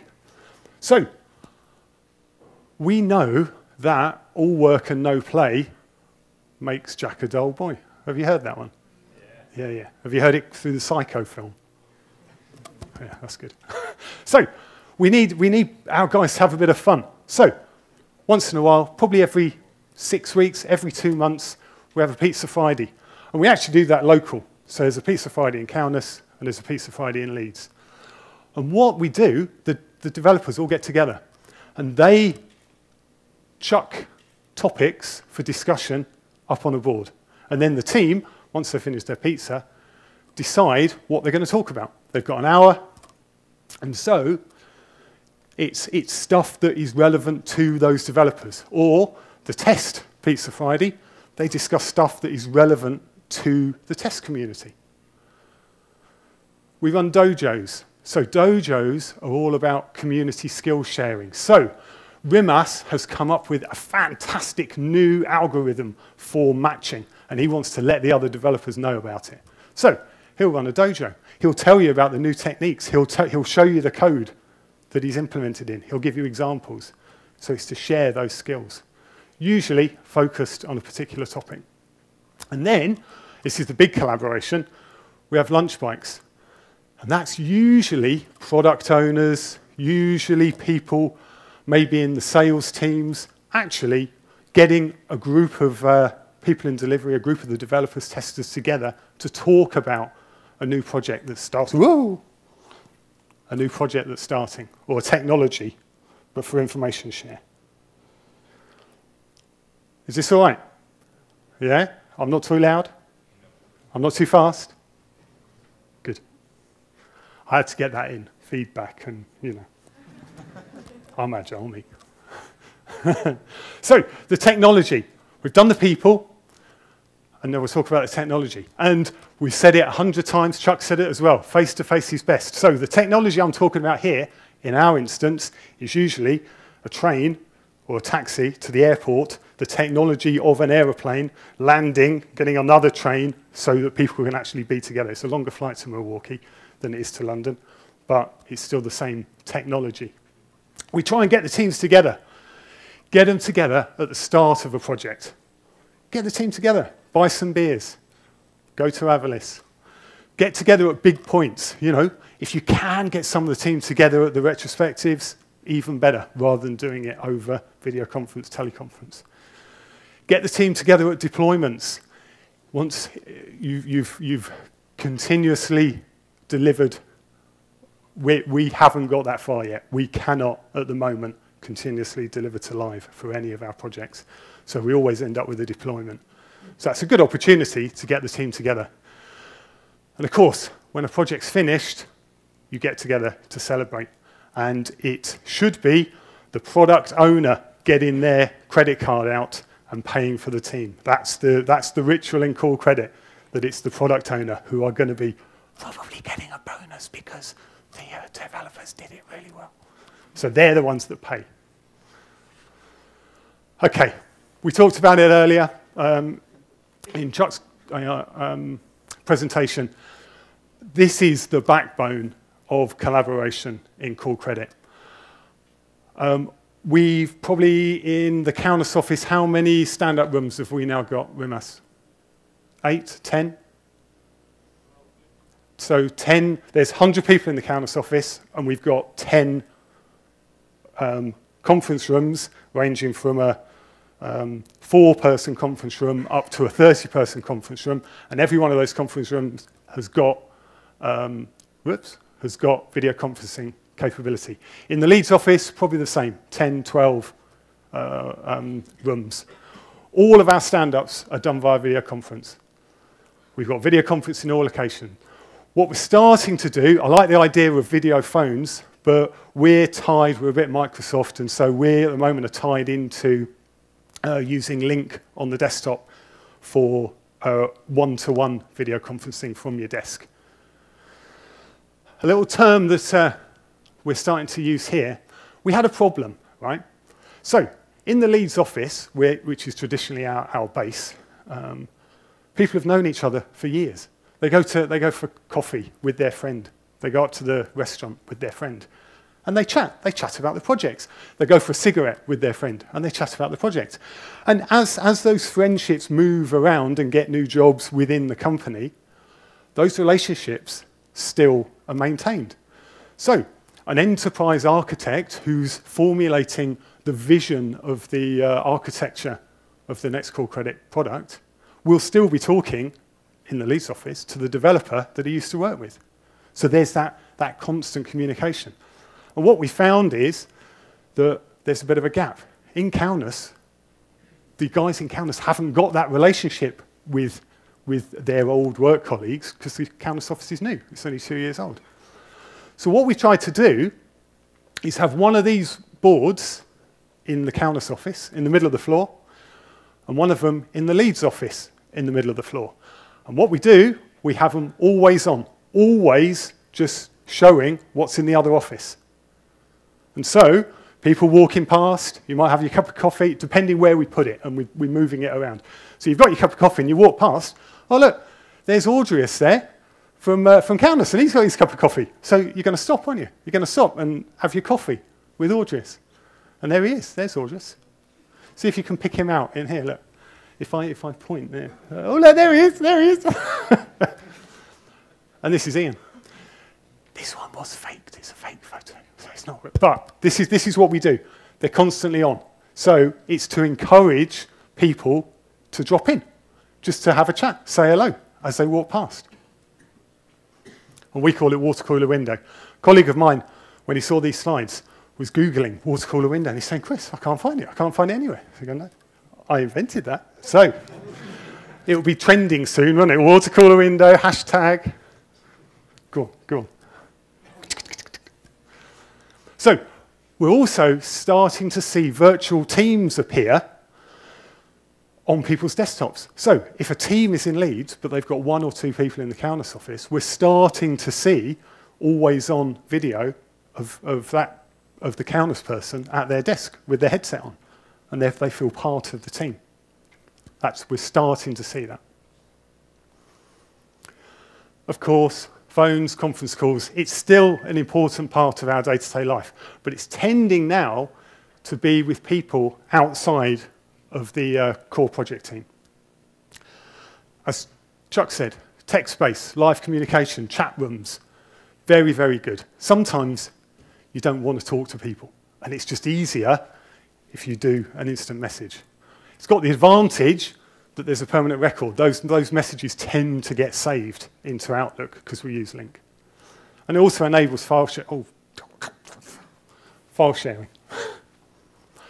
Now, document collaboration. So I'm talking about the sort of technology here.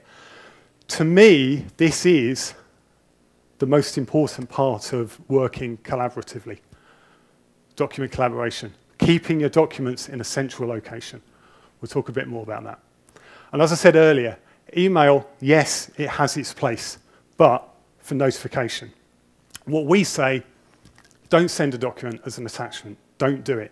Send a link to where the document is centrally stored and then collaboratively work on it. Don't send a link. The moment you've got, don't send an attachment. The moment you've got an attachment, you've got 2 documents that you've got to try and manage, and that's no good. We all know about source control, don't we? So we all understand that. We all know that source control is actually a centralized repository. You check it out. The system knows you've checked it out. The system understands the changes when you put it back in. I'm really, really keen on promoting the use of source control for developers and testers. I want the testers to have Visual Studio so they can build their own tests, so they can check out source code and actually see what the developers are doing. Or Zen Studio if you're PHP, or whatever others you're going to use. But what's happening now, because our source control system is good, our system administrators, our network engineers are now starting to use source control for collaboration and DevOps activities. So we're putting our network configuration in source control, so when that router explodes, when that system breaks, you pull that configuration out of source, out from a centrally managed place. Vitas has asked me to put examples, but you know all this, don't you? You know TFS, Git, so I'm not going to bother with that. What tools do you use for document collaboration? And I'm stressing this again and again. Once a document is out of your head and you finish that first draft and you want to save it, you've got to save it centrally so other people can see your thinking early. Other people can comment on your document early. And so it's transparent. You haven't just got your thinking embedded on your PC. So I've got some examples here. Are you cool if I try and illustrate this with some examples? One a bit frivolous, but one. So here, just a quickie. So you're trying to run a training course, and there's 20 slots, and you've got 100 developers, and you ask them, who wants to come on the training course? So in the old days, what we did, of course, you send out a spreadsheet, don't you? Here's a spreadsheet, here's the columns of the slots available, fill it in. And so suddenly, if you're lucky and you've got motivated staff, you get 100 spreadsheets back that you've then got to try and manage and collate. And oh no, 50 people want to go to that one slot and it's full up now, and oh, what a nightmare. So you put it on a wiki, don't you? You put it on a collaborative central site so people can go and book their own slots, and then the work's collaborated. It's Thursday today, isn't it? Yes. So at 9 o'clock tonight, UK time, I'm going to get a text, right, from my drinking buddies, my Thursday night boy drinking buddies, right? And they're going to text me, and they're going to say, Goddard Arms tonight. That's where we're going for a drink, because we go to a different place each week. Goddard Arms. But of course, text is not actually very collaborative, is it? Because Joe's going to get that text, and he's going to say, oh, hang on, I walked past the Goddards earlier today, and it's shut for, it's being painted. So he sends a text back to Steve, saying, no, we can't go to the Goddards tonight, because it's painted, it's being painted. And he hasn't got the full list, has he? So he's just sent one text back to Steve. And he says, right, but I want to go to the wheat sheaf. But Steve then thinks, oh, I hate the wheat sheaf, that's rubbish. And so, suddenly, no one knows where we're going. But it doesn't matter for me, because I'm in Avalis tonight. But my kids, they've got it right. They do this on Facebook, don't they? So they don't send one message to a single message to 10 people. They send a Facebook message, and it's one message, and they know, they can see who's read that message, and everyone can see who's coming and whether the wheat sheaf's shut. So you see where I'm getting at? Yes, Chris. So other collaboration tools are available. We tend to use SharePoint. Don't like it at all, but we're Microsoft. I'd much prefer to use Google Docs or Wiki or something like that, but we tend to use SharePoint. So these whiteboards are dead good. They're big, aren't they? You saw the pictures. They're big. But they've got the smart software on as well. So we can, and you're right, Chuck, it's not as good as a pen and a whiteboard, but these smart boards have got collaborative software on.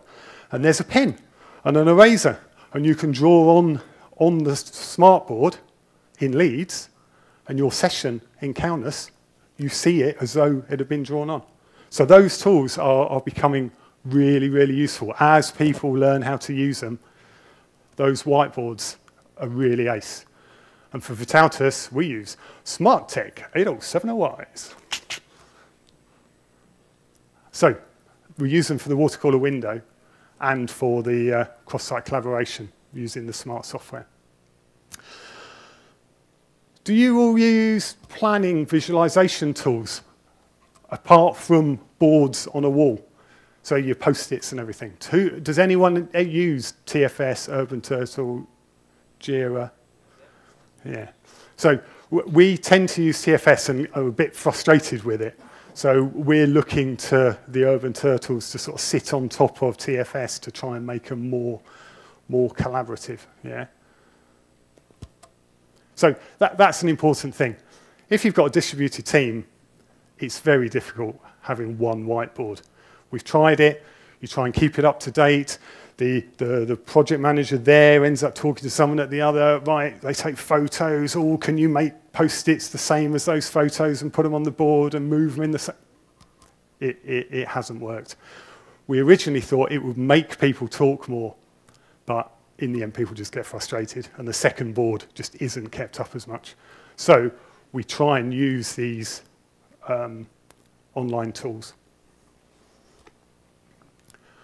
This is my last slide, I think. Oh, no, I've got to do a summary at the end, of course. So how long have I got? Am I nearly there? 15 minutes. Oh, look. Show that to everyone. I've got 15 minutes. What am I going to say for another 15 minutes? I don't know. So I've just got some examples, if that's all right. We'll just whiz through these. And then you won't have any questions, and we can go to coffee early, yeah? So, real-life examples. It shows that call credit is learning and changing. So these examples didn't happen yesterday, but they're examples that I've seen over the past couple of years. So, a developer wants access to a database server for his development, because he needs access. He's writing code, and he needs to get data from the database server. So he pops in a ticket. Please grant me access to the database server. And I call the network engineer who can give him that access. Thinks, well, I don't know what he's talking about. I don't know what machine he is, and he's only given me a name of the database server, and I don't understand those. So he closes the ticket with a comment, I need more information. So the developer opens the ticket back up again. Right, okay, my machine name, and I need this access, and he finds all the database name and etc. Puts it in. Yep. Okay, so then the network engineer goes, fine, okay, cool, I've got more information. I can do that now. But what port does he need? Because I'm not a database guy. I don't know what port he needs open. I can't give him access. So he closes the ticket with the comment, more information needed with the port. So you can see where I'm going here. Tickets open, tickets closed, ticket open, ticket closed. Eventually, that developer gets access from his dev machine to the database server, super duper. But that's in his dev environment. The integration server also needs that access. So he raises another ticket. When he's done his dev and he gets to integration, he raises nightmare. So what we tend to do now, yes, you raise your ticket, you get it in the process, but you give them a call. You do a VC. If you're lucky enough, you wander down face to face, and you have a chat with the network engineer. You collaborate. You say, come and have a look at what I'm trying to do. I'm here on this code, and I'm trying to access this data. And the moment you start engaging like that, working collaboratively, all things are possible. And in fact, in that example, the network engineer said to the developer, right, hang on, you don't just want it for this server, do you? You're going to need this on every environment between here and live, aren't you? Yes. So that's the power of collaboration, understanding what the requirements are both sides, talking to each other. So another example, database developer this time, working on a database deployment script. So they develop on their own, they're super duper, iterative testing, fantastic. I've sorted this, I've got my script. And it works on their local environment, super duper. Even works on integration, super duper. But the moment it gets to CT, the DBA, the ops DBA, the live DBA, looks at it. No. No, no, no, no, no. You've missed out, you know, gaining access to the Foos valve, haven't you? So you can't do that. Yeah, it's no good. And he knocks it back. So what do? You collaborate. You get your DBA, operational DBA, on board while you're doing development. What do you need? What does good look like to you? What should I put in this deployment script so that you're happy with it? And then the DBA is on board and he wants to help more because he's involved and he understands the project. Getting advice early in the dev process. Fantastic. Collaboration. Ace. So this is the old traditional QA type approach. QA with a white coat standing at the end of the process. Developer does development, sends it to the testing environment, and the QA in his white coat raises defects. Our Mount JB talked about that earlier, didn't he? This old school days of raising defects, and he comes back into work the next day and he's got a load of defects. So, collaboration, dev and test working together. Don't deploy it. Don't say you're finished until you're both happy that there's 0 defects. It can go to the next stage where some other testing is going to take place. We've made it. The end, the summary, a 3-part presentation. And to summarize, collaboration, it's about people committing to collaborate. It's about you. It's about the developers and project managers I can see from Core Credit on the back row there. No, they didn't sit on the front row like the older Intermedics people, not on the front row for their presentation. They're all on the back row, aren't they? I didn't hear much heckling, though. It's about them. It's about them committing to collaborate. Yes, strong processes, strong methods, getting the right, I can't remember the word now, getting the right ceremonies, of course. And tools can help. Video conferencing, ace. But it's about people in the end. It's about people wanting to do it. And when people want to do it, they'll find a way to do it. So it's about hearts and minds. Should we listen to the music again? I'll put it on quietly this time. So I'm done. I'm done.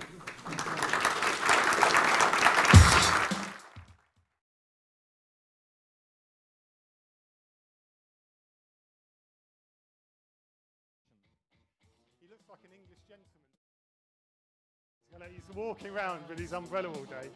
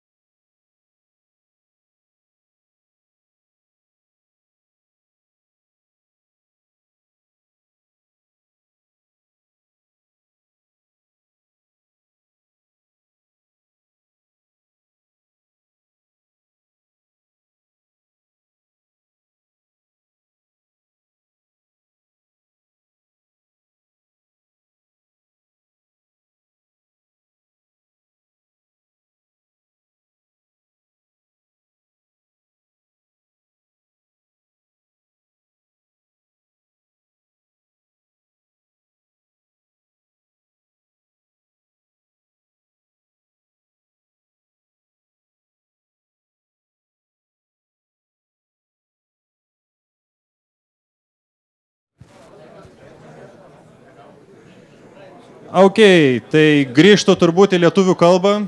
Lietuviškas speakeris, tai galėsiu kalbėti turbūt ir lietuviškai. Aš kaip visą laiką su logistinė informacija. Taigi, feedback formos ir prizai jūsų laukia po šitos prezentacijos, taigi turite laiko po truputį pagalvoti ir užpildyti visas feedback formas ir supušint į internetą. Kaip sakėm, buvo šiek tiek techninių nesklandumų, pamiršom užregistruoti pavardės ir vardus. Tai matom, tai tik tai galioja 4 žmonėm, kurie buvo patys pirmieji, tai žinokit, visi, jeigu jūs esat vienas iš tų 4, kuris sugebėjo prieš 12 užpildyti visą feedback formą, tai labai atsiprašome ir prašome užpildyti per naują. Tada, feedback formų, jeigu kas neatsiminate, adresas yra ant jūsų badžo antros pusės virš programos Agile turas LT, Kaunas feedback. Tai galite įsivesti ir iš savo mobilių telefonų supildyti feedback formas. Kaip sakiau, Steamas bus tik tai iš elektroninių formų. Taigi skatinimas. Tiksliau, Steamo yra 50 litų dovanų paketas, galėsite žaisti $50, atsiprašau, dovanų paketas, taigi visai vertingas prizas. Daugiau esminės kažkokios informacijos neturiu ir labai džiaugiuosi galėdamas pristatyti Algirdą Stonį iš Telesofto įmonės, kuris, manau, pats save geriau pristatys už bet kokį mano pristatymą. Taigi, Algirdai. Ačiū, Vytautai. Labą dieną, sveiki gyvi. Actually, I can speak English. How much English speakers we have? 1 English speaker? 2? 3? So... Okay, let's be like solidarność and let's make it, let's make the presentation in English. So, hello, my name is Algirdas Stonys, and it is wonderful to see you so much people tonight. So, make a big applause for yourselves. So, well, shortly about me. I'm a self-starter entrepreneur. Well, I have started a company, Telesoftas, which I want to present it tonight for you. And I started it quite a while ago in 2003. So the aim of my presentation would be share my experience in doing business, and probably for some of you, by the way, do we have entrepreneurs here? How much of you have your own companies? 1, 2, 3. And how much of you want to start your own company? So at least for somebody there will be some use. Yes, as well, I would like to give credit to the sponsors of this event, NFQ, DevBridge, Intermedics, of course, Visma, Equinox, and Colcredit. Those are wonderful companies. And how much developers do we have here? Whoa, that's what. So this event is actually for human resources recruitment. So I will also maybe, yeah, if you want, you can go to work to Telesoftas as well. So yeah, so Telesoftas, and how I'm now already working in Telesoftas for 11 years, so that's quite a huge, very long span to work in one company, especially in USA maybe or in UK, but for Lithuania it's quite normal. So Telesoftas is a mobile application development, and I started it in actually student dormitory. I was a student of informatics in Kaunas Technology University in 2003. And what I wanted, I just wanted to have a smartphone. I just wanted to be cool, and I just needed some money. So I went to Denmark to make some additional studies and to spend some good time. And I have met a Danish company, LifePilot, and they were actually making first navigator to be used on the smartphone. And I was C++ developer at that time, just like a start, not very good developer actually. but they still needed some workforce, and I joined up with a Danish company, Human, and we have made a product Life Pilot. The first navigator and friend finder.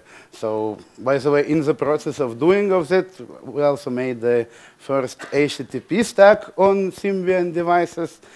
First documenter, actually Panoramio, and all the picture galleries are derivatives from that, that product. So, I started working as a single, like a freelancer, and what happened that this company, Human, they needed more workforce, and I was living in a student dormitory that was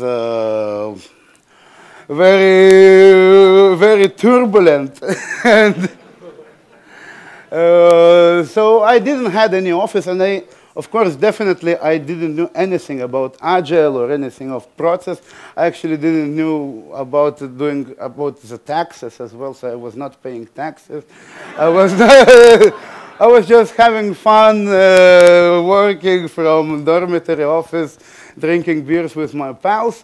And what I have seen is that actually living this life is a wonderful human resources tool, because you have a lot of IT friends, and they are all programmers, and they are all as well, they like you because they're drinking together, they are drinking buddies. So I told to some buddies like, guys, maybe you'd like to work for me, because I have these Danish people here. They're paying us money, and we get more drinks. And of course, this is how Telesofta started, and my actually. So my neighbors from my dormitory, some group mates, some people I met in a bar, and just random people met them. And we started to work, and we started making Symbian development.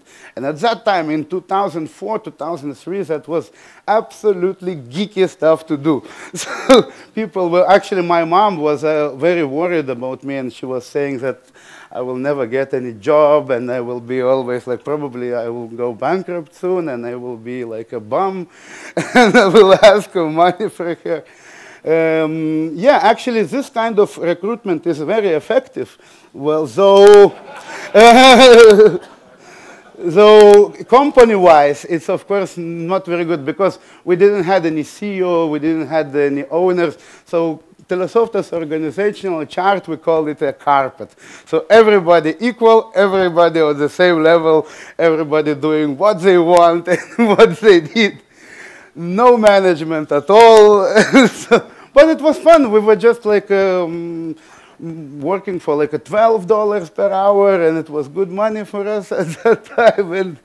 And actually, time came, and I started to need an office, because we could not fit in one dormitory room. So, so then I started to think serious about okay, maybe I should start a company, and maybe I should be a serious CEO now. And I made like a business plan, and of course my business plan was just like, make mobile apps, and mobile apps will be the future. And it was 2004, and I went to the Kaunas technological, Kaunas in KTU, in our university. At that time we had a business incubator. It was actually refitted dormitory to office spaces. So, and there was, at that time, Tomas Chernevičius was a CEO of Business Incubator, and he said, like, guys, you're crazy. I will not accept you into my business incubator, because you do not have any business model, and you do not have any, like, you just like, it's like stealing money from Danish people and doing some useless applications that the stupid Danish people, they believe you that it is some, they pay you. So yeah, and it took quite a long time for me to prove my worth. I had to bring documents from banks that I'm really receiving a stable income, and that it's really good. So they finally accepted us. And actually in 2005, it all started, well, like my vision for mobile applications, and that there will be smartphones, and smartphones will be quite widely used, and there will be some content that could be sold on smartphones.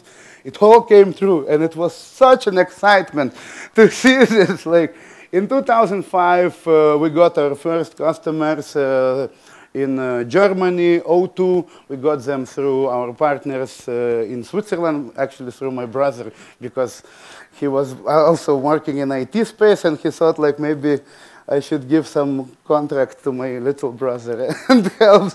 So, and he actually told one company from UK that there are some Lithuanians who have made HTTP stack for Symbian devices, and you actually now can use HTTP. If you remember, there was web before HTTP on mobile phones. You remember there was like a web pages, a small page. There was no HTTP at that time. And they were quite, thus caught their attention, and they gave us a task to make a mobile application, a content shop for the German operator O2. And of course, the content was like a crazy frosh, and there was ringtones, and there was like some small Java games, wallpapers, and they actually made huge money of it. This Yamba, if you, of course, you don't remember, maybe, or maybe you do remember, this was like, it was sold like for $1 billion, this company, and it was like the greatest startup in Germany in 2005. Yes, and at that time, I started to hire more people. We were not like 6 initial members. We hired 10 people already, and we were a team of 15. And I started to see that this company needs some management, because I could not, of course, I was everybody's friend. I knew everybody, but I needed to manage those people. Of course, we started to work. By the way, it's a wonderful thing about being an outsourcing company is that actually you are outsourcing probably to some larger Western companies that have much more experience. And actually we started to work with this company, Surf Kitchen, and they actually told us that there is some tools like Bugzilla and Mantis, and you can actually track changes, and you can make bug report, and actually you should do your timesheets and and report, because they were not so trusty as Danish people. They actually counted their money. So they told me that actually there is a thing called process. It is in the companies. And they told me that Telesoftas is a company of cowboys. It's just like developers who can come, and I was still developer at the time, and I was probably, my sales pitch was something like that. Okay, we can do everything for you. You want C# development? We can do C# development. We have tens of years of experience, all our seniors are the best developers in the world. Bye. We can do everything. Look, we have made HTTP stack for Symbian. Look how good it is. Nobody else in the world have done this. We have done this. We are the best developers. Come, pay us money. Yes, so what happened is that that company, Surf Kitchen, they were also a startup. At that time, they only got this one company, O2. But what happened is that they have hired a professional software services delivery and operations executive, Mark O'Shea. And he was actually, well, probably the most valuable man I have met. I never actually thought that there is this kind of position in the company. And so he was working in like a sunrise operator in the big companies before, and he started to teach Telesoftas developers how to deliver software properly. And he started to teach me, like he was coming to Lithuania to have some drinks with us. It was kind of good like a customer and client relationship between us because we were always inviting them here, and here was quite cheap, and we had good beers, and he really liked to come here. So he told me that actually there is a thing called capability maturity model integration, and that actually companies have to, no matter what kind of process is being used, it can be, if you're doing this cowboy style development, do this, you like it, but mature. And that at that time we were unpredictable, and probably I was like having some drinks, and then they paid us money, and then I transferred all money to casino, and at that time was like I told them, like, guys, I need more money. Can you pay for another month up front, please, now?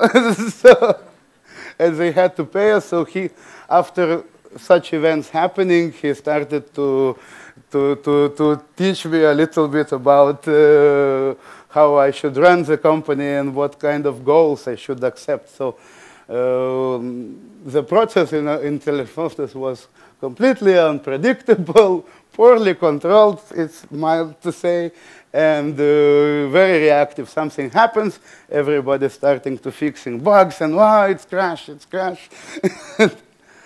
That actually we should define how work relations are to be established as the first place, and after that, at least for some project, and after that we have to define that for the whole organization.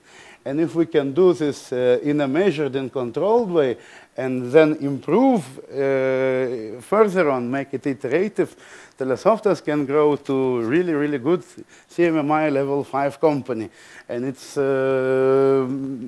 no matter, even without agile process or without any like investigation to ESO certifications or any kind of this, just to focus on your work, on your process in the company, how you hire people, how you interact, what kind of future goals, what the people are expecting when they are joining your company. And if you put this all into order, just define how it can be, then there will be a proper company. And I said, what are you saying? I, of course, didn't understand anything of that in the first place. When he told me, I was just saying like, okay, okay, okay, because he was paying money to me, so I could not object. So, could we?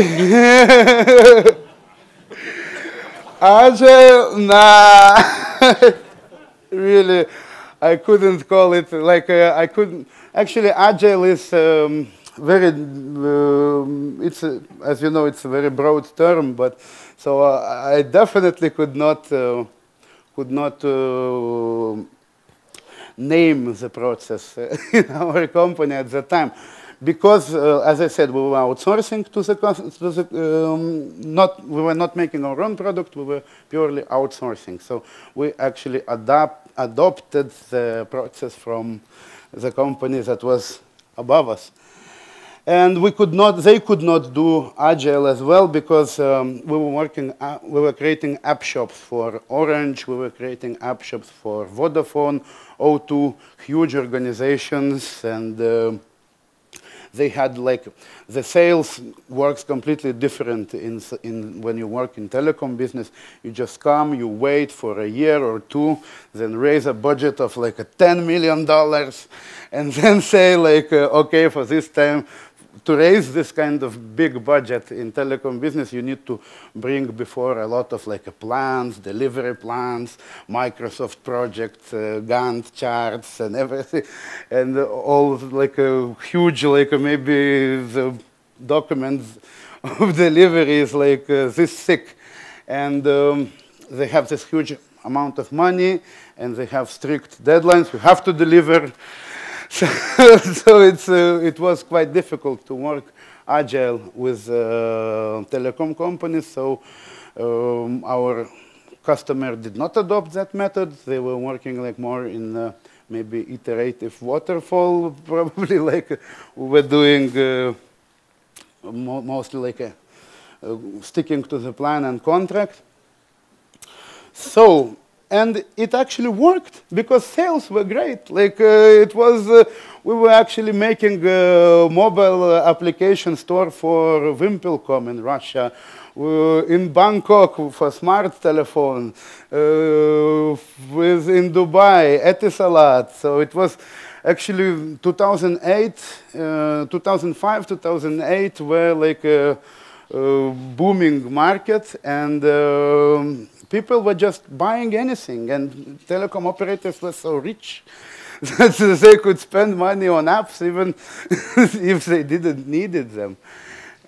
So sales were great, and we actually didn't care. And this was the main reason we have not been adopting any process at all, because we were getting paid. Why would we need some process? We get money. So, in that case. And then what happened is actually about 2010 and 2000, we have started to see that, oh my God, they took our jobs. This Google and Apple, they have their own app stores now. And operators don't buy any app store services anymore. And even GetJar started to close and started to go for exit. So all actually those operator app stores and those third-party app stores, they just like a gone in the period of 1 year. And of course the company Surf Kitchen, they also had to adapt, and they changed, and they didn't need our services anymore. So we were left like, we thought like, oh my God, what's going on now? It's, we were relying on one business too much. And now we had, at that time we had like already like 30 developers, a lot of people. So we said it. So I said like, okay, we need to find more customers. But actually, what happened is that during this time, one thing probably that I was doing right is investing into relations, investing into people. So we become friends with all the customers that we had. So we were like drinking buddies with them. Somebody became godfather of our developer's child, and there was like so much close relationship. So, as this happened when this company broke up, those guys in the other companies of our clients, they also closed. And they went to look for another job. For example, chief financial officer, he went to work for a British company, Arizo. And Arizo were also in telecom business, but they were doing radio network planning tools. And there was some revolution coming in radio network planning, because, you know, now we have a new generation of mobile network. It's called LTE, and self-optimizing network. So as we speak, mobile operators around the world are upgrading their infrastructure. And they have now antennas with servo motors that can actually adjust to any need of traffic, well, in theory. But for that, they need software. And for software, they need software developers. And software developers with specific skills in telecommunications. And that's where we came in. So this chief financial officer, he went to that company, and he actually brought the part of that team that was left without a job to the new project. Mark O'Shea, this guy who was teaching me, he went to another company that is working with the United Nations, that is doing the water network. The United Nations and UNICEF at the moment, they're investing a lot into the global solution of the water problems. There is a lot of people who do not have access of like a clean water. So they are investing, creating like a social network of professionals who can help and can dig the well for you, or who can send you water decontaminators very quickly. So now we make mobile apps and send it to all people around the world. So if they have a problem with water, they can immediately solve that problem. So, and he said they need a mobile app, and for mobile apps they need developers, and they came in. So actually by investing into the people relations, when crisis came and the one part of the business that we were relying so much, it crashed. Well, it definitely happens because all the good things will end eventually. By investing into people, we have even increased the capacity. So now we have 60 developers and growing ever since. So yeah, and at that time, I actually learned a little bit about sales. And when now those companies, they came to interview Telesoftas. And I didn't, like I said, I was purely investing only to the human relations. And when they say, like, do you have some process in your company? Are you using Agile? Because we are using Agile in our company. Can you adapt? And I say, of course, yes, yes, yes, yes, yes. We are Agile. Scrum is everything to us, and Agile is everything to us. And that happened, and it naturally evolved because we have now project managers who are like certified PMP professionals. And it all came on demand. Like I was not trying to get like to integrate Scrum or integrate like process development. Actually, I was told constantly to do that in your company. Otherwise, you are a bunch of cowboys. But I said, of course, yes, yes, yes.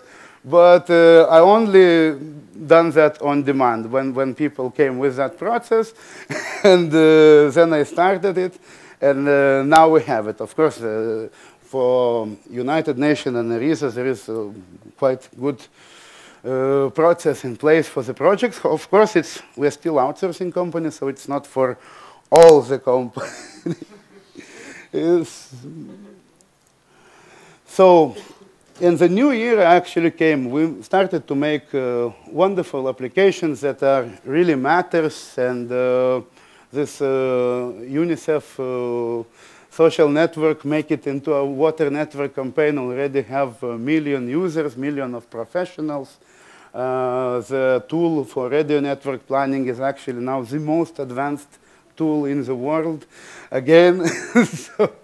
And for the mobile apps that we started to do, they are now used by Dubai Wafi Mall, the largest mall, probably one of the largest malls in the world.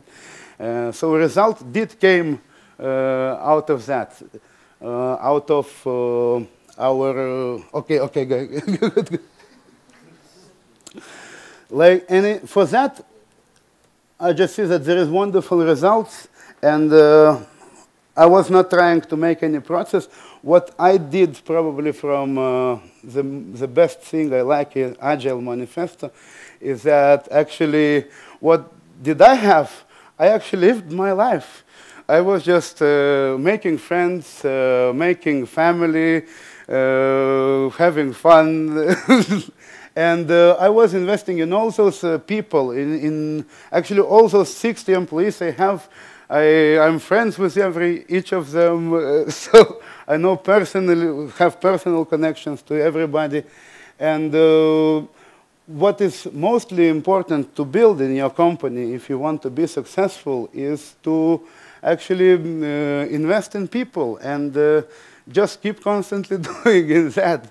And that's probably Telesofta's recipe for success. Like, be positive, make friends, have fun, and no matter what happens, invest in people.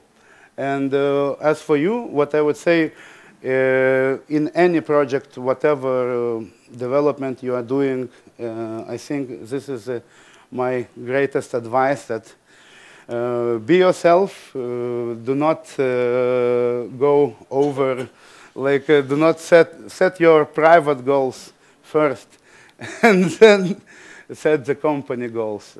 If your private goals are the same with your company goals, then you will become successful. So if I can do it, you can do it.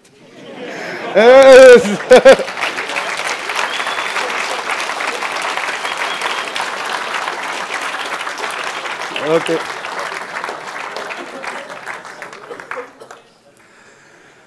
Okay, guys, so you probably all want now the prizes. Probably you're looking forward to get the, the 6 o'clock prizes. Okay, so guys, who needs some more mentoring? Who needs some questions to be answered about mobile application development or running a company? You can ask now. Yeah, that gentleman. Hello. Do you ever say no to someone? No. I always say yeah. Actually, for 11 years we had internal awards in our company, so they made me an award. It's called the Yes Man. So I have this award.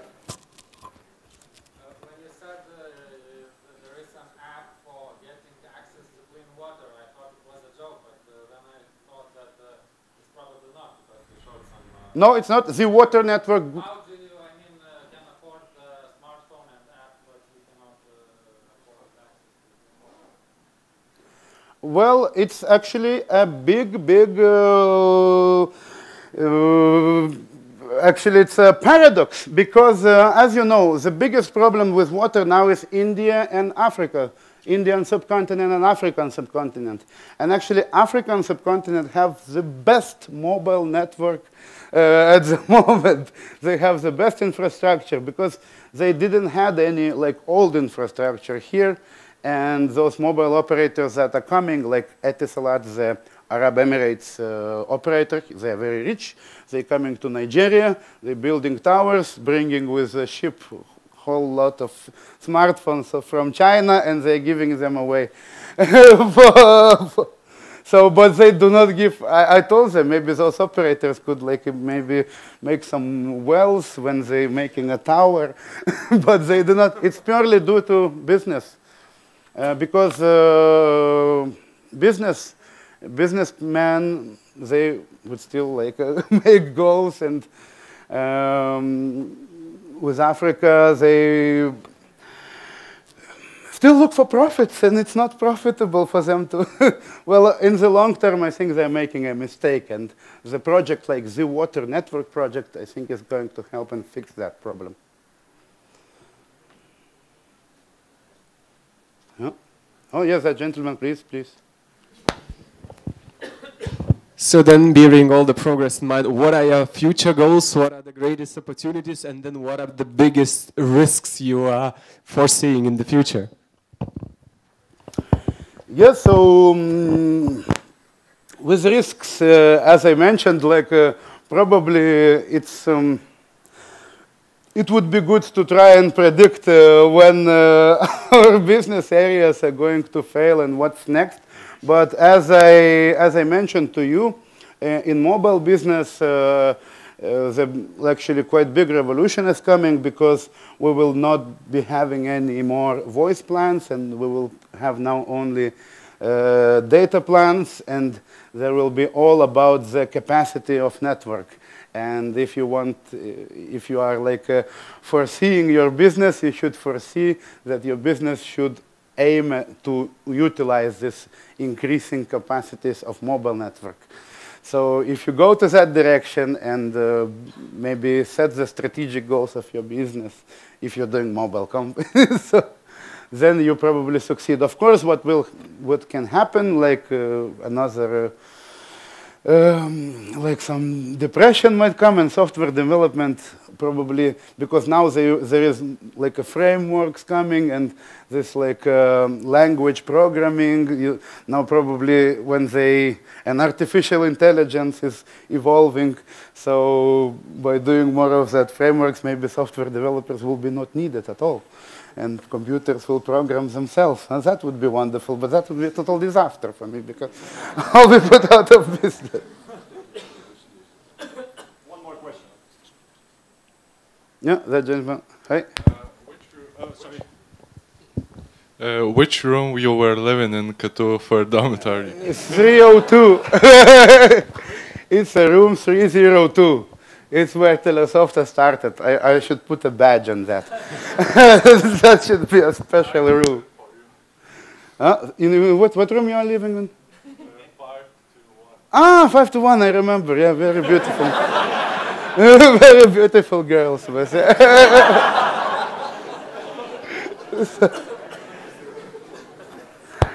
Okay, Vitote, so... Okay, I would like to say awesome. Okay. Okay, thank you very much. And give yourself a big applause. And thank you for coming to the conference. Okay, Vitote. Okay. Okay, so thank you, Algis. Okay. We will move towards the prizes. Of course, as I see, everybody are waiting for it.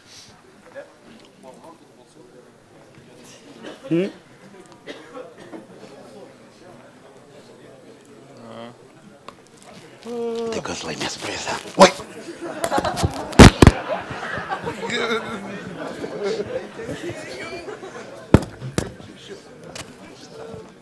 You have some small amount of time to prepare your feedback forms, fill all the gaps, especially rate nicely Algirdas. The computer is not so fast as we are, so we will wait a little bit.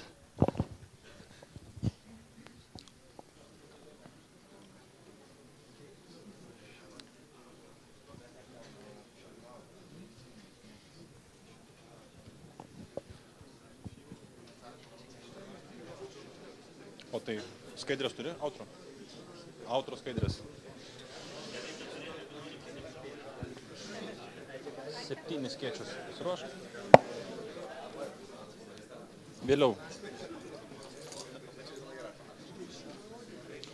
Skaidrės pradžios.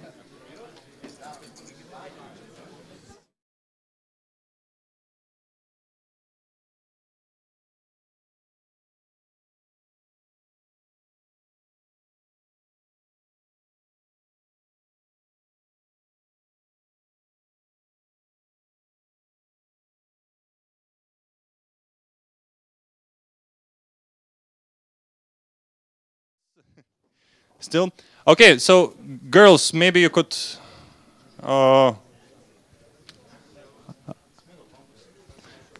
I think we can start to gather all the feedback forms. Unfortunately, the PC is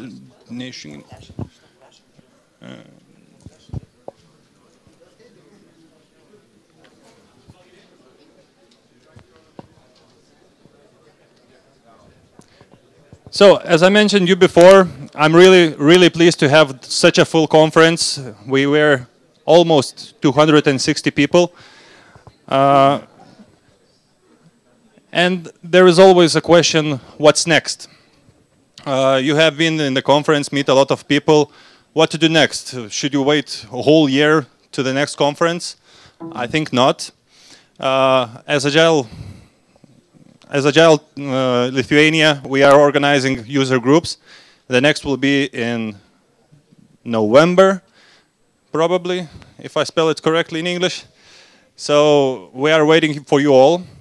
The next one step, which is really close, is this Agile Tour Vilnius conference, which will be in 2 weeks. It's September 9th in Vilnius. So we also invite you to come there. Really bigger conference, even more great speakers, and a lot of fun stuff to do within the whole day. So we are inviting you. There are also trainings you can still join, certifications, and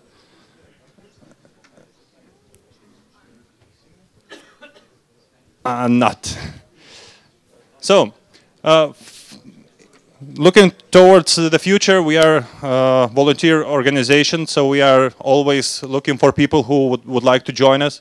If you would like to join conference organization, if you would like to join user groups, or you have any other ideas which we can make together, really we can help and you can join us, and together we can do more. So if you would like to be a part of such a conference organizer, so please approach me and I will be more than happy to talk with you. So I see my slides are loading. There are a few checklists which I would like to, which I do not remember. But as I said previously, really I'm grateful for all the sponsors which we have. Our major sponsors are Visma, NFQ, and DevBridge. Really thank you guys for supporting both events. Also, our partner, our sponsor is Storebrand, which is also sponsors both events. We also really appreciate that. Also, Intermedics and Call Credit Information Groups, which are all partners and even sending out us speakers which can share their experience. So that is also really great. And our partner, Equinox.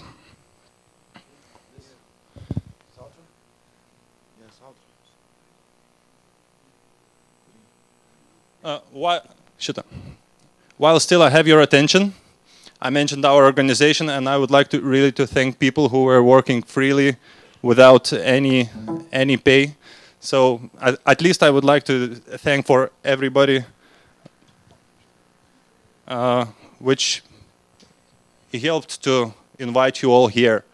So Dainius Stasiulis.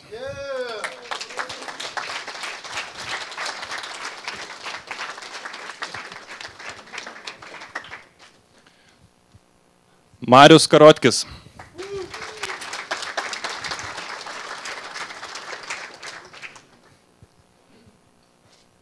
Tomas Povilaitis.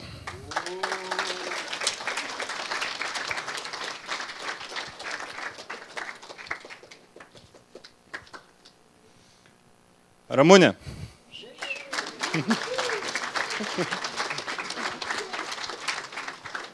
Karolina.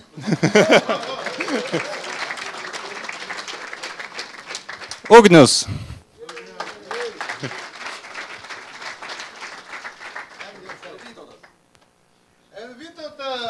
Yeah.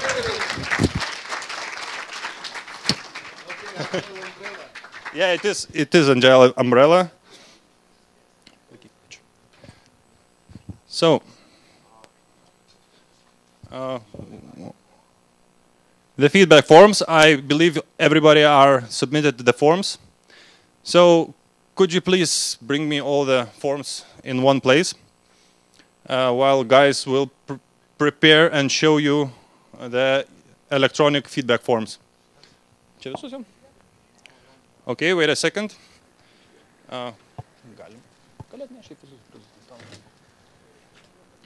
Okay, my notes, just not to forget.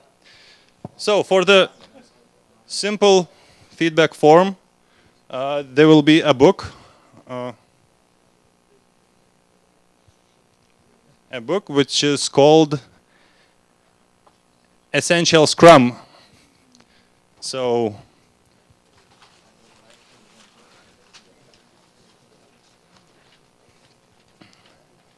let's see.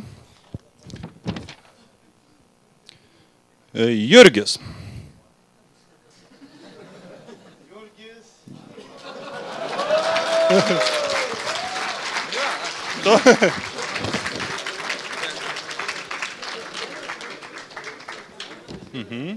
Padėk į šoną.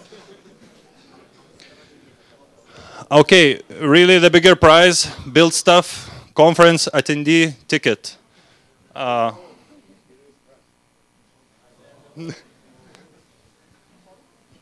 Anketos? Yeah. Okay, now from this side, maybe it's luckier. Aha. Aha. Mantas Kumža.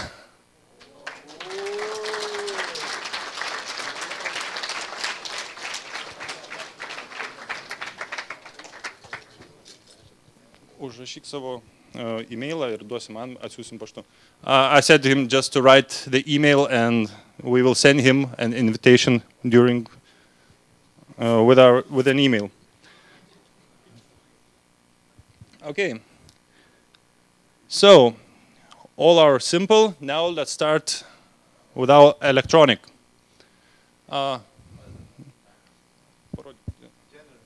Can we see all the forms?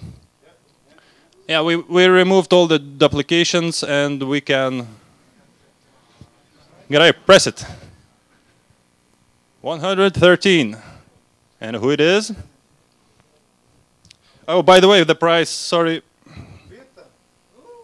Woo!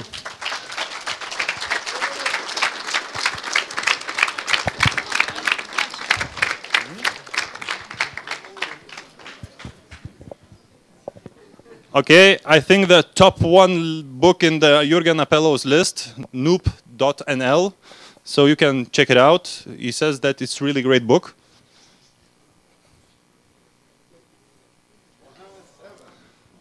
Lucky 100. Rasa?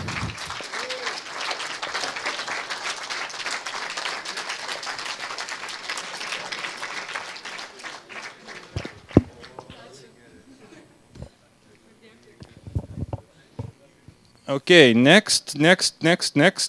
After the books, we have second invitation to Build Stuff conference.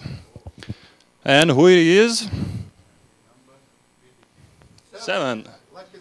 Lucky number 7.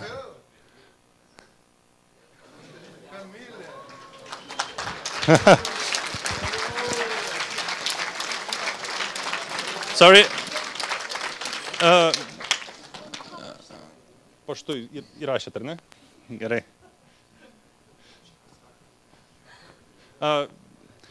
Po konferencijos prieikit, pasitikrinsim, ar tikrai gerai įvedėt paštą.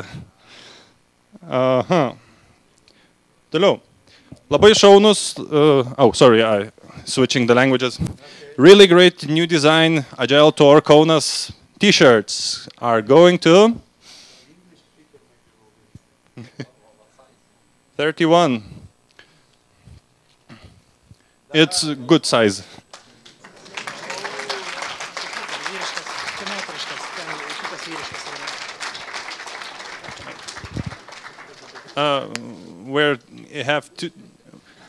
We had one for women and one for men, so this is for men. We've been prepared. Okay. And Steam, $50 prize goes to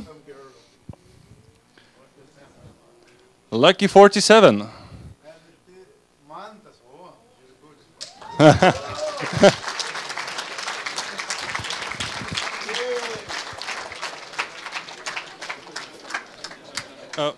Užrašyk jau iš karto emailą.